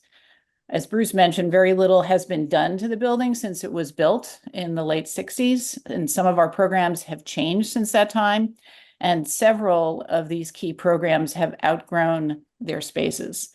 Other programs are located in odd places in the building that are not adjacent or together, and we have very, very little storage for building supplies and maintenance equipment. We use outside storage units, for example, to store our building supplies. The most glaring program space problem is in our domestic and sexual violence services program, which is now called the Harmony Project. And this has grown tremendously since it was started in 1981. And because of this growth, we've had to divide up counseling spaces for our clients into offices that are as wide, in some cases, as a small desk. We provide individual and group counseling, and we've had to create different places around the buildings to support these functions. And so we need to consolidate these offices and upgrade the space and address other problems and issues with our building. So the solution we're proposing, as Bruce mentioned, is an addition at the southeast corner along the entry driveway. And part of the space created with the addition would allow the entire Harmony project to move onto the top floor of this addition, bringing all the scattered spaces for this operation together in an appropriately sized space that has a secure entry that's adjacent to the front parking lot, which is really optimal for the occasional after hours entry used for emergency client services. And we're also proposing an outdoor therapy space on the roof. Building this addition and moving Harmony project to the newly created space then frees up existing space to address other program spaces that are undersized or not adjacent to one another. And it'll also allow us to address our maintenance and storage deficiency. So for example, our administrative offices would move into the main level of the addition. The lower level of the addition, which is below grade, would be a multi-use space for our preschool, after school, and summer camp programs. And after the addition is done, the interior building renovations would relocate half of the preschool, which is now located in the basement, up to the main lobby level into the current administrative office area, joining the other half of the preschool program and preschool director's office, which are already located on this lobby level. Our Cramp Fitness Center in the lower level of the building would move into the space where the preschool 3s and 4s are currently located. And other interior renovations would include moving storage and maintenance into that lower level space. So we'd also like to create more pool deck space for our aquatic programs and create more space for program equipment and maintenance storage for aquatics. Because when the pool was enlarged about 20 years ago from 4 to 6 lanes, the deck was not expanded at that time. And we have multiple storage units on the deck to store program and maintenance equipment for that department and that operation. So we're not planning on changing the driveways or the parking lot or how cars circulate on the property. And the renovation would also involve upgrading security and lighting and other infrastructure. So we hope to return to you in the near future with a formal application to permit this really long needed upgrading to an important community facility. Thank you so much. Thanks, Mary Lee. If I could return to the images, I'd quickly like to show you the sort of a before and after so that you can get a sense of what we're planning. And then I'll close it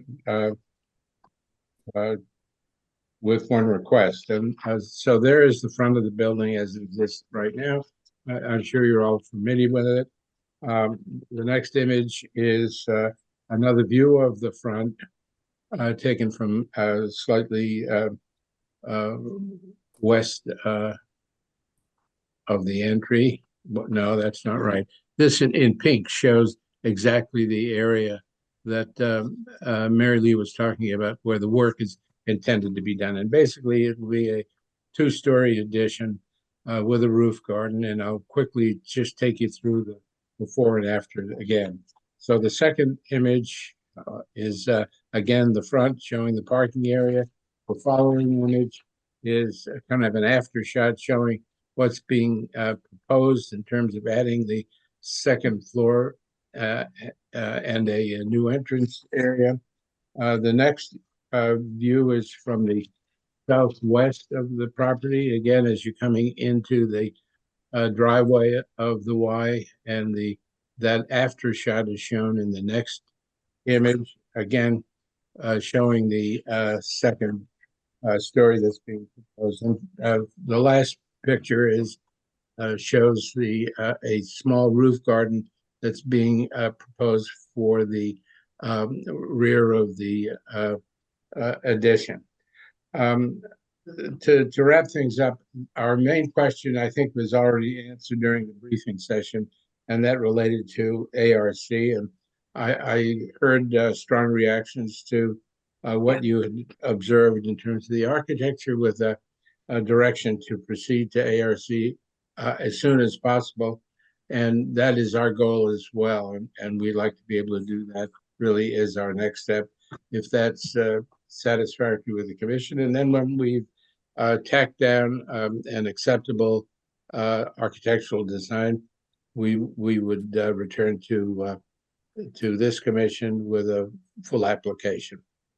That is definitely the one comment that I have is go to ARC immediately before you get any further and just show them what this is going to look like.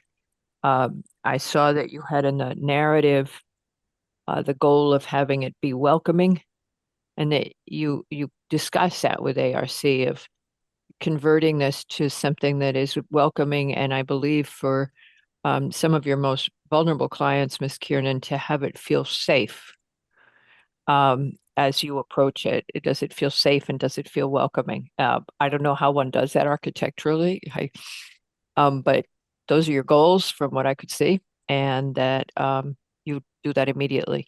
Mr. Levy, I guess you want to comment? Thank you, Madam Chair. Yes, welcoming is a great idea about how to receive the public and visitors. And one of the things that makes it feel welcoming is when you have a procession that brings you to the front door, and then it's very understandable where to enter. So there's nothing wrong with modern architecture, but it sometimes can be a little bit void of some common cues about what it's saying. So sometimes you have to be a little more conventional. You can do it with landscaping. You can do it with lots of other things that bring kind of context and scale to an entrance. So I think that this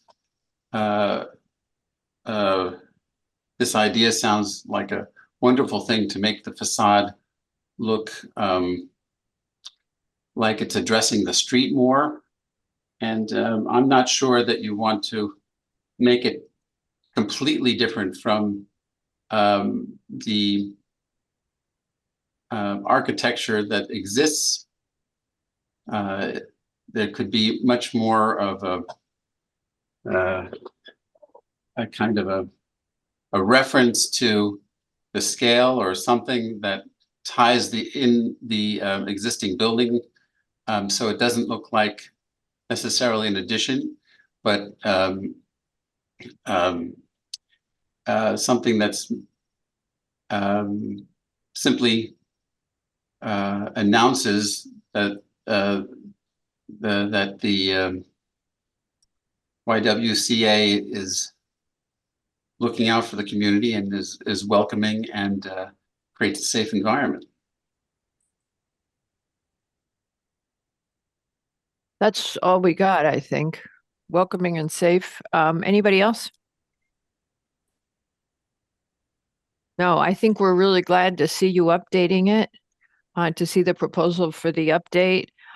One of the questions we would ask you is, do you anticipate any proposed increase in usage as a result of the update, traffic impact of any kind? At this point, as presented, it doesn't increase any of your uses and your demand. I would think that a different look might affect, and having a better configuration might get you more folks participating, but that would be Ms. Kiernan's call. But we'd be interested to know. And you know how we worry when we hear about traffic from people. So if you've been listening tonight. We will address that, certainly. Yeah. On our application. Traffic, you will, given the size of this increase, you will be changing how you manage stormwater, which as I remember, there are some wet areas here that you are affected by stormwater. It's been a while since I've been in the building, but I remember it being affected. And some of it may just be the age. So I welcome that update as well. Does anybody from the public wish to speak on this pre-application for the YWCA to expand its facilities and modernize them and make them more cohesive? Was that your word? Yeah. Good word. Yeah. and I love the idea of getting windows for the little kids. I don't see anybody from the public who wishes to speak, so I think you're out of here. You're free. And we'll see you when you come back. Thank you very much. Thank you both, or all three. Sorry, Michelle. All right.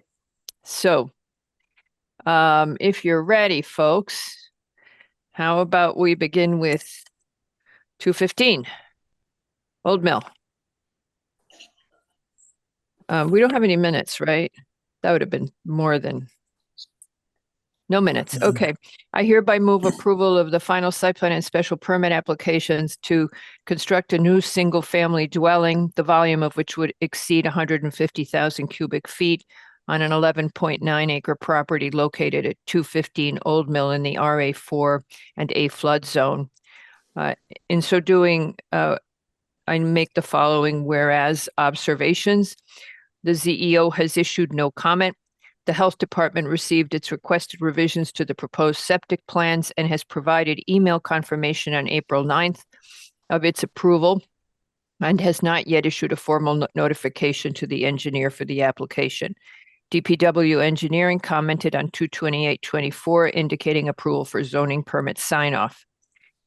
The proposed volume of this application would further exceed the threshold of 150,000 cubic feet, and the applicant did not provide volume calculations. The architectural plans include FAR calculations, but not the FAR plans themselves. The applicant, however, has now submitted all requisite setback information. The zoning location survey shows the barn as a proposed structure, but it appears to have been built in 2022. The applicant provided an energy narrative stating the building would comply with the 2021 IECC as modified by the 2022 Connecticut State Building Code. IWWA issued a permit 2022-031 for the proposal due to its proximity to the wetlands. The landscape plan includes 15 silky dogwoods at 2-inch caliper, 15 each of sweet pepper bush and high bush blueberry, and 30 crested wood fern to be planted along the wetland boundary to the west. Conservation has issued comments dated 2/27/24, indicating recommendations for the project. It noted that several mature trees were removed. Applicant has advised that it has agreed to replacement of these trees with wetlands. It further noted, conservation further noted that S&E controls were deficient and recommended that additional trees be planted along the edges of the asphalt driveway to mitigate heat island effect. Additionally, the site disturbance associated with the proposed in-ground filtration system should be restored with meadow. Therefore, with the following conditions, that FAR plans and volume calculations or a letter from the architect noting the proposed volume calculations shall be submitted prior to zoning permit sign-off. The site plan should reflect updated status of the structures if they have been completed and should now note all proposed uses. The applicant must note which structure is to be utilized as the guest house. I think they've actually done that, but we had the question. Applicant shall comply with all requirements of the wetlands permit. S&E controls are to be strengthened pursuant to the conservation comments. Applicant shall meet with P&Z staff and agree on additional trees to be added to the edges of the asphalt to mitigate heat island effect. The site disturbance associated with the proposed in-ground infiltration system should be restored with meadow. Applicant shall finally reconfirm that the guest house meets all applicable setbacks, and any other outstanding staff and department comments are to be addressed. Do I have a second? Second. Anybody want to add anything? No. Okay. Mr. Levy, how do you vote? Aye. Mr. Wells? Aye. Mr. Yeski? Aye. Mr. Lowe? Aye. Albin is also aye, and with that, the motion passes 5-0. I have not printed the next one. Dennis, you could say goodbye if you want. What's that? You can say goodbye or you can stay. I'll stay. Okay. Yeah. So our next one, I'm going to go ahead and do the two applications for Greenwich Country Day. I hereby move. Oh, am I supposed to? I didn't know it was Country Day. You want me to phase out here? Sure. Up to you. You wanted, no more heavy lifting. All right.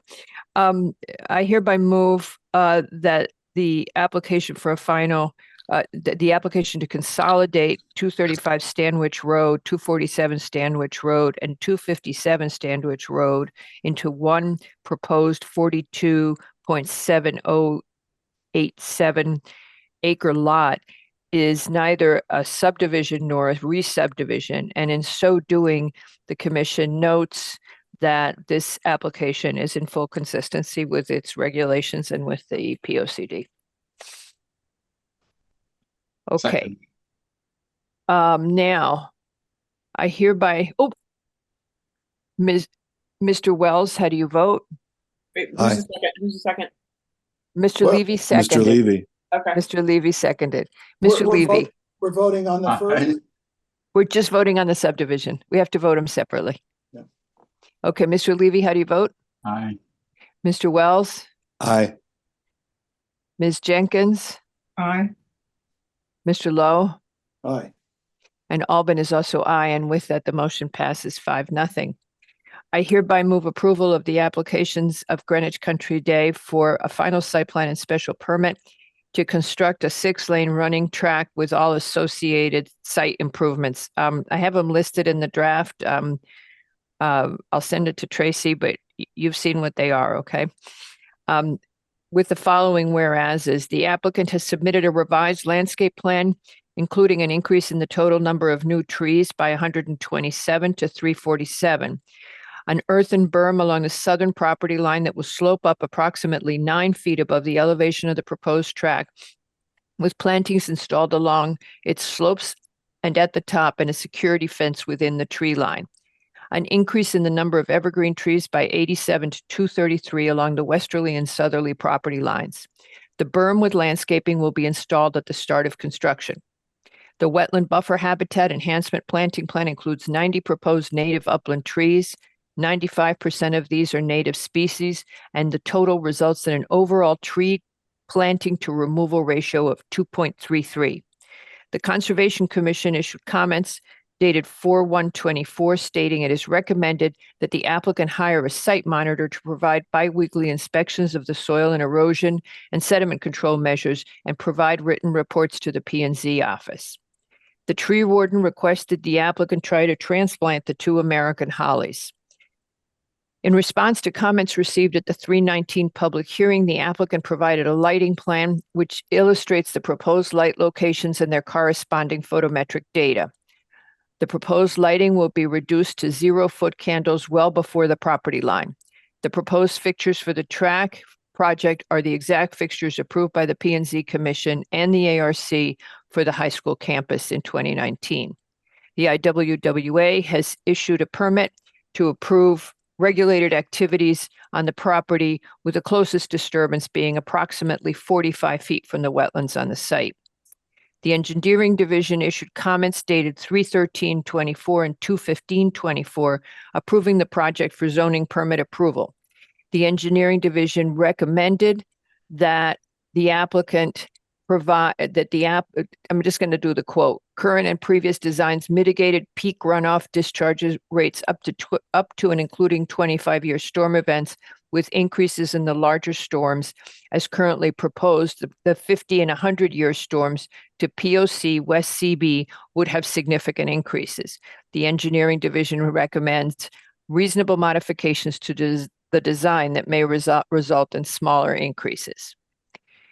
The applicant's engineer, in his 3/4/24 response to DPW's engineering's comments, understands that authorization of Connecticut Deep's general permit for the discharge of stormwater and dewatering wastewater associated with construction activities is required because the project disturbs 1 or more acres of land. That authorization will be obtained prior to the start of any construction. The Health Department issued comments dated 1/26/24, stating that once the properties are consolidated, the new parcel will fall under Connecticut Deep regulation because the wastewater treatment plan is regulated by Connecticut Deep.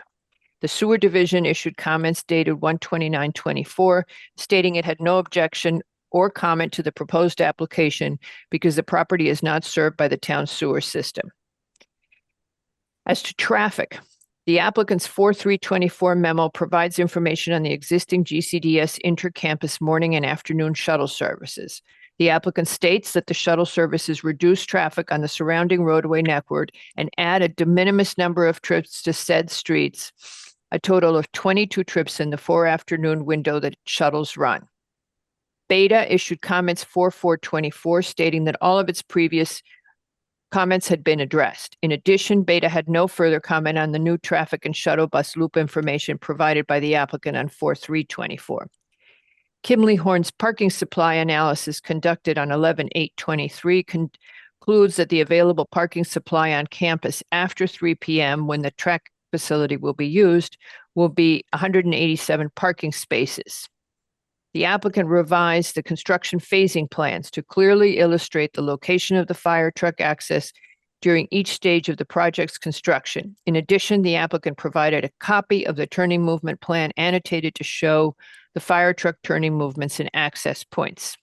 DPW has advised it is in agreement with the pedestrian access to the parking lot. The police department reviewed the applicant's materials and does not have any comments. The following conditions are required by the Planning and Zoning Commission.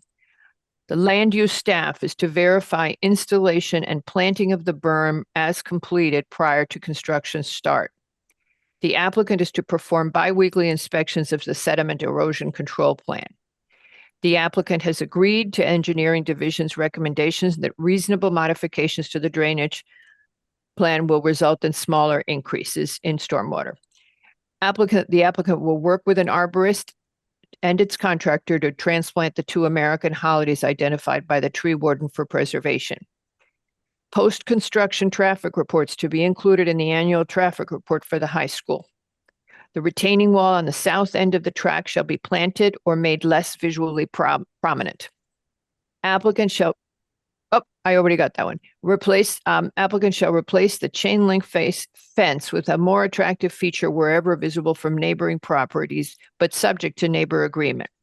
There shall be no parking on Stanwich Road, no lighting of the field, and all other prior conditions of approval for Greenwich Country Day at this location apply. Is there anything else that I have left out? All right. All right. Okay. So with that, no comments, no revisions. I think the only other thing I need to say, all other outstanding staff and department comments, right? Good. All right. Okay. Do I have a second? Mr. Levy has seconded.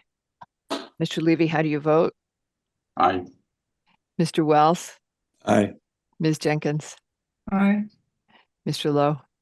With a comment, as I can acknowledge the honest challenges associated with developing some sort of accurate predictive profile of the impact of traffic on neighboring roads, I am hopeful, but remain concerned. Aye. Okay, send me that and I will incorporate it. Just take a picture of it if you want, and I'll incorporate it as a note into the motion. What? What am I taking a picture of? Just send me what you wrote, because you wrote it. I can get it from the recording. It's okay. Okay, and just, we'll add it as at the end that Mr. Lowe, Didn't write it, but anyway, that's all right. although Mr. Lowe voted yes, aye, he added the following comment. We'll put that in the letter. So your concern goes to posterity. All right. Did I vote? Yes. No, Albin is aye. And with that, the motion passes 5-0. All right. Michelle Cronin, you can go to sleep now. It's only 9:09. There was a point tonight when I thought we were going to go forever. We're done. Well, see you in 3 weeks. We gotta do Lewis, you know, Huh? your Louis, ARC member. Oh, Contadino vote. oh God, I'm just like, I hereby move that Lou Contadino be renominated to the ARC for, huh? reappointed to the ARC for a term to end 4 years, 4 years. in 4 years, as of today. My, 4 years. What a sentence. Okay. Is that a second? Yeah, second. All right, Mr. Levy has seconded. Mr. Wells, how do you vote? Aye. Mr. Lowe? Aye. Did I have one, two? Ms. Jenkins? Aye. Albin is also aye. All right. We're going to scramble the photos in a little while, and then you're going to have to identify everybody again. It's a little concentration game play. Oh, but I can read. You Oh, knew good. that part. You know, I press just, very small. my favorite moment tonight was someone telling Lo what de minimis means. Well, There's always those great moments. And that's okay. and Noel, where are you right now? I'm right. What do you, where? Are you in I'm here. Glenville? Oh, you were Yeah, away for the I'm at weekend. You're home, back. I'm home. All right. And She's in and town hall. Can't you see that? and Arn Yeah, Wells. exactly. We're all in that home. Arn Wells. Yeah, that was funny. Did Aunt Noel? Did we talked about that at one of the questions in Glenville? They didn't want us to be on Zoom, and someone said, "We don't understand why you don't just let us come into the town hall meeting room with you. I mean, you're all Yeah. there." And I was like, so the next time we do a Glenville, huh? You hear a lot of that here. I mean, a couple of like community meetings, people have asked and said that they would very much like to be back in person. They feel that, you know, I think they feel better with the group. It's the group thing and sort of seeing the others, but there's there pros and cons to both. So anyway, but Yeah, there are pros do and get- cons. Yeah, There are- but Yeah, like the, for the instance, cons are that you'd be looking at this screen now and you'd have 3 or 4 fewer people. Yeah. and some of the the application for 237 Pembroke, we would have had to move to a different location. It would not have. There's fire those are the marshal people who occupancy. wanted- Yes, that's who wanted We to be said here. that. Yeah, but there's fire marshal occupancy that room, so we would have either had to cancel that hearing or move it somewhere else. Oh, and it's a mess because when we're full in the town hall meeting room, we have to get another conference room with a TV screen. And then we have to have a list of who's in which room and they sign up to speak. This is just, it's messy. But you also made a really good point about the fact that you can see everybody on the screen here. Whereas Yeah. when everybody lined up, it's hard to see who's trying to speak or that kind of thing. So it's, Yeah. you know, there are Can't tell who's asleep. All right. So we've been sparing you. So whenever you're ready to vote, just tell Okay. us. Whenever you're ready to be Maybe- seated. Maybe after 2 weeks off. Well, it's just that moment when they call on you and you're like, oh, do I really like this application? Got nothing to Well, do you with it. put me my first meeting. You had me seated for an application. Yeah, because we were desperate. You know, desperation will do anything. You really We were like, it may scare the hell out of her, but we need our warm breathing Oh, person on this. Yeah, I had a call with Patrick before so that I could sort of get a little bit more up to speed on the history as well as, but I had heard part of that, I think, was when I was listening in anyway already. So What was I going to tell you? No, that's it. Okay, Tracy, I'll send you this. I added some stuff and I'll send you. Okay. So y'all try to stay out of trouble between now and the 30th? Do our best. All right. Where are you, Arn? Florida. Are you not disclosing the location? Oh, North- Delray Beach. Delray Oh, Beach. Awesome. About 2 hours south of Bob Yeah. Barilak. Where in Delray? exactly where? On A1A. Yes. What is the address? I don't know. Near the South- water. On the water. South Ocean Boulevard somewhere. Yeah. Where am I? I don't know. So we missed a big meeting tonight because DPW had the North Street Bridge tonight. Apparently it was quite heated. Whoa. So I'm hoping someone calls me with the blow by blow. Was Well, this like a recap of that traffic circle in Old Greenwich? I don't know. And this, No, and we witnessed, we had some of the people who were objecting to the bridge issue come before us and speak at length. They live just above it and kind of the runoff and the issues and stuff. I think also people concerned about where is all the traffic going to be diverted basically through their front yard? Like, is there just sort of one way, or how that's going to work? Anybody who has to drive on North Street is concerned. Right. Period. Okay, Patrick, you can talk. They're also very upset that that meeting's not on Zoom, by the way. But That it's not on Zoom, that it's in person. Well, I Yeah. suggest we use AI and we can be in two places at one time. Yeah, the professionals, all the engineers and the lawyers and the soil scientists also prefer Zoom because they do attend multiple town meetings in one night and they're able to do that from their dining room. Well, And- and some of them And live far unlike away. other commissioners, I think if we could be replaced by robots, that wouldn't be so bad. I want a robot who could do some of what we did tonight. That would have been very funny. Yeah, I'll sign up for that. Yeah. Well, maybe the robot can figure out the traffic. All So right. did anyone hear if geothermal got passed last night? Item 10 on the RTM? Oh, actually, I forgot to that. Yes, it was passed. I was there. Well, I was Good. here in the same room that I'm sitting in now. There's hope yet, Arn, for I know. We can start applying it to these. Central Middle. Oh, yeah, maybe. Well, but the thing is, I don't really understand that they did it as a SOMR, right? Right. Sense of meeting resolution. SOMR's got no teeth. Right. I mean, if they had made it an ordinance, it would be a different thing, but it's a SOMR. It's got it's like saying, I wish it would little rain step- tomorrow. Yeah, but little steps for little feet, right? That's a positive sign. Yeah. I Better than think if nothing. it done it as an ordinance, it would take a long time and you would have a lot more blowback on it from various parties. It passed pretty easily, I would say, last night in this format. Good. I thought it was well written. Right. It When was- you're really not committing to anything, it's usually easier to get people, Hey, we'll see. All right. but they See you argued a all. lot. Okay, bye. Everybody have a nice rest Bye. of the month. Yes. Bye. Right. See Bye. you at the end of the Bye-bye. Feel better, Thank you. Patrick.